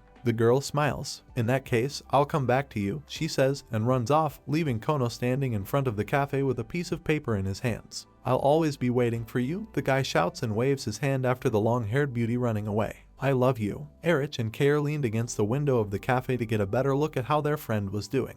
Erich bends his arm at the elbow and looks at his muscles. Maybe I should pump up, he thinks, although I think I'll be stronger than him anyway. Kair looks at himself in the mirror. Why him and not me? I think I'm much prettier than Kono. There are 2 cute Korean houses in front of us again. Someone snorts under the towel. We see that it is a guy in underpants and, suddenly, in boots. Get down, now. Apparently, the young man is busily washing something out of his hair. He removes the towel from his head and we see that it is Valier. How did I come to this? He thinks sadly as he sits down on the bench. I sold my soul out of these achievement points. A window appears in front of him, informing about the completed task. Get a declaration of love from a classmate. The reward for it was 1,000 points. However, a grin immediately appears on Valier's face. Admittedly, though, it was quick, he says. The assignment didn't say anything about confessing to Reinhardt. He thinks, sitting on the bench in his underpants and boots. The following window appears in front of it, updated task list. It is further stated that from now on, in the absence of a special condition, all tasks must be performed for Reinhardt. The window also lists 4 tasks. Get a declaration of love from a classmate, 1,000 points, completed. Write a love letter to a classmate and get rejected, 200 points. Being punished by a teacher, minus 100 points. Leave graffiti on the main street of the temple after lights out, 100 points. Valier is outraged. Seriously? The rules here change right on the go. It's not fair. The fact that this is true, Valier is convinced by reading the text of another task. Go on a date with Kono Lent as a beautiful girl, 1,000 points. Have you been watching me all this time? The hero asks the invisible author of this mockery. Are you tired of living? Isn't it immoral to destroy a young boy's pure heart in such a shameless way? Valier thinks. He may not be very smart, but he's a very good person. Okay, enough of this nonsense, he decides, and covers his ears with his hands. I have 100 points and can buy a new talent. Other tasks, such as skipping classes, will lead to serious punishment, the hero thinks, sitting on a bench in his underpants. There is only one thing that will not cause any consequences. Write a love letter to a classmate and get rejected, 200 points. I've already sold my soul once, Valier thinks. What's stopping you from doing it again? A new day is breaking over the temple. We see the toes of 2 shoes. The shoes belong to Valier, who stands with a piece of paper in his hand in front of a huge, elegantly decorated gate. He feels very uncomfortable and wonders if he should go through with what he has in mind. In the beginning, he sold his soul for glasses, and now he will be morally humiliated for them. But he needs to quickly get another 1,000 points to buy his talent. The hero rubs the envelope against his jacket. He thought a lot before choosing the recipient of the letter so that the humiliation would be as little as possible. Valier opens the gate, pressing down on it with his hand. Even if he gets rejected, there should be no talk about him, because the girl he chose doesn't give a damn about him or any questions of that nature. We see her practicing with a sword in the martial arts hall. This is a 2, Ellen Artorias. The girl waves her sword assiduously. You can see that she really likes this activity. Blows are heard in the martial arts hall. Loud sounds can be heard far beyond its borders. Ellen, who has a wooden sword in her hands, is constantly pounding on the simulator. Valier, who has some mixed feelings on the street, looks at the girl in silence. She notices him and looks back at him. The hero, trying to contain his emotions, looks at the sword that Ellen lowered. He tries to say something, but all he can do is mumble. Achievement points. It's an investment in my future, he thinks. Eventually, Valier musters up his courage. Looking up, he hands her an envelope. That's how I feel, he says. Read it, please. The girl silently takes the envelope from his hand.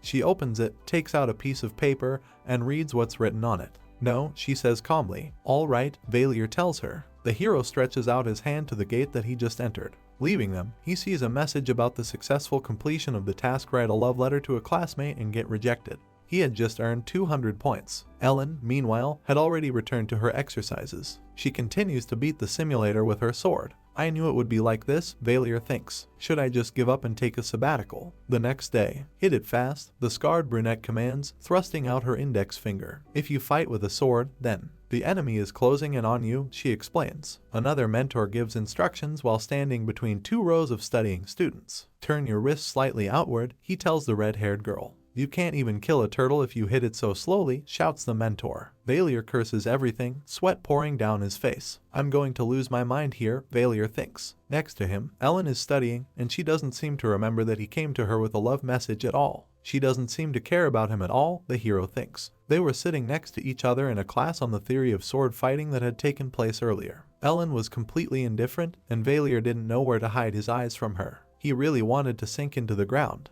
He told himself that he only did it for the sake of completing the task, but he still couldn't stop thinking about it. That she was sitting next to him. And the worst part is that classes on the theory and practice of sword fighting are combined with each other. What are you thinking? The scarred mentor asks the hero, looking at him with displeasure. How annoying you are. Straighten your arms. Pull yourself together. Hold your stance. At the same time, her partner, a bearded gloved man, comments on Ellen's actions in completely different terms. It's just perfect. This is exactly what we expect from the students of the royal class. Even after dozens of punches, her stance is close to perfect. It feels like I'm looking at myself when I was young. Valier looks at what Ellen is doing. Comments in his direction from the mentor do not stop. She says that in a real battle, he would have been killed long ago. With a small distance, this picture looks much more vivid. Valier gets nothing but comments, and Ellen gets nothing but compliments. The bearded tutor, thoughtfully scratching his beard, is distracted from Ellen and says that according to his information, there should be another student from the royal class in this class. He pulls out a piece of paper, finds the corresponding entry, and calls Reinhardt 11. The hero replies that he is present at the lesson. Are you in the royal class? The scarred girl who scolded the hero can't seem to believe it. She's already checked us out on the list, Valier thinks, looking at her quizzically. Does she have muscles instead of brains? Great, the bearded man exclaims, folding his arms across his chest. Smiling broadly, he offers 2 students from the royal class a training sparring session. Do you mind? He asks Ellen and Valier. The girl replies that she is ready, and the hero shakes with horror and premonition of something very bad. The participants of the fight go to the center of the site, and all the other students sit cross-legged around them. Mentors are ready to judge this sparring. Valier can hear the audience's remarks. This is a sparring match between the elite. It should be a great honor for us to see something like this. I will remember this day for the rest of my life. Who do you think will win? The hero, meanwhile, realizes that he will not last even a couple of seconds. Why do they want so much from me? He wonders. I'll stop you at the right time, says the scarred mentor, so you don't have to hold back. Show us what you can do. Well, get ready. Valier looks at his opponent in horror. Attention, Ellen is perfectly calm. Here we go. Baring his teeth, Valier raises his wooden sword.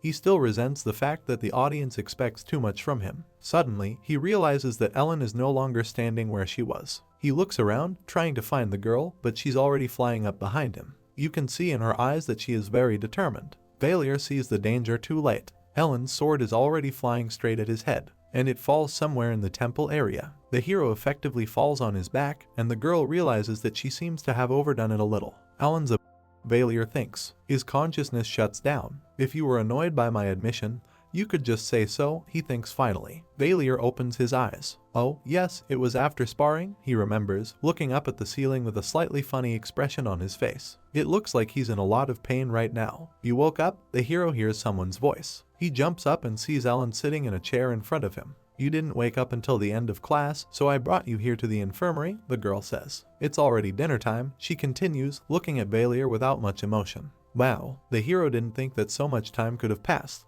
Then I should go get something to eat, he says, and tries to get out of bed. He doesn't understand what's happening to him. Hey, you don't have to do this, he says when Ellen puts his hand on her shoulder and leads him somewhere. Back in the sparring session, if you blocked, I would have made your sword slide off mine, and then I would have put the point to your neck, and you would have lost, she says, looking down guiltily. But I didn't think you couldn't even put up a block. She's doing it out of guilt, Valier thinks, looking at the girl. I see, he answers aloud. I can walk on my own, he says, and pulls away from Ellen. So it's dinner time, he asks her. Do you want to eat together? Valier asks, holding up a finger. It's not my fault, he thinks. Ellen shyly agrees to have dinner with the hero. No matter what anyone says, it's not my fault, it's not my fault. So why don't I get a little revenge for my broken head? Valier smiles slyly. You're the one who fell for it, he thinks. Students from all over the continent study at the temple, so there are many traditional restaurants that represent a particular cuisine. In the world in which the hero found himself, there is a generated eastern region very similar to the Southwest Asia of the Earth, and one of the most famous dishes of this area is jeonggukjang. We see something like a red soup with vegetables, lemon, cheese, and other ingredients floating in it.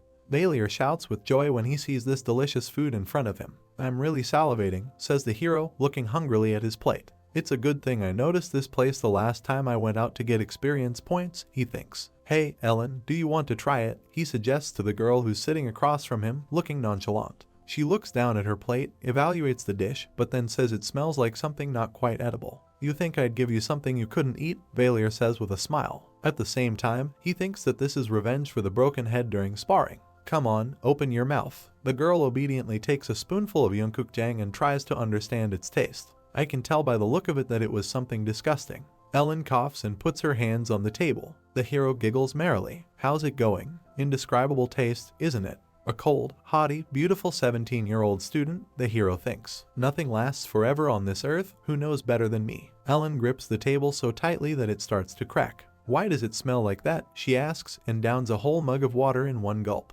Valier, looking at the broken edge of the table, asks her to control her power next time. Well, since revenge has been achieved, he thinks maybe I should try it too. It's a dish from my hometown, and I haven't eaten it since the last time I was there, Valier thinks. I'll add some more soju, and kimchi won't be too bad. Mixing all this into a single whole, the hero tries what he got to taste. Oddly enough, Ellen puts a spoon in her mouth too. At the same time, a completely impassive, indifferent expression appears on her face again.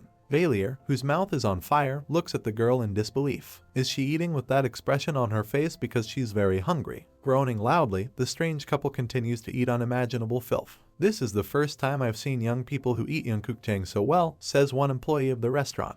Young people, can I get you some more? I will never eat this dish again, Ellen declares, barely catching her breath after the meal. Did she eat everything she had? Valier can't believe what he's seeing. In front of us is another building of the temple. From his window, I can hear the teacher's phrases. Now take this magic formula and apply it here. A magic theory class is taking place. The teacher writes with chalk on the blackboard. Now, the teacher continues, try to apply the formula. It's not hard, is it? If something doesn't work out, don't worry. Go ahead and work. Next semester, things will be twice as difficult. At Valier's, meanwhile, nothing really comes out except for a strange hairy worm. I don't know anything about it, he thinks. He gets up and goes out. The teacher tries to stop him, but to no avail. Training and sensitivity to magic. The hero is lying on a mat on the floor, and next to him, cross-legged, sits a mentor with long hair, eyebrows, and a mustache. Relax your whole body, he says. There's a whole universe inside you. Your mind and body have become one with this universe. We see a circle of light around the guru, whose hands hover over the hero lying on the carpet, who, by the way, is probably just sleeping.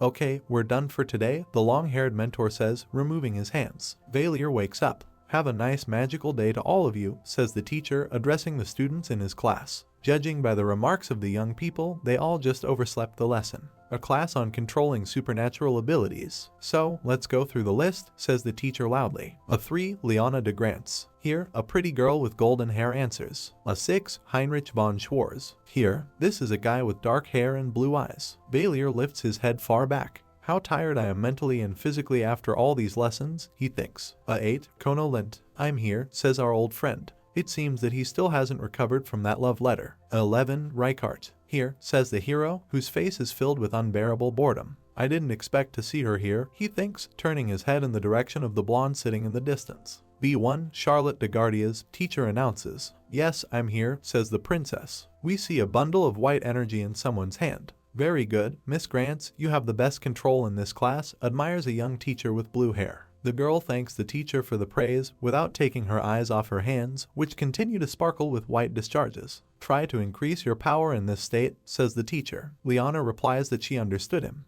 Valier is sitting a little further away on a bench next to another girl. Charlotte de Gardias has awakened her supernatural ability, he thinks, and only a few teachers know what exactly it is. As if to prove this point, the princess and her private instructor retired to a separate room immediately after the class started. What kind of ability is this? The hero continues to ponder. Something that everyone else shouldn't see. Heinrich von Schwarz stands in the middle of the arena, his hands outstretched, fingers outstretched. Pushing with all his might, he tries to light a fire a short distance away. Okay, let's see how long you can keep it up, says the mentor standing next to you. Is it possible that Charlotte falsely claimed to have some kind of ability to get into the temple? Valier wonders. We see Kono Lent standing in front of a strict teacher. Are you going to go to the main street for dinner tonight? He asks her. She answers in the affirmative. And the hero, looking at all these episodes, continues to think about Charlotte. I wonder if Bertus knows about the princess ability, he thinks. The teacher asks Kono to teleport a dozen meters to her right, and the student says that he will try to do so. Either one or the other, the hero thinks. Either Bertus knows about this ability, or he doesn't even know she has it. Kono manages to be transported to the specified place, but without clothes, which remain standing at the starting point. But, Valier thinks, Bertus wouldn't have kept quiet if he knew that Charlotte didn't have any ability. Kono is yelling like a madman. It requires, so that everyone would close their eyes and not look at him, completely naked. I'm not looking. Get dressed, Mr. Lint, the teacher reassures him. Next to the hero on the bench sits his personal mentor. Wearily propping her head on her hand, she sadly calls out to her ward. He responds. What are we going to do? She asks, watching the other mentors work hard with their students. Push me to my mental limit, Valier asks her. She looks at him quizzically. The hero says that perhaps his supernatural ability will wake up in an extreme situation. Put me on the edge of life and death, but don't kill me, he suggests. Don't ask me to do such absurd things, the teacher replies indignantly. If it worked, there would be a huge number of people with supernatural powers in the world. Heinrich von Schwarz, tired from his own studies, seems to be listening to this conversation. The teacher sadly informs Mr. Reinhardt that she will let him go to her class for the time being, but if things continue like this, she will close the doors for him. Valier lowers his eyes sadly and looks down at his feet. In front of us are the windows of the school building, through which the bright afternoon sun shines. Students walk along the corridor of the educational institution. Hey, number 11, the hero hears from behind him. For you, the temple is like a circus, asks Heinrich von Schwarz. Do you come here for fun? No, says Valier. Then what does a person without supernatural abilities do in supernatural ability classes? Isn't it obvious? The hero asks ironically. He is trying to awaken supernatural abilities. The answer shocks Heinrich. Do you think you can do anything because of your stupid infinite intelligence? The student is seething with anger. His companions look at the hero, and their eyes also read displeasure. I come here because I hope to gain the ability, Valier says calmly. Don't come to these classes again, Heinrich tells him sternly. He starts to leave, but finally says that he will roast the hero if he sees him again in this lesson. Hearing these words, Valier smiles ominously. Fry your ass, he says, grinning. You can't even fry a potato. Henry stops and turns to face his opponent. Why are you acting like this? He asks irritably. What kind of ability do you have to act so brazenly? He shouts. Don't be indignant, the hero tells him. Even a match will fry more than you. Henry bursts with indignation. The brute. Do you know, you pathetic commoner, that you just insulted a representative of the first royal dynasty? Valier bursts out laughing and points a finger at Henry. Quickly apologize. You don't have to use your status in the temple. Forgot the rules. I'll let the student council know if you don't apologize on the count of 3. 1. The other students look at Valier and Heinrich with excitement. 2. The hero is shown 2 fingers. 3. A fierce grin appears on Heinrich's face. How dare you rootless scum, say such a thing? An orange energy sphere flares up in his hands. Valier takes a couple of steps forward. What are you doing? He asks, and lands a powerful punch on the other man's forehead. Heinrich, with an uncomprehending cry, falls to the floor. How dare you touch me? He jumps to his feet and rubs his forehead, where a large red spot has appeared. It's self-defense, Valier says matter-of-factly. You tried to set me on fire. Henry, the fire still burning in his palm, rushes at the enemy again. He promises to kill the hell out of him. Dumbass, do you think I'll just wait for you to do this? Valier strikes again, and again across the forehead. Henry flies far back again. The other students watch the fight with their mouths wide open. I'll punch you in the forehead every time you decide to impress me with your supernatural ability, says Valier, but I'm kind, and I won't tell anyone that you tried to roast a classmate with your skill. Heinrich gets up from the floor. It looks like he's not ready to give up. After calling Valier a dirty name once more, he raises his fist and lunges at him. God, how stubborn, the hero states in bewilderment. Did you really think this was going to work? He asks Heinrich, who is lying on the floor after the 3rd blow, but he just keeps swearing. Valier puts her foot on his head and presses it to the floor. Who told you I was going to avoid you? He asks. I just want to take my classes in peace. So why are you bullying someone who hasn't done anything wrong to you? Valier doesn't let Henry raise his head. I'll tell you frankly, he continues his speech. You should be grateful that I don't have a supernatural ability. Look at yourself. Your ability has a range of about 5 meters and you need 10 seconds to activate it. At the same time, the fire that you generate is weaker than in a small fire. Henry, his head pinned to the floor by a shoe, grits his teeth in rage as he listens to Valier. The hero brings a hand with bent fingers to his face. If you ever try to use your pathetic ability on me again, he says, I won't hit you in the forehead. I'll just rip your eyes out. Valier brings his fingers to Henry's face to indicate that he is serious. You remember what your homeroom teacher said?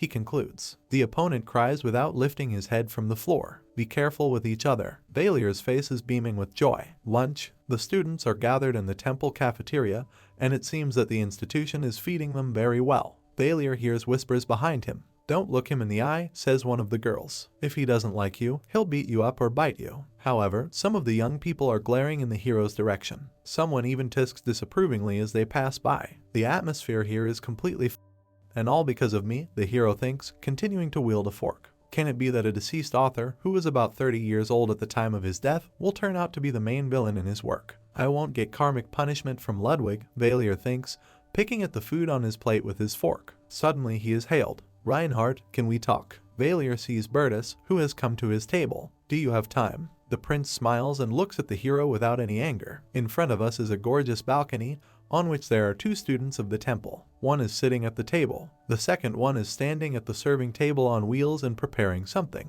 The first one is Velier, and he looks at his companion in silence. It turns out to be Bertus. He offers Reinhardt some tea. He agrees. He doesn't seem hostile, Velier thinks, and he doesn't seem to mind that I treat him as an equal. No, I have no idea what he really thinks, the hero decides for himself. You need to be careful with him. A hot drink is poured into an elegant cup. I wonder why he wanted to talk to me, Velier thinks. Could it be that he's going to overwhelm me physically? He's a future swordmaster after all. The hero thanks the hospitable host. That smile he uses to deceive everyone. I don't think it's out of spite after all, Velier thinks. I called you here because everyone is asking me to do something with you, Bertus says, sitting down at the table next to his guest. I decided to act as a representative. The hero looks at Bertus a little scared. Do something with me. What have I done wrong? They're afraid of you, the prince says frankly. We can see in what negative colors the hero is perceived by other students of the temple. Naturally, I understand where you're from, Bertus continues. Nor do I belittle Kair's guilt for his lack of restraint.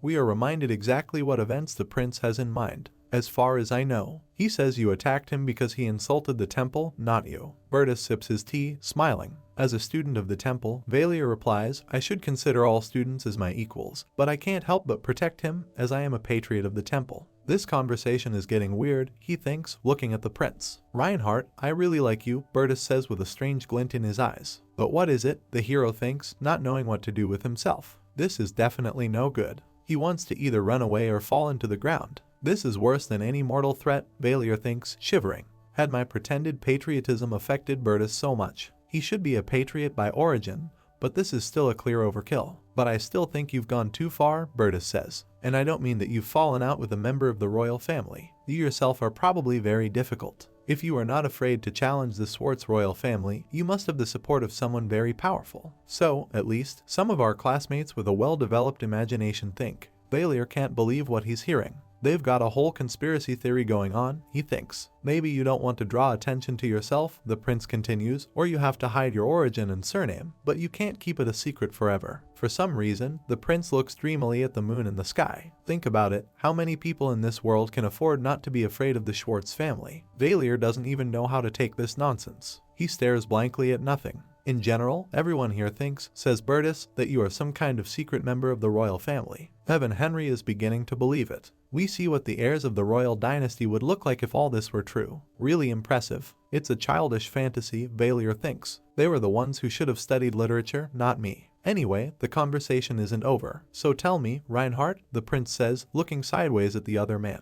Is there someone behind you or not? The hero looks at the prince indifferently. Of course. No, he says, crossing his arms over his chest. Besides, I really don't want to be a cowardly and disgusting scoundrel who fights only when he is sure that he will be covered and protected in case of emergency. Velier looks away thoughtfully. Berthus seemed startled by his words. A telltale drop of sweat runs down the prince's face. He starts to stammer. It's true, isn't it? Means, are you just really angry? Exactly so, the hero replies. He doesn't seem to believe I'm royalty or anything like that, Velier thinks. But it's very interesting for him to find out what I'm really hiding. The prince holds a cup of hot tea in his hand and looks at the hero appraisingly. Damn it, I won't live a day if he finds out I'm actually a demon, Velier thinks. We are reminded of several already almost forgotten heroes and who Velier really is, so the only way out of this situation for me is to pretend to be a complete psycho. The hero tries to portray something like this on his face. The prince smiles strangely, and then he starts laughing like a madman. Giving an honest answer was a smart move, Reinhardt, Bertus says. If I told you that someone was standing behind you, I would lose all interest in you. Velier looks at the prince in surprise. But I could have lied, he says reasonably. I could, of course, but I wouldn't believe for the life of me that a person who can't hold a cup properly belongs to a noble family. Velier looks down at his hand and realizes that he is indeed holding the cup incorrectly. He saw through me on this inconspicuous sign, the hero thinks. I felt it right away.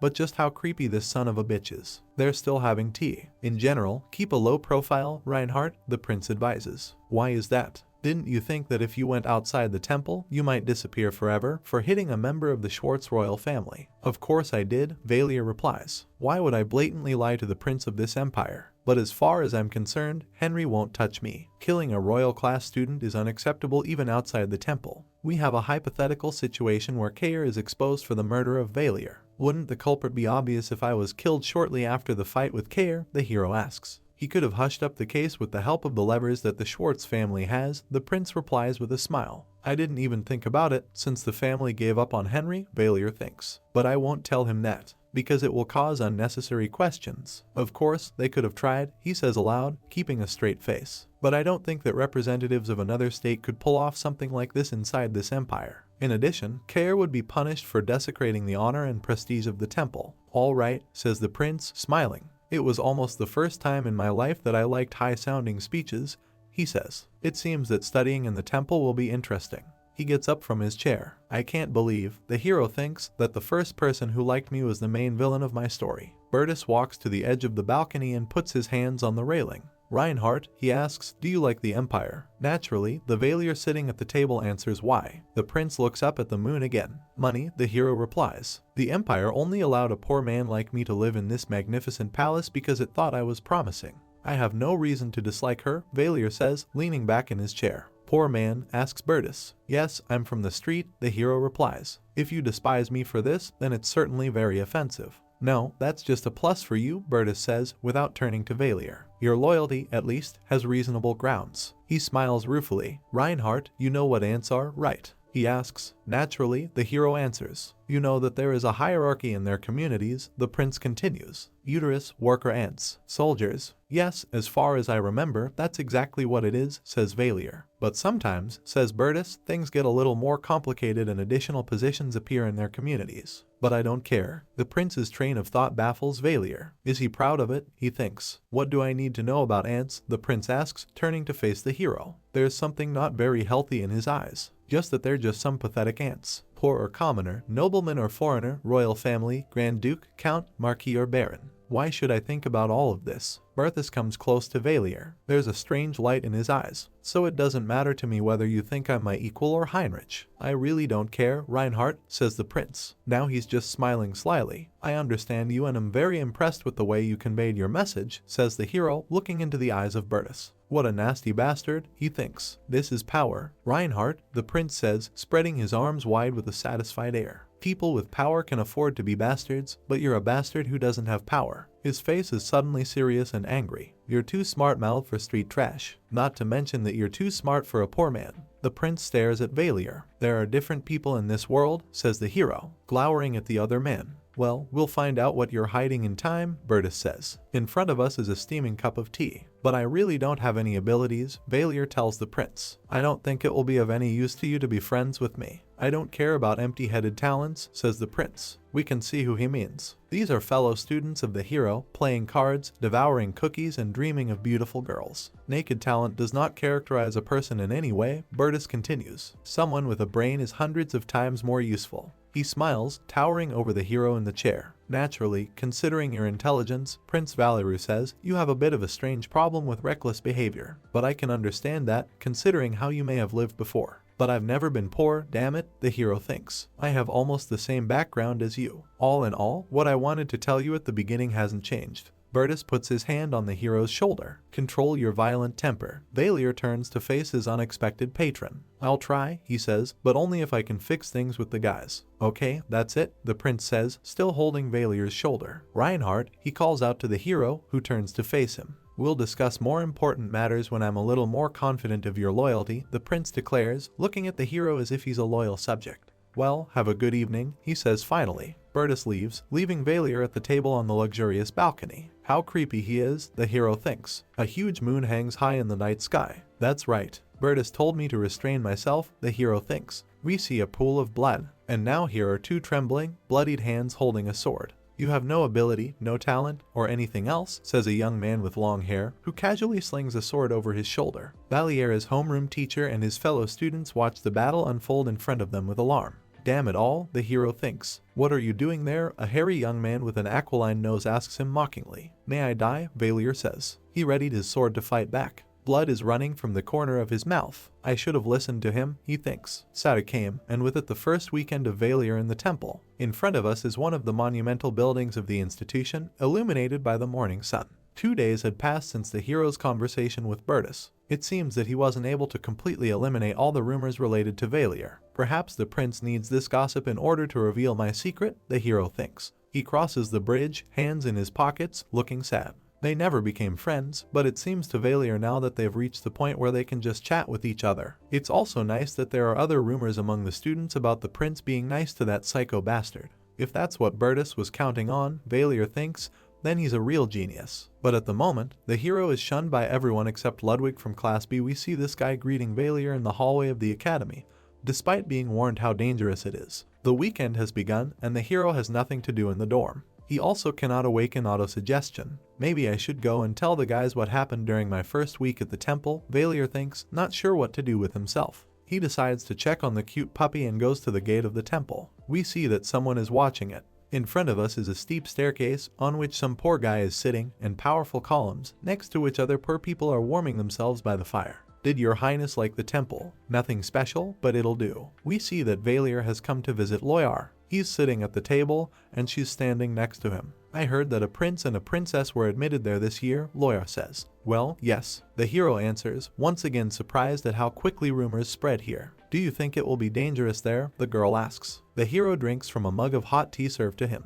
Nothing's happened yet, but the prince seems to like me, he says. But it does seem dangerous, Loyar says, rubbing his chin thoughtfully. The hero shows her the ring. If something goes wrong, I can always escape with it. He sets his drink down on the table. If possible, he asks, find out something about Sarkigar for me. What exactly? Loyar asks. It seems to me that the princess has a supernatural ability, but it seems to be hidden from everyone. The girl looks carefully at Valier and asks again to make sure that she did not mishear. Naturally, there is no rush, says the hero. I'm just a little worried that something isn't very clear is happening around me. Loyar promises to pass on his request to Sarkigar. Then she looks at Valier with alarm in her eyes and informs him that she has an important warning for him. You don't have to go to Elris or Sarkigar in person. Why? The hero asks in surprise. Do you think that might raise unnecessary suspicions? Loyar pulls back the curtain and angrily says, looking out at the street, that this is exactly what it is. You're being watched. You brought the tale here. Valier screams in shock. He can't believe he's being followed. Two figures are hidden behind a thick column. I think they're your classmates, Loyar says with some relief. You don't need to do anything special about it, but you should be a little more careful from now on. Night, the moon is shining. I can't believe I didn't notice the surveillance, the hero thinks. Although why they followed me seems to be clear. Valier walks down the corridor of a very pompous building. They've probably decided to find out where I might have gathered such courage and determination, Valier thinks. In any case, from now on, I should refrain from visiting any members of the Ring Gang. He also does not rule out the possibility that they are following him on behalf of the prince. Suddenly, the hero hears someone's voice. Beggar, are you back? Turning around, he finds 4 of his classmates at once. They don't look at him with the kindest eyes. So you're hanging out with the beggars under the bridge, asks Valier Kair. You're not even a commoner, an ordinary beggar on the street. Erich joins his companion. Valier doesn't even take his hands out of his pockets. Yes, I'm from the streets, he says calmly. His classmates stare at him in disbelief. You have something against beggars and beggars, the hero asks them. Why the hell is he so sure of himself? Erich doesn't understand. He glares at his enemy. Valier gives him an equally menacing look. You guys can't seem to calm down and keep thinking things about me that I don't understand, he says, which is annoying as hell, to be honest. If I were you, I'd get behind me, especially after you found out about my past. Kair doesn't understand what this is all about. What's so special about a beggar? He asks angrily. Valier takes a step forward. You're talking to someone who's seen a lot of things on the streets, he explains. You're just a dirty bastard who grew up with beggars. Don't come near me, Kair. I think I was scared. The hero, however, comes right up to him. How do you think a street-raised person will react to your aggression? He asks. Stand back. Stop it. Kair shouts loudly, sensing danger. You're not afraid that I'll stab you in the back when you turn away? Valier presses him, looking into his eyes from a distance of a couple of tens of centimeters. Kair hesitantly holds out his hand. Never bother people who have nothing to lose. Even if you apologize, do you think I'll forget about it? The hero puts his hand on Kair's shoulder and presses him down. We can see that the student is very scared. He is almost crying. Do you want me to apologize to you? Valier turns away from Kair and looks into Erich's eyes. But that means I have to do something to apologize for first. What did you say? Asks Erich. He's furious. You brute. What are you implying? Come on, try it. What can you possibly do to me? Valier grabs him roughly by the front of his shirt, punching him lightly in the chest. I'll show your left eye what your right eye looks like, the hero says threateningly, holding his finger right up to Erich's eye. The man looks at Valier, startled. Do you think the most threatening way a hero tells his opponents is that I won't stab you because you're more talented or high-born? They're just shaking with terror. You can follow me further, Valier continues. Do whatever you want, but if I don't like something, I'll rip out your eyes and make them jump balls on strings. Valier's face looks intimidating. He doesn't seem to be joking. I even envy you, the hero says mockingly. The last thing you'll see will be me. Kair covers his face with his hands, unable to look at the source of his animal fear. Valier leaves, waving goodbye to his classmates. You bastards, if you have nowhere to put your energy on this weekend, go kick a ball or play hide and seek, he tells them one last time. Children should have fun for children, and be glad that by the beginning of next week your eyes will be in place. With a mocking grin, Valier walks out the door. The remaining students in the hallway stare after him in silence. Crazy, says the girl who hasn't said a word in all this time. In front of us is a small table and a window half covered by thick curtains. I wonder if it was Erich and Kair who were following me, the hero thinks. He's lying on the bed with his hands behind his head. Valier is sure that now everyone will think of him as a beggar and a completely inadequate person. Bertus has asked me not to get too hot, he thinks, but it will be much safer if the bastards avoid me themselves. It is much more important to find a way to unlock autosuggestion.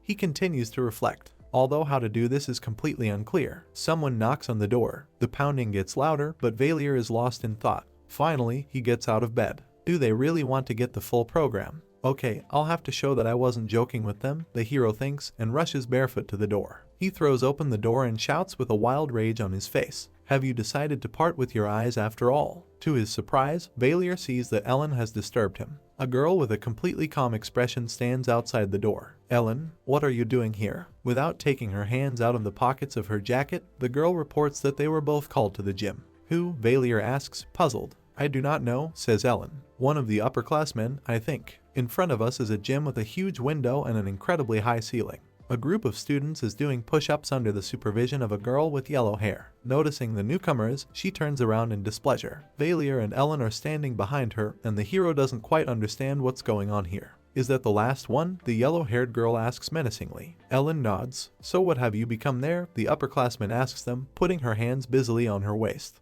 Come on, do push-ups. Or do you refuse? She looks menacingly at the newcomers. Ellen, out of habit, is silent. Valier doesn't seem to agree to obey her commands. Eventually, Ellen complies and goes in the direction of the push-up students. Why are you standing there? The yellow-haired girl asks Valiera. It seems that your friend doesn't hear well, she says cheerfully to the hero's classmates. They are pretty tired and shivering from exertion. Crazy beggar, what are you doing? One of the girls hisses in Valier's direction. Quickly lay down on the floor, a senior student shouts in displeasure, pointing at the hero with her finger. Listen to what your elders tell you. However, the hero remains silent and simply rubs the back of his head. So what if you're a senior? He asks the yellow-haired student, glaring at her. Does this give you any special rights? What the hell? The girl screams like a madwoman. She can't believe what she's seeing right now. So what am I doing? Valier answers the yellow-haired little girl's question. He looks at the upperclassman and tells her that her head will spin off if he slaps her just once. What can you do to me? He asks reasonably. Are you serious? The girl is trembling with indignation. Do you even know who I am? She asks, clenching her fists helplessly. I have no idea, girl, Valier says brazenly. Do you know who I am? He grins angrily and brings his cupped fingers close to her forehead. If you don't want to get out of here, he says. The girl puts out her fists to defend herself. You think you can threaten undergraduates? She asks, trembling with terror. If you want to be treated like an elder, behave like an elder, says the hero. Go to bed and get a good night's sleep. The girl puts out a finger, pointing at Valier, and begins to sob uncontrollably. Just wait, she shouts, you'll be sorry. Then she takes off and quickly runs out of the gym. Why don't you get up? The hero asks his classmates, who continue to do push-ups. Explain to me what happened here, he asks, towering over his companions. They mumble something unintelligible. Even Kair complains, who seems to have been offended by the hero. A magnificent sight, Valier says cheerfully. So, I just saw some tradition that is carefully passed down from generation to generation in Class A. The hero just found out that a very interesting ritual is being practiced here, to make the students forget about it. Who they were outside of the temple, and a class senior who comes from a commoner background should give the newbies a drill. The yellow-haired girl, in fact, was chosen for this role this year. Before Valier arrived at the gym, she also managed to tell the new students that there was no way in the world they should lose to Class B. Here are half a dozen very cheerful, happy young men and women gathered in front of a table with a plate of sweets on it. So, the hero thinks, the reluctance to lose to Class B is the result of pressure from the elders, and Class B probably doesn't think about anything like that at all. There, most likely, the older ones just had a joint party with the younger ones. Valier's classmates start to leave the gym. Suddenly Harriet turns to him. "Hey, beggar," she calls him. "Are you ready to answer if something goes wrong?" She asks with a rather angry expression on her face. Valier doesn't know what to answer for. What can go wrong? The upperclassmen will think badly of us, the girl replies. And then what? Harriet looks at the hero in shock at this answer. You will not be able to sleep properly or stop going to classes. The hero continues to ask reasonable questions. If they threaten us, we can just complain to the teachers, can't we? Valier's other classmates reflect thoughtfully on his words. Why are you acting so spineless? He asks. Don't you have the guts at all? Why do I, a beggar, have more pride than all of you put together? But Harriet is not affected by this rhetoric. Clenching her fists, she starts to scream loudly. It's all your fault. I did as I was told, so it wasn't my fault. If it affects my temple studies in any way, I will kill you. What? You're going to kill me? Valier walks up to Harriet and glares at her. Did you just say something you really want to say? Who told you you had the right to say such things? The hero's eyes glow with rage, and this scares the girl. She tries to protest, but he's already gone. Do you think it makes any difference in the temple whether you come from a rich or poor family, whether you are a man or a woman? Here, everyone is equal and evaluated according to their talent. If you act like some big shot, I'll make sure that the print of my hand on your cheek will be visible for a few weeks. Valier swings, and Harriet cringes in fear. Look, the hero says with a smile. I just gave you a little scare, and you idiot are ready to die of terror. And you are the one who threatened to kill me. What? An idiot? The girl doesn't believe her ears. She's shaking with rage. Her companions look on with fear. You dare call me an idiot? Valier, smiling, confirms that he did it. He actually called me an idiot, Harriet shouts indignantly. This strange conversation is interrupted by the appearance of a whole group of people in the doorway of the gym. An angry and rather tough guy is standing in the front, rubbing his fists together. Which one of these bastards hurt you? He asks the yellow-haired girl who just ran out of here. She points a finger at Valier. Here it is. Here's that nasty freak. Wow, Valier thinks, an offended little girl brought to sort out the relationship of her older brother. The bully approaches the hero and asks what his name is. Reinhardt. Listen, Reinhardt, he says angrily. I do not know what noble family you are from, but I think you don't understand how to behave in the royal class. But I am not a noble, Valier tells him. What?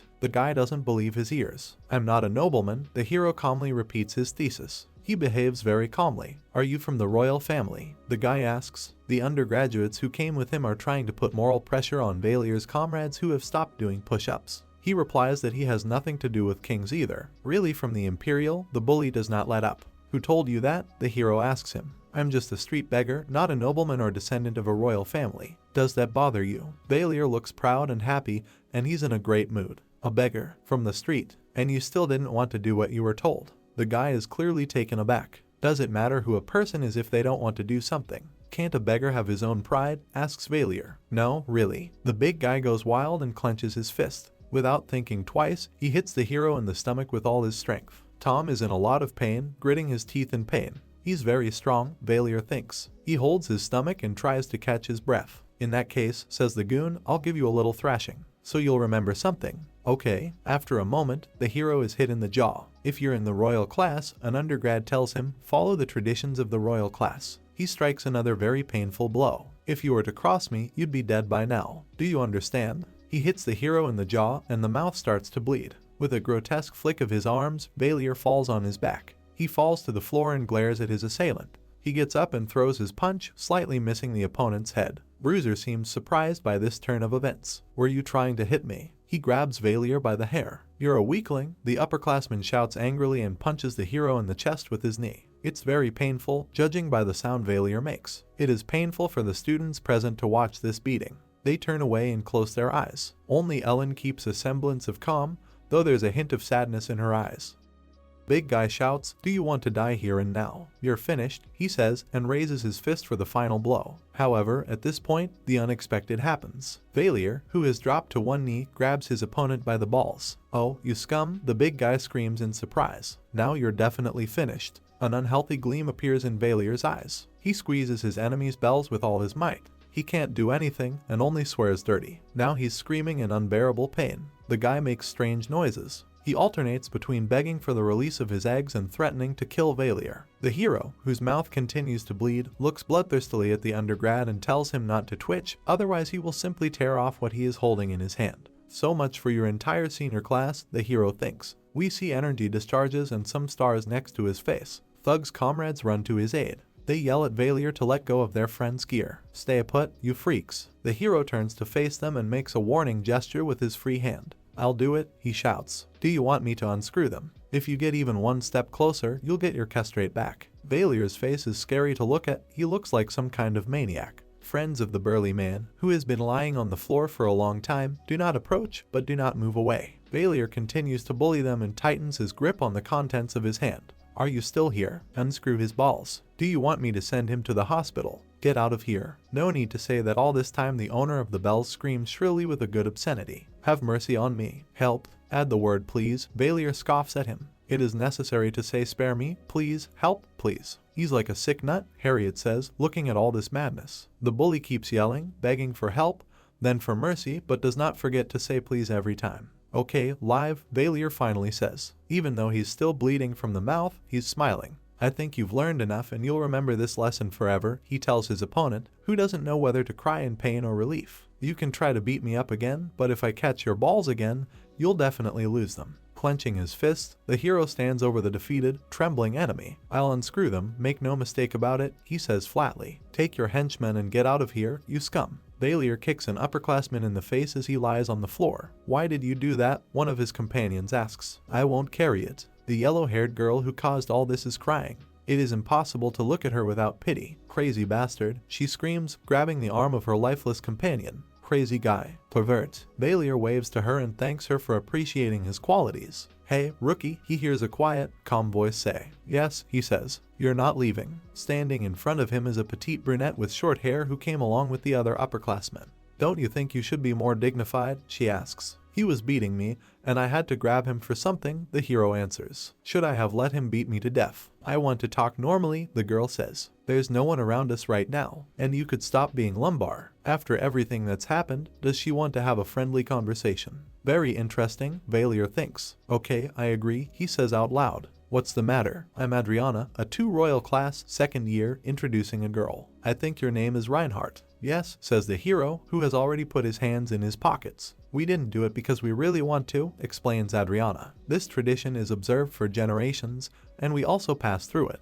Redina, whom you have offended so much, is a very kind child. You can't imagine how much she suffered when she found out she was going to torment you. It was assigned by students from an even older year. But why didn't she just refuse to do it? Valier asks the girl. Why was it necessary to do something that causes suffering to everyone? If we hadn't done it, you would have been bullied by 3rd-year students. We see the back of the head of the guy who gave Valier a good beating earlier during a sword sparring session. The longer we train in the temple year after year, the more difficult it is for us to control our power. Would you dare act so cocky with 3rd-year students? Asks the hero Adriana. Do you even realize that if you keep this up, you're going to run into some very serious guys? Valier rubs the back of his head thoughtfully. Tell them to come here, he says. What? They forced you to do this? The hero asks, looking at the girl with the remaining intact eye. Tell them to come here. Not today and not tomorrow. Adriana looks at Valier, startled. In front of us is a cup of tea, which is taken by someone's hand. Let them come on Monday night, to be exact.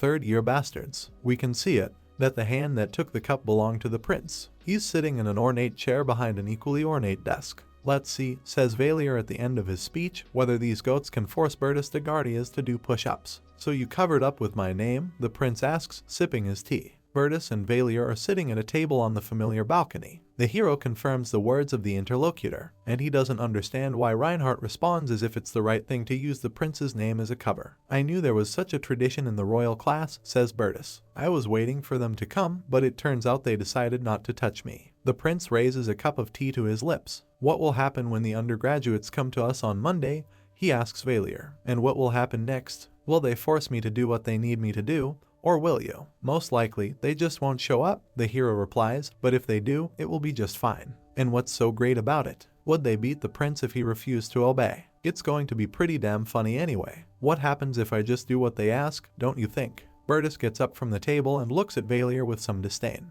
He thinks for a second, but then imagines what it should look like in reality. Even if someone dares to say such a thing to you, they will immediately have a heart attack. I understand, but it's still your fault for using the name of a prince of the empire as a cover, Bertus tells Valier. You described me as a prince, not a classmate. He rests his chin on his hand thoughtfully. So that's how it works, the hero says, looking down. Bertus' behavior makes him uneasy. Is he crazy? Valier thinks. Could it be that I already need to use the ring and run away? The usual punishment for this crime is to destroy your family up to 3 generations deep, but I don't want to do that, Bertus says. You've used me once, so I hope you don't mind me using you the same number of times. Smiling, the prince pours more tea into his cup. The hero looks at him in amazement. I know you're taking classes with my stepsister, the prince continues. This is Charlotte's cute profile. Keep an eye on her, and let me know if you notice anything unusual, Bertus says. Valier holds a steaming cup in his hands and is silent for a moment. All right, he finally answers. So what do I have with interpersonal relationships in the team? Valier thinks. It seems that if you remember how low I set the bar,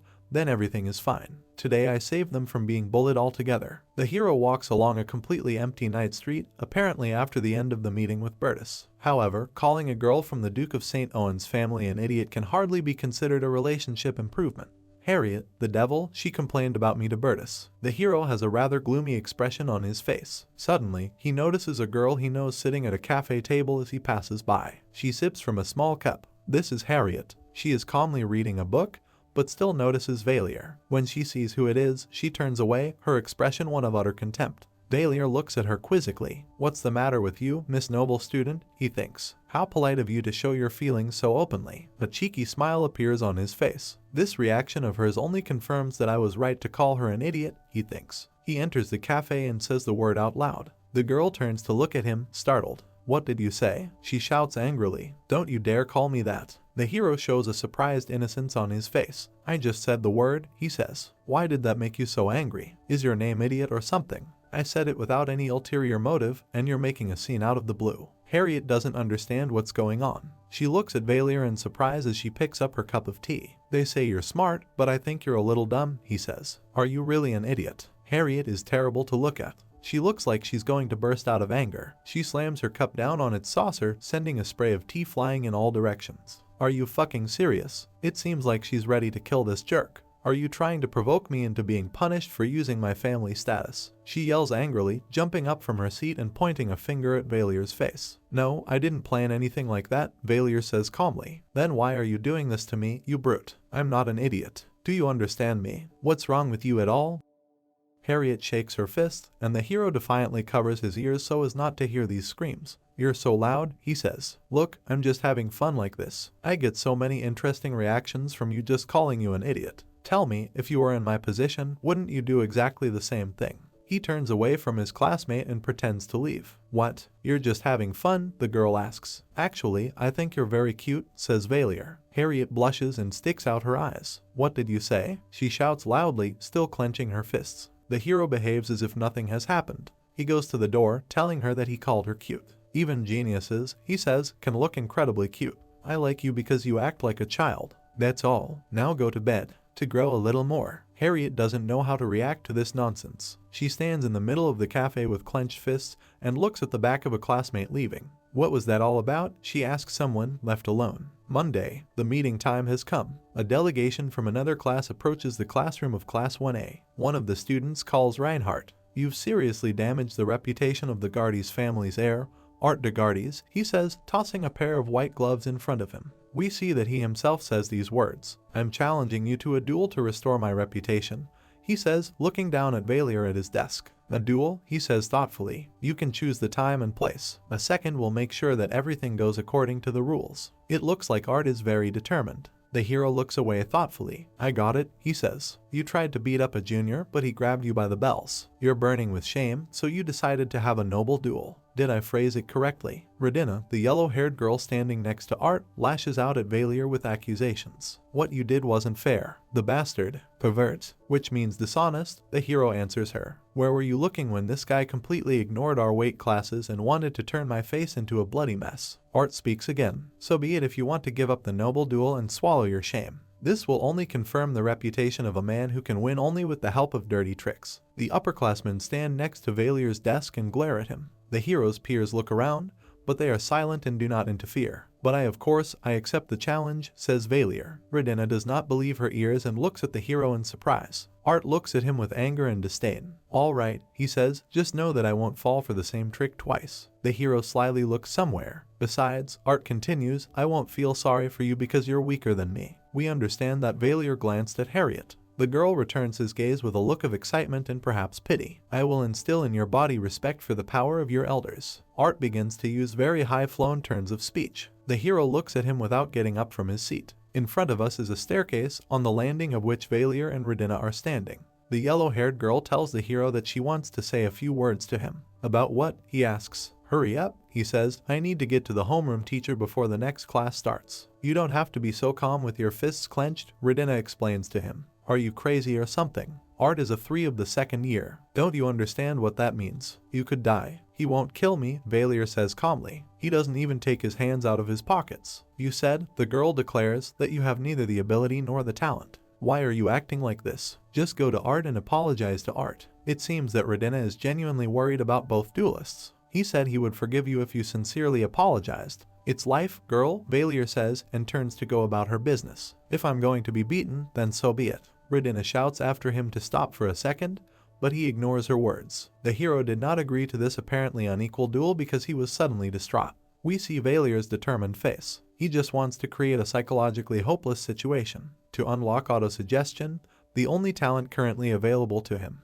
a characteristic window appears next to the hero's face. He is, of course, nervous and worried, but he cannot allow this ability to remain something like a useless decoration. Valier's face is a little sad. We see the status window for the event duel with Art de Gardes. Here it is reported that Art de Gardes challenged the hero to a duel to restore his honor. There is a small chance to win this clash. Goal: take part in a duel. Reward for winning: 600 points. Reward for defeat: 200 points. It feels like a foregone conclusion, Valier thinks. And how else should he consider losing points? There is a small chance of winning, but he can also avoid a duel. But if it takes place, he will receive a reward of one size or another. Why did they decide to reward me for this? He thinks. In front of us is the temple building, illuminated by the morning sun. It's all a little depressing, the hero thinks, even though I'm supposed to be trying to earn achievement points myself. The duel will take place in 2 weeks. We see Mr. Oppenhauer's stern face. It was decided that it would be held in the inner training class of the Royal Class dorm for the first year. I've been warned in advance that Mr. Oppenhauer will be watching the duel. We see how the homeroom teacher signs the relevant papers. If both sides agree to a duel, he says, then I don't see any problems. Please write down the time and place. The hero feels uncomfortable around this person.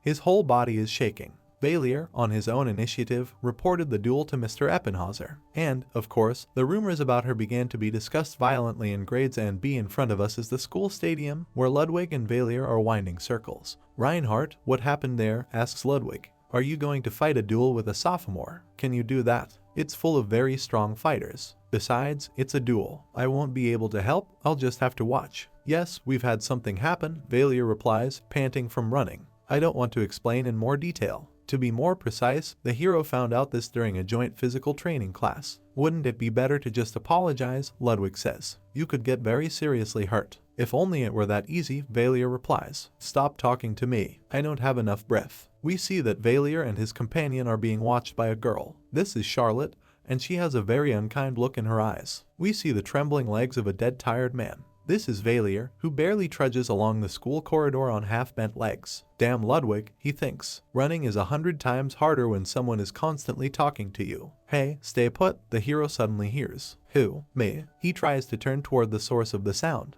We see that it was Charlotte who addressed him. Yes, you are. Your name is Reinhardt, isn't it? She asks. The hero confirms that this is so. Here, read it, the princess says, and hands Valier a piece of paper. The hero asks perplexedly what it is. Charlotte turns and stalks away. Wait, Valier calls after her. You have to tell me what's in here. However, the girl doesn't seem to hear him. The hero follows her with his eyes. Bertus told me to keep an eye on Charlotte, Valier thinks. But I think she has something to do with me, too. Valier unfolds the sheet and begins to read. His eyes widen in surprise. It says here, I'll come to your class, don't leave after class. In the classroom after the lesson, the hero thinks. It is interesting. What had happened to her? The rays of the setting sun shine through the window of one of the classrooms of the temple. Valier sits at his desk, wondering what Charlotte might want to say to him. This would be their first normal conversation since they had safely escaped from the Demon King's castle. He remembers the girl's face at that moment, when she gave him the note. Her eyes are always so cold, he thinks. Valier realizes that Charlotte has already arrived and turns his head in her direction. You're here, he says. The princess stands in the doorway and almost looks at the hero with hatred. How could you give me a piece of paper and run away? He asks the girl who slowly approaches his desk. Do you think it explains anything? So why did you call me? Shut up, Charlotte tells him roughly. I know who you are. She looks at him with undisguised anger. Valier looks at her in surprise.